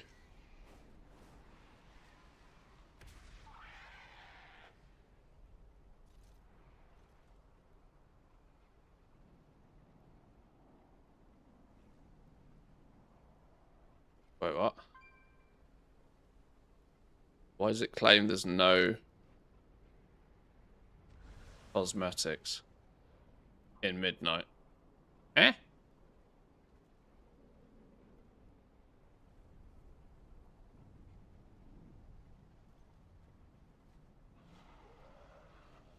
Okay, that search doesn't work anymore.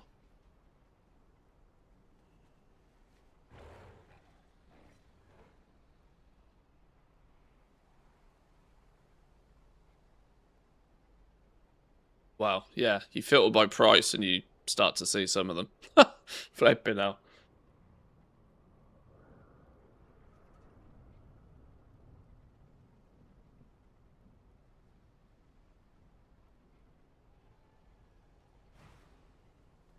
Why the hell are some of these crazy prices? They got crazy mental price. Why is some of the item levels on these like stupid low? How's that happened? Oh, is this people farming Midnight content on sub-level 80 characters to get super low item level? What's the point? Okay, that's just weird. Ignore this tarnished stuff for a minute. Let's assume that's ridiculous. But yeah, look at the sheer lack of some of these.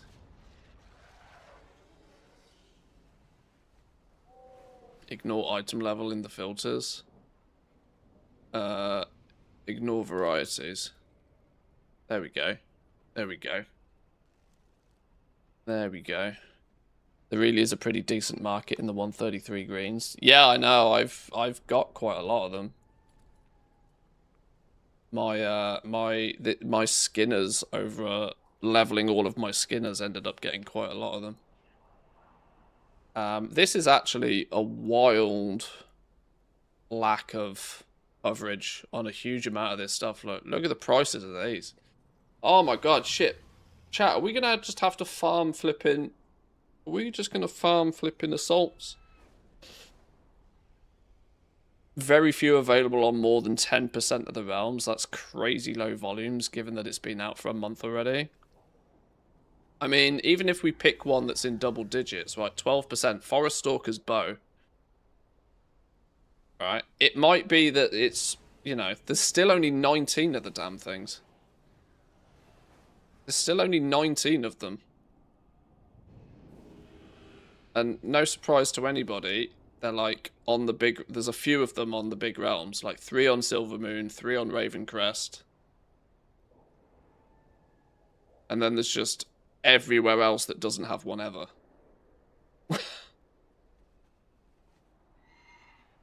So, you know, probably close to 50% of the stock, even when there is some stock, is concentrated on 1 or 2 servers. We go to some that is sort of like a little bit. So there's clearly like a 1% chance and like a 0.1% chance going on here, isn't there? Because some of these that are more, these ones are clearly available at a much higher drop rate, and then it falls off a cliff like really quick. These are the super rare ones. where, I mean, there's some of them that are just, like, non-existent.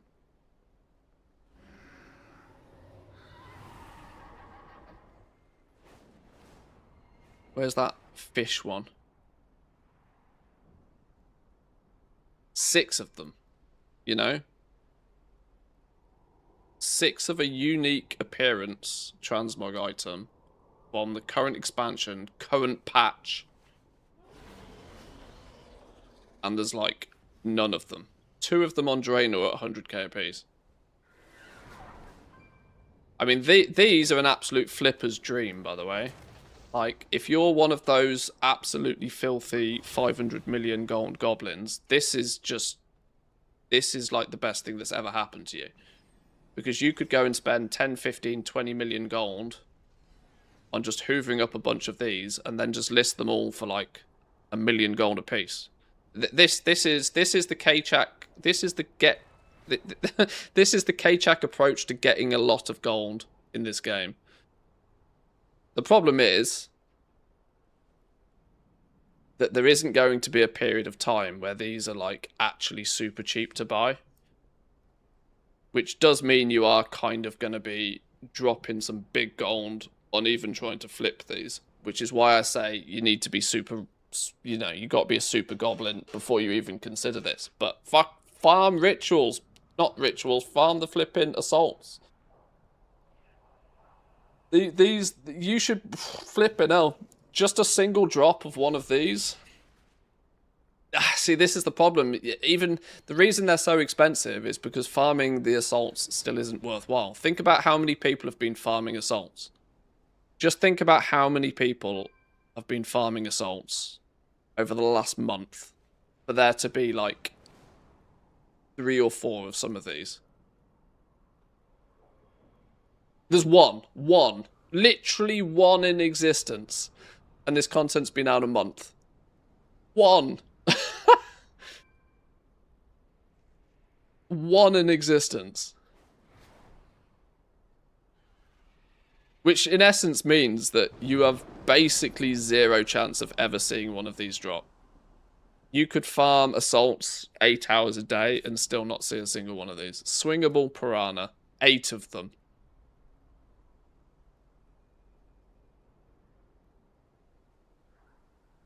Yes! This guy's doing it properly. This guy's doing it properly. When you're the only one, pick a big number and double it. These numbers are interesting, because these are like clearly a number that somebody has not just made up either. Well, yeah, that's quite interesting. That's, that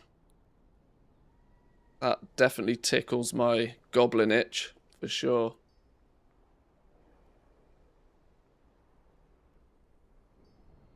Tickles the goblin itch for sure.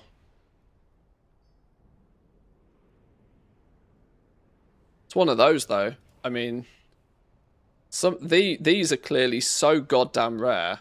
What do you do with the information? The right answer is not go and farm assaults, is it? Because the drop rate is so low that you could farm assaults for an entire day and not see even one of these drop. Which would still mean you make more gold by just herbing and mining. There is a little bit more to be said on these ones. But even these, right? You're still seeing only 20-30% region coverage on a 50k transmog item. There's 48 across the EU. These are probably mostly...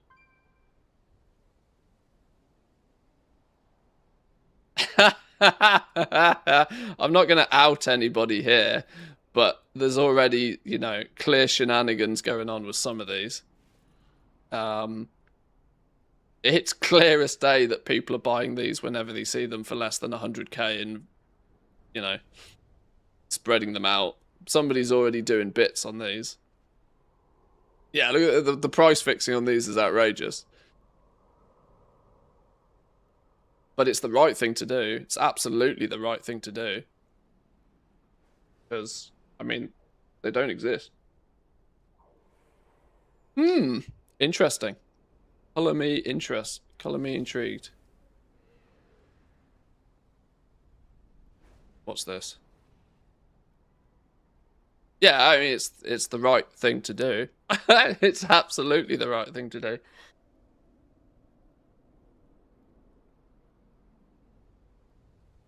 Yeah, your smart average buy prices, by the way, are filthy. Absolutely filthy. Fair play. But yeah, that's an interesting one. I don't think I'm overly excited about going and farming void assaults to do it, but anybody that's opened ATT or anybody that's into collecting stuff is got a task ahead of them for sure. Whew, spicy meatball. That was a adequate squirrel. What was I actually doing? Oh, you squirreled me just before I went to go do some abundance ones. You actually saved me. I might go and cash in and see how many shards I've got, and then decide if I do a few dun-dun runs. This dude actually needs some gear. Like, genuinely, no word of a lot. Like, 200 item level. He's got nothing. Does he even have world... No, he hasn't even got world quest stick gear. I actually need to... This is one of my favourite things about Zygor as well, by the way. Slightly shameless promo. Is that whenever there is... The world quest tracking for doing quests is actually just gorgeous. That's an upgrade. That's an upgrade. Gozula Man. 220 one-handed sword. No, I've got a two-handed staff. We're fine. Trinket 220, 224. It is technically an upgrade, but I'm not going to bother. Void Storm. Rings, 230 ring. We'll go get that one. Don't care about the trinkets. Arendar. Whoa, what's with all of the ring rewards in Arendar? 220, 230? 4 or 6 adventurer? Yoink. Another 230. Yoink. Then you just click start queued quests. Boom. Zygor navigates you to go do all of the world quests that give me gear upgrades. It'd be beautiful. You are sending all your gold to me. That's exactly what I was up to. Yes, you are spot on there. That's exactly what I was doing.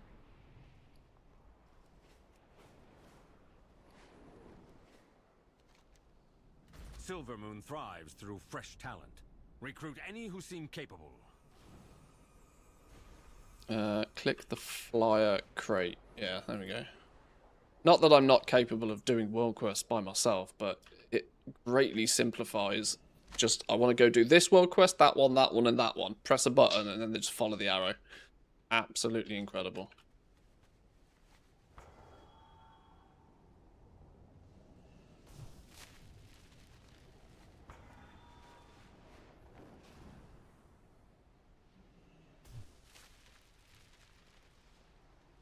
You can even keybind this button as well, so you have a proper... Whenever there's a thing you need to do with a button, I just forget to do it.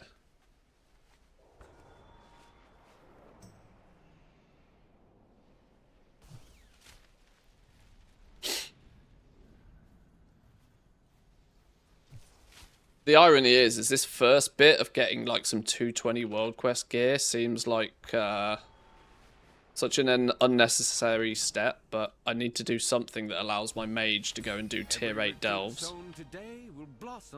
And at 199, I think I'm pushing it. I think I'm pushing it. So I need to do a bit of easy legwork so I can go do some tier 8 delves, use bonus rolls, and then hey presto, slingshot to hero gear. Job done.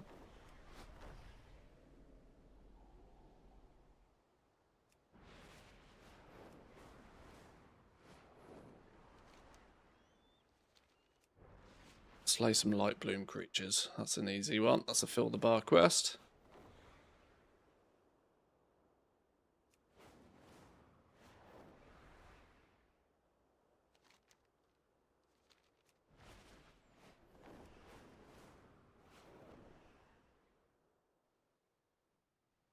Oh, I think the dogs are about to start telling me do human things.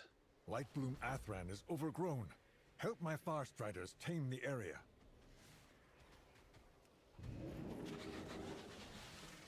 Didn't really want to pull that one. Are tier 11s worth doing on alts compared to 8s? Only if you value or need myth crests, really.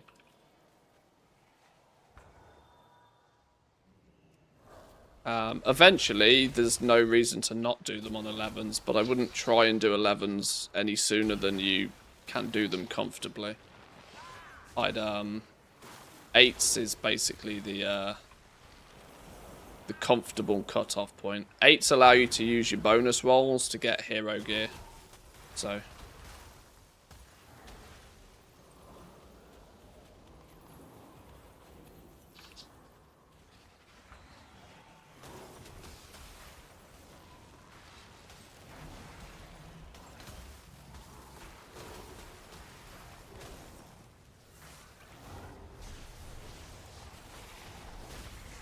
don't try them below 230 item low. Oh yeah, see, this is the thing, right? Like 8s you can probably get away with doing, but at like 220, Valera's gonna like carry you, unless you're like a exactly, unless you're some sort of broken class. But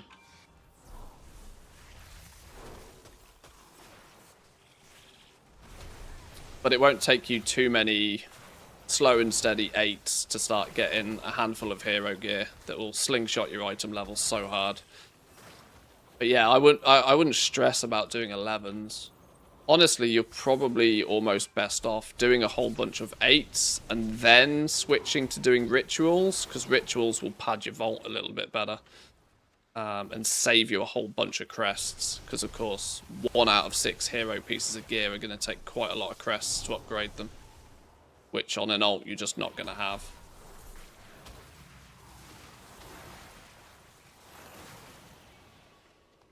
To be fair, you only get 4 out of 6 hero from the vault though via rituals.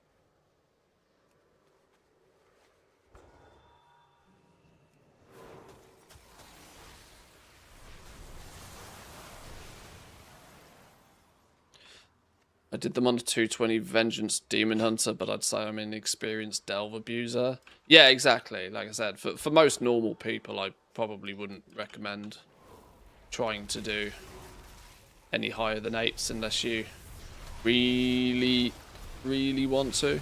Well done.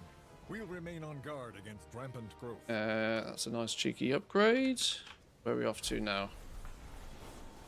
This way.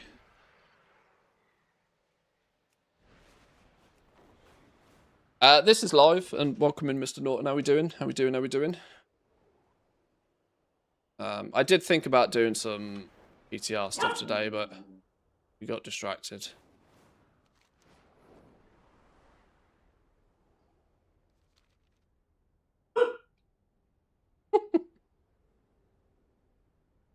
Can you see these pair? Absolute idiots. Pair of them. The Twilight's Blade are attempting to reclaim Deathholm. Root them out and destroy their encampment. Pair of dum-dums.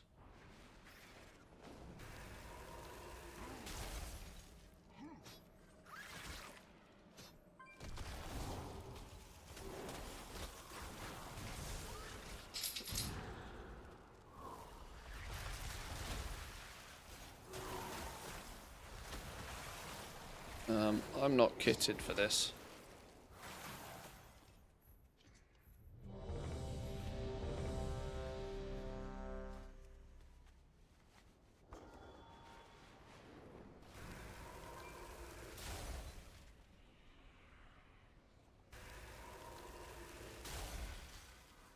You doggos. Thanks. They're cute when they want to be. They also have the monster gene.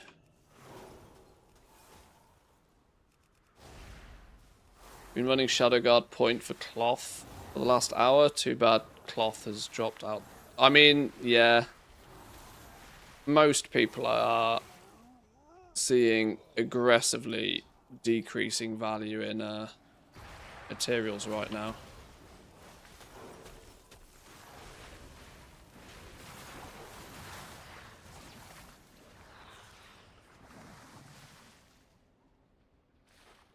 I mean, there's no denying with what we were just looking at a minute ago. If you have the Gamba in you, just spam Void Assaults. You get lucky on one of those drops, like, boom, cash money. Oh, I don't know why I'm following this dude. That was just force of habit.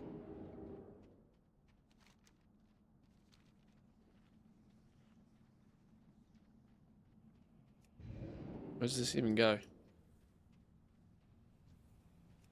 I mean, I'm not even up with what the latest cloth farms and stuff even are. I know they had some pretty aggressive nerfs recently.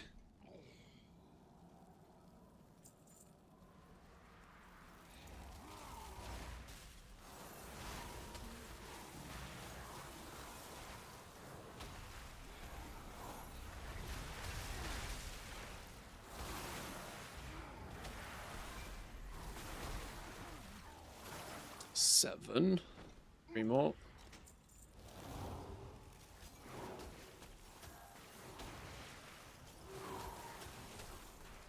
You are now 9 in Dells. Probably do tier 11s for the chance of hero gear. I have yet to get a hero piece of gear out of the box, even after being renowned 9. I think the chance, I mean, it doesn't state, but the chance is very low. The only reason you're doing the higher tier Dells then is for those like bonus shard things, which basically will get you 1 extra piece of hero gear a week. I probably wouldn't bother doing 11s. I would do 8 quickly and use your 10 free bonus rolls that you've got at the moment, because that's a guaranteed piece of hero gear for every tier 8. Like 10 runs.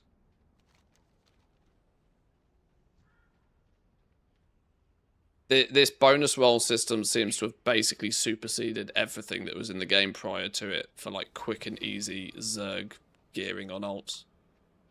And once you've got 10 pieces of hero gear, if you've been lucky for 4 of them to land on set slots, then, well, then there's your 4-piece done and dusted via the catalyst. And then, you know, you can fill in the rest of the gaps with your Vault and some Mythic Plus and stuff like that. Unless you're already very confident in Mythic Plus already, and just use all your bonus rolls on +10s and get Myth gear all over. GG, well played. But for an ult, it's like, it's up to you really. I don't want anything to do with Mythic Plus, so I'm happy doing tier 8 delves, using my bonus rolls in the tier 8 delves. I can do that on a relatively fresh level 90. Well done. Get hero geared quite quickly. Blade will think again before attempting anything in Eversong. Which is kind of mental, the fact that we're on like a 0.5 patch, like that it's so easy to get like hero geared. It's kind of cool in a way, I'm not gonna lie. It's kind of cool.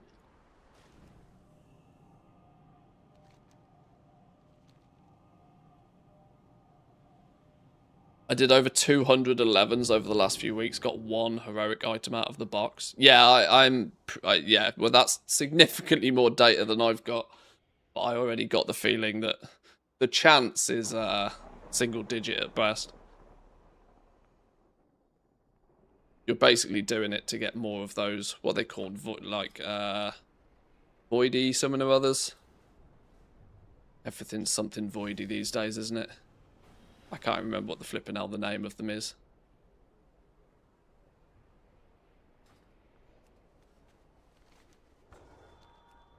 Currency's out the fucking wazoo, this expansion.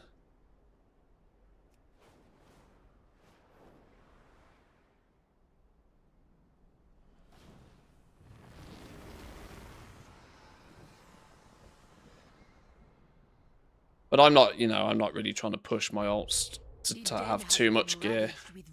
To be honest, the only reason I'm gearing these alts in any way, shape, or form at the moment is because I'm slightly intrigued by what's coming in the 0.7 patch with these new heroic world tier event things.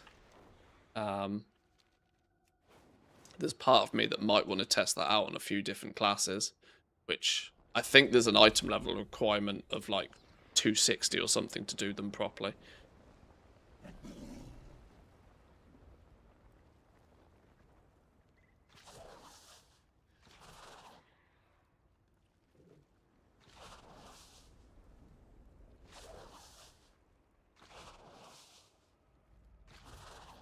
But yeah, when we jump on the PTR, we'll find out.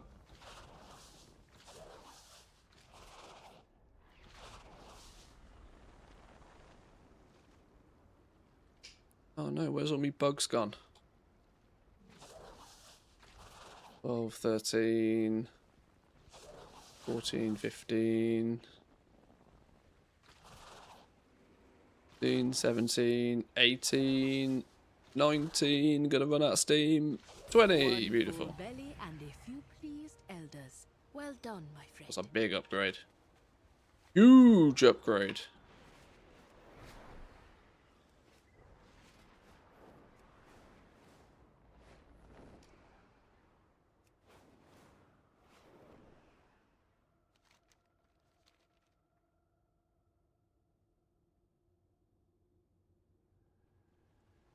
Bran asked to have you document the creatures of Harindar. You can borrow this beast to travel swiftly. Where's the treasure? Sneaky. Sneaky.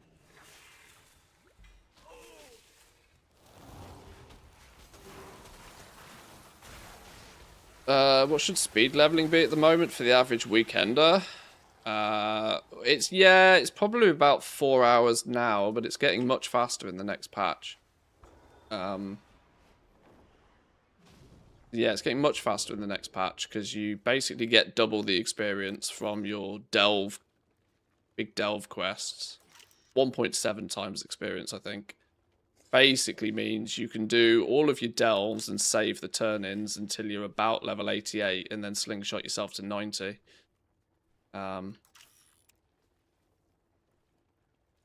There's the possibility that doing 4 normal praise will be valuable as well, whilst you're like lore mastering a zone.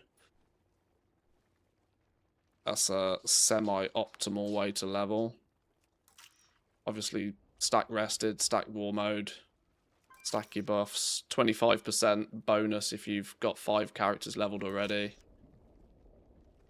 I think your speedy leveling in the next patch will probably be about 3 hours-ish if you want to do it in one sitting. And I may be willing to do some crafting if you haven't already. But that sort of stuff's not my expertise. I've leveled a couple of characters to 90, which is why I have a rough idea of what the optimum route is at the moment. But I don't think the route particularly is going to change all that much. You can use Zygor for just being able to clean an entire zone or whatever. Or a freebie version is Haldan's Follow the Arrow add-on, which is shaping up to be quite a cool little add-on. I don't think the 80 to 90 optimum route is going to change much. I just think some of the things you do are going to be worth even more, cutting out a level or maybe even 2.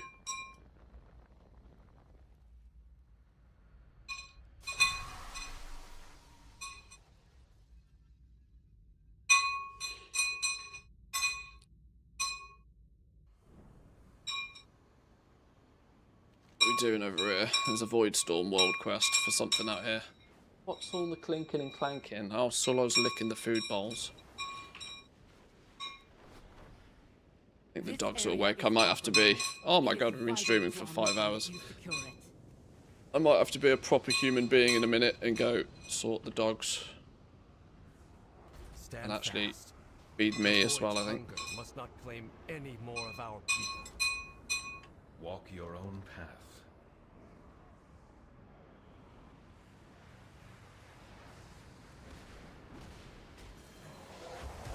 Oh, this one's annoying. Give me a group for this.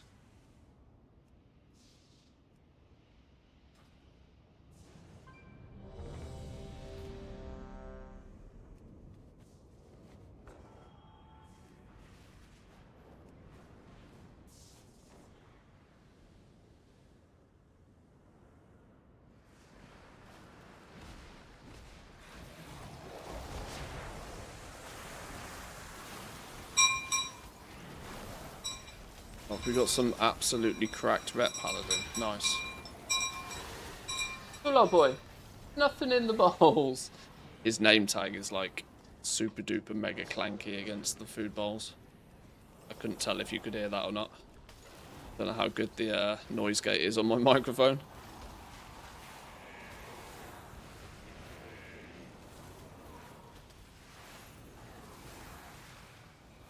Oh, you heard it. Oh, okay. Sorry. Told him to stop it.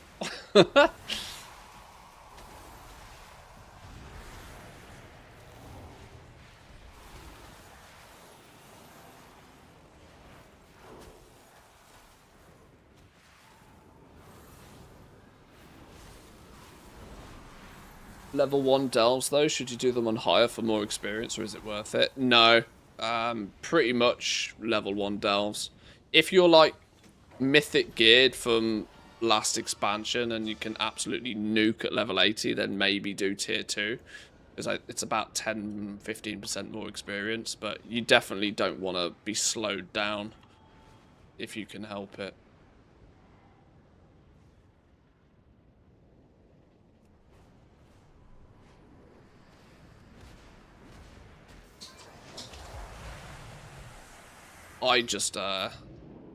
I never did anything more than a tier 1 delve.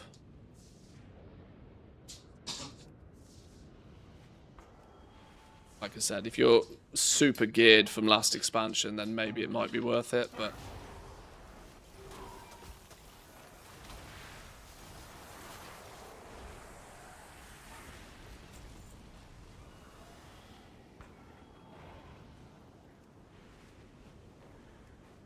I'm just following this paladin because he seems to be geared already.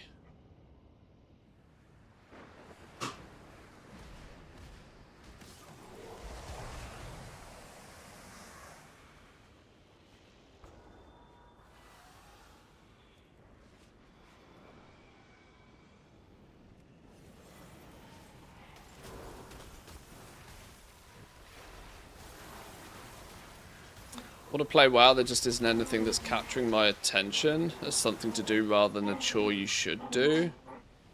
I mean, we are kind of technically in the second half of the season, so I can understand that. I get that.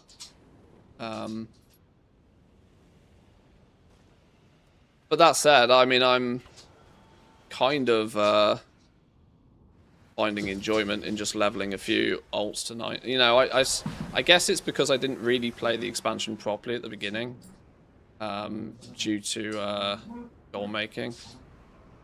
Going hard on goal making at the beginning basically meant that, you know, I'd got no progress with delves, no progress with prey or anything. So this is kind of like my first month of playing the expansion, even though it's technically the third.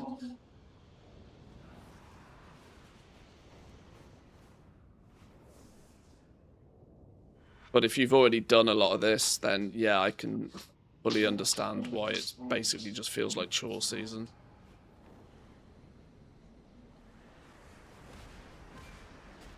As always, Beautiful. Oh, ever-twisting Swift-Vine. I've already got one. You son of a... I didn't even... My voice is so busted. After I stream for a few hours, my voice is just fried. Okay, I didn't realise I'd already got one of those. Oh well. The one with leech on it is a bonus, I suppose. I do have a Trove Hunter's bounty map on this dude, though. I'm not sure he's geared enough to be doing 8s though yet. I might need to figure out a slightly better solution before we go do 8s. That said though, I should probably be a sensible human being and take these dogs out for a spin.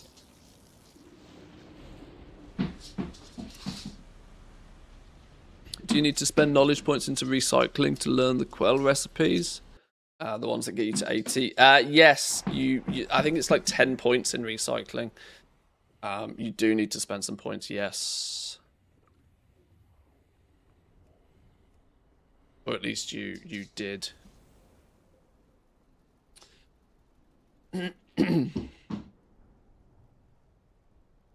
Also, why bother leveling alts now? It's going to be 1,000 times faster and better when 0.7 lands.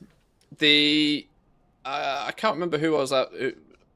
For me, at least, when it comes to leveling alts, it's always quicker to level them in the future.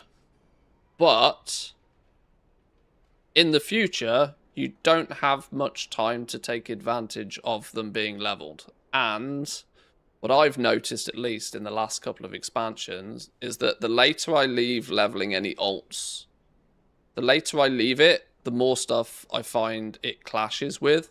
Look how busy they've made the end of an expansion these days. Combination. Now, I know I'm going to explain my scenario. It may not apply to everybody, but we have alpha, potentially a remix or some sort of game mode option going on. We then roll into beta.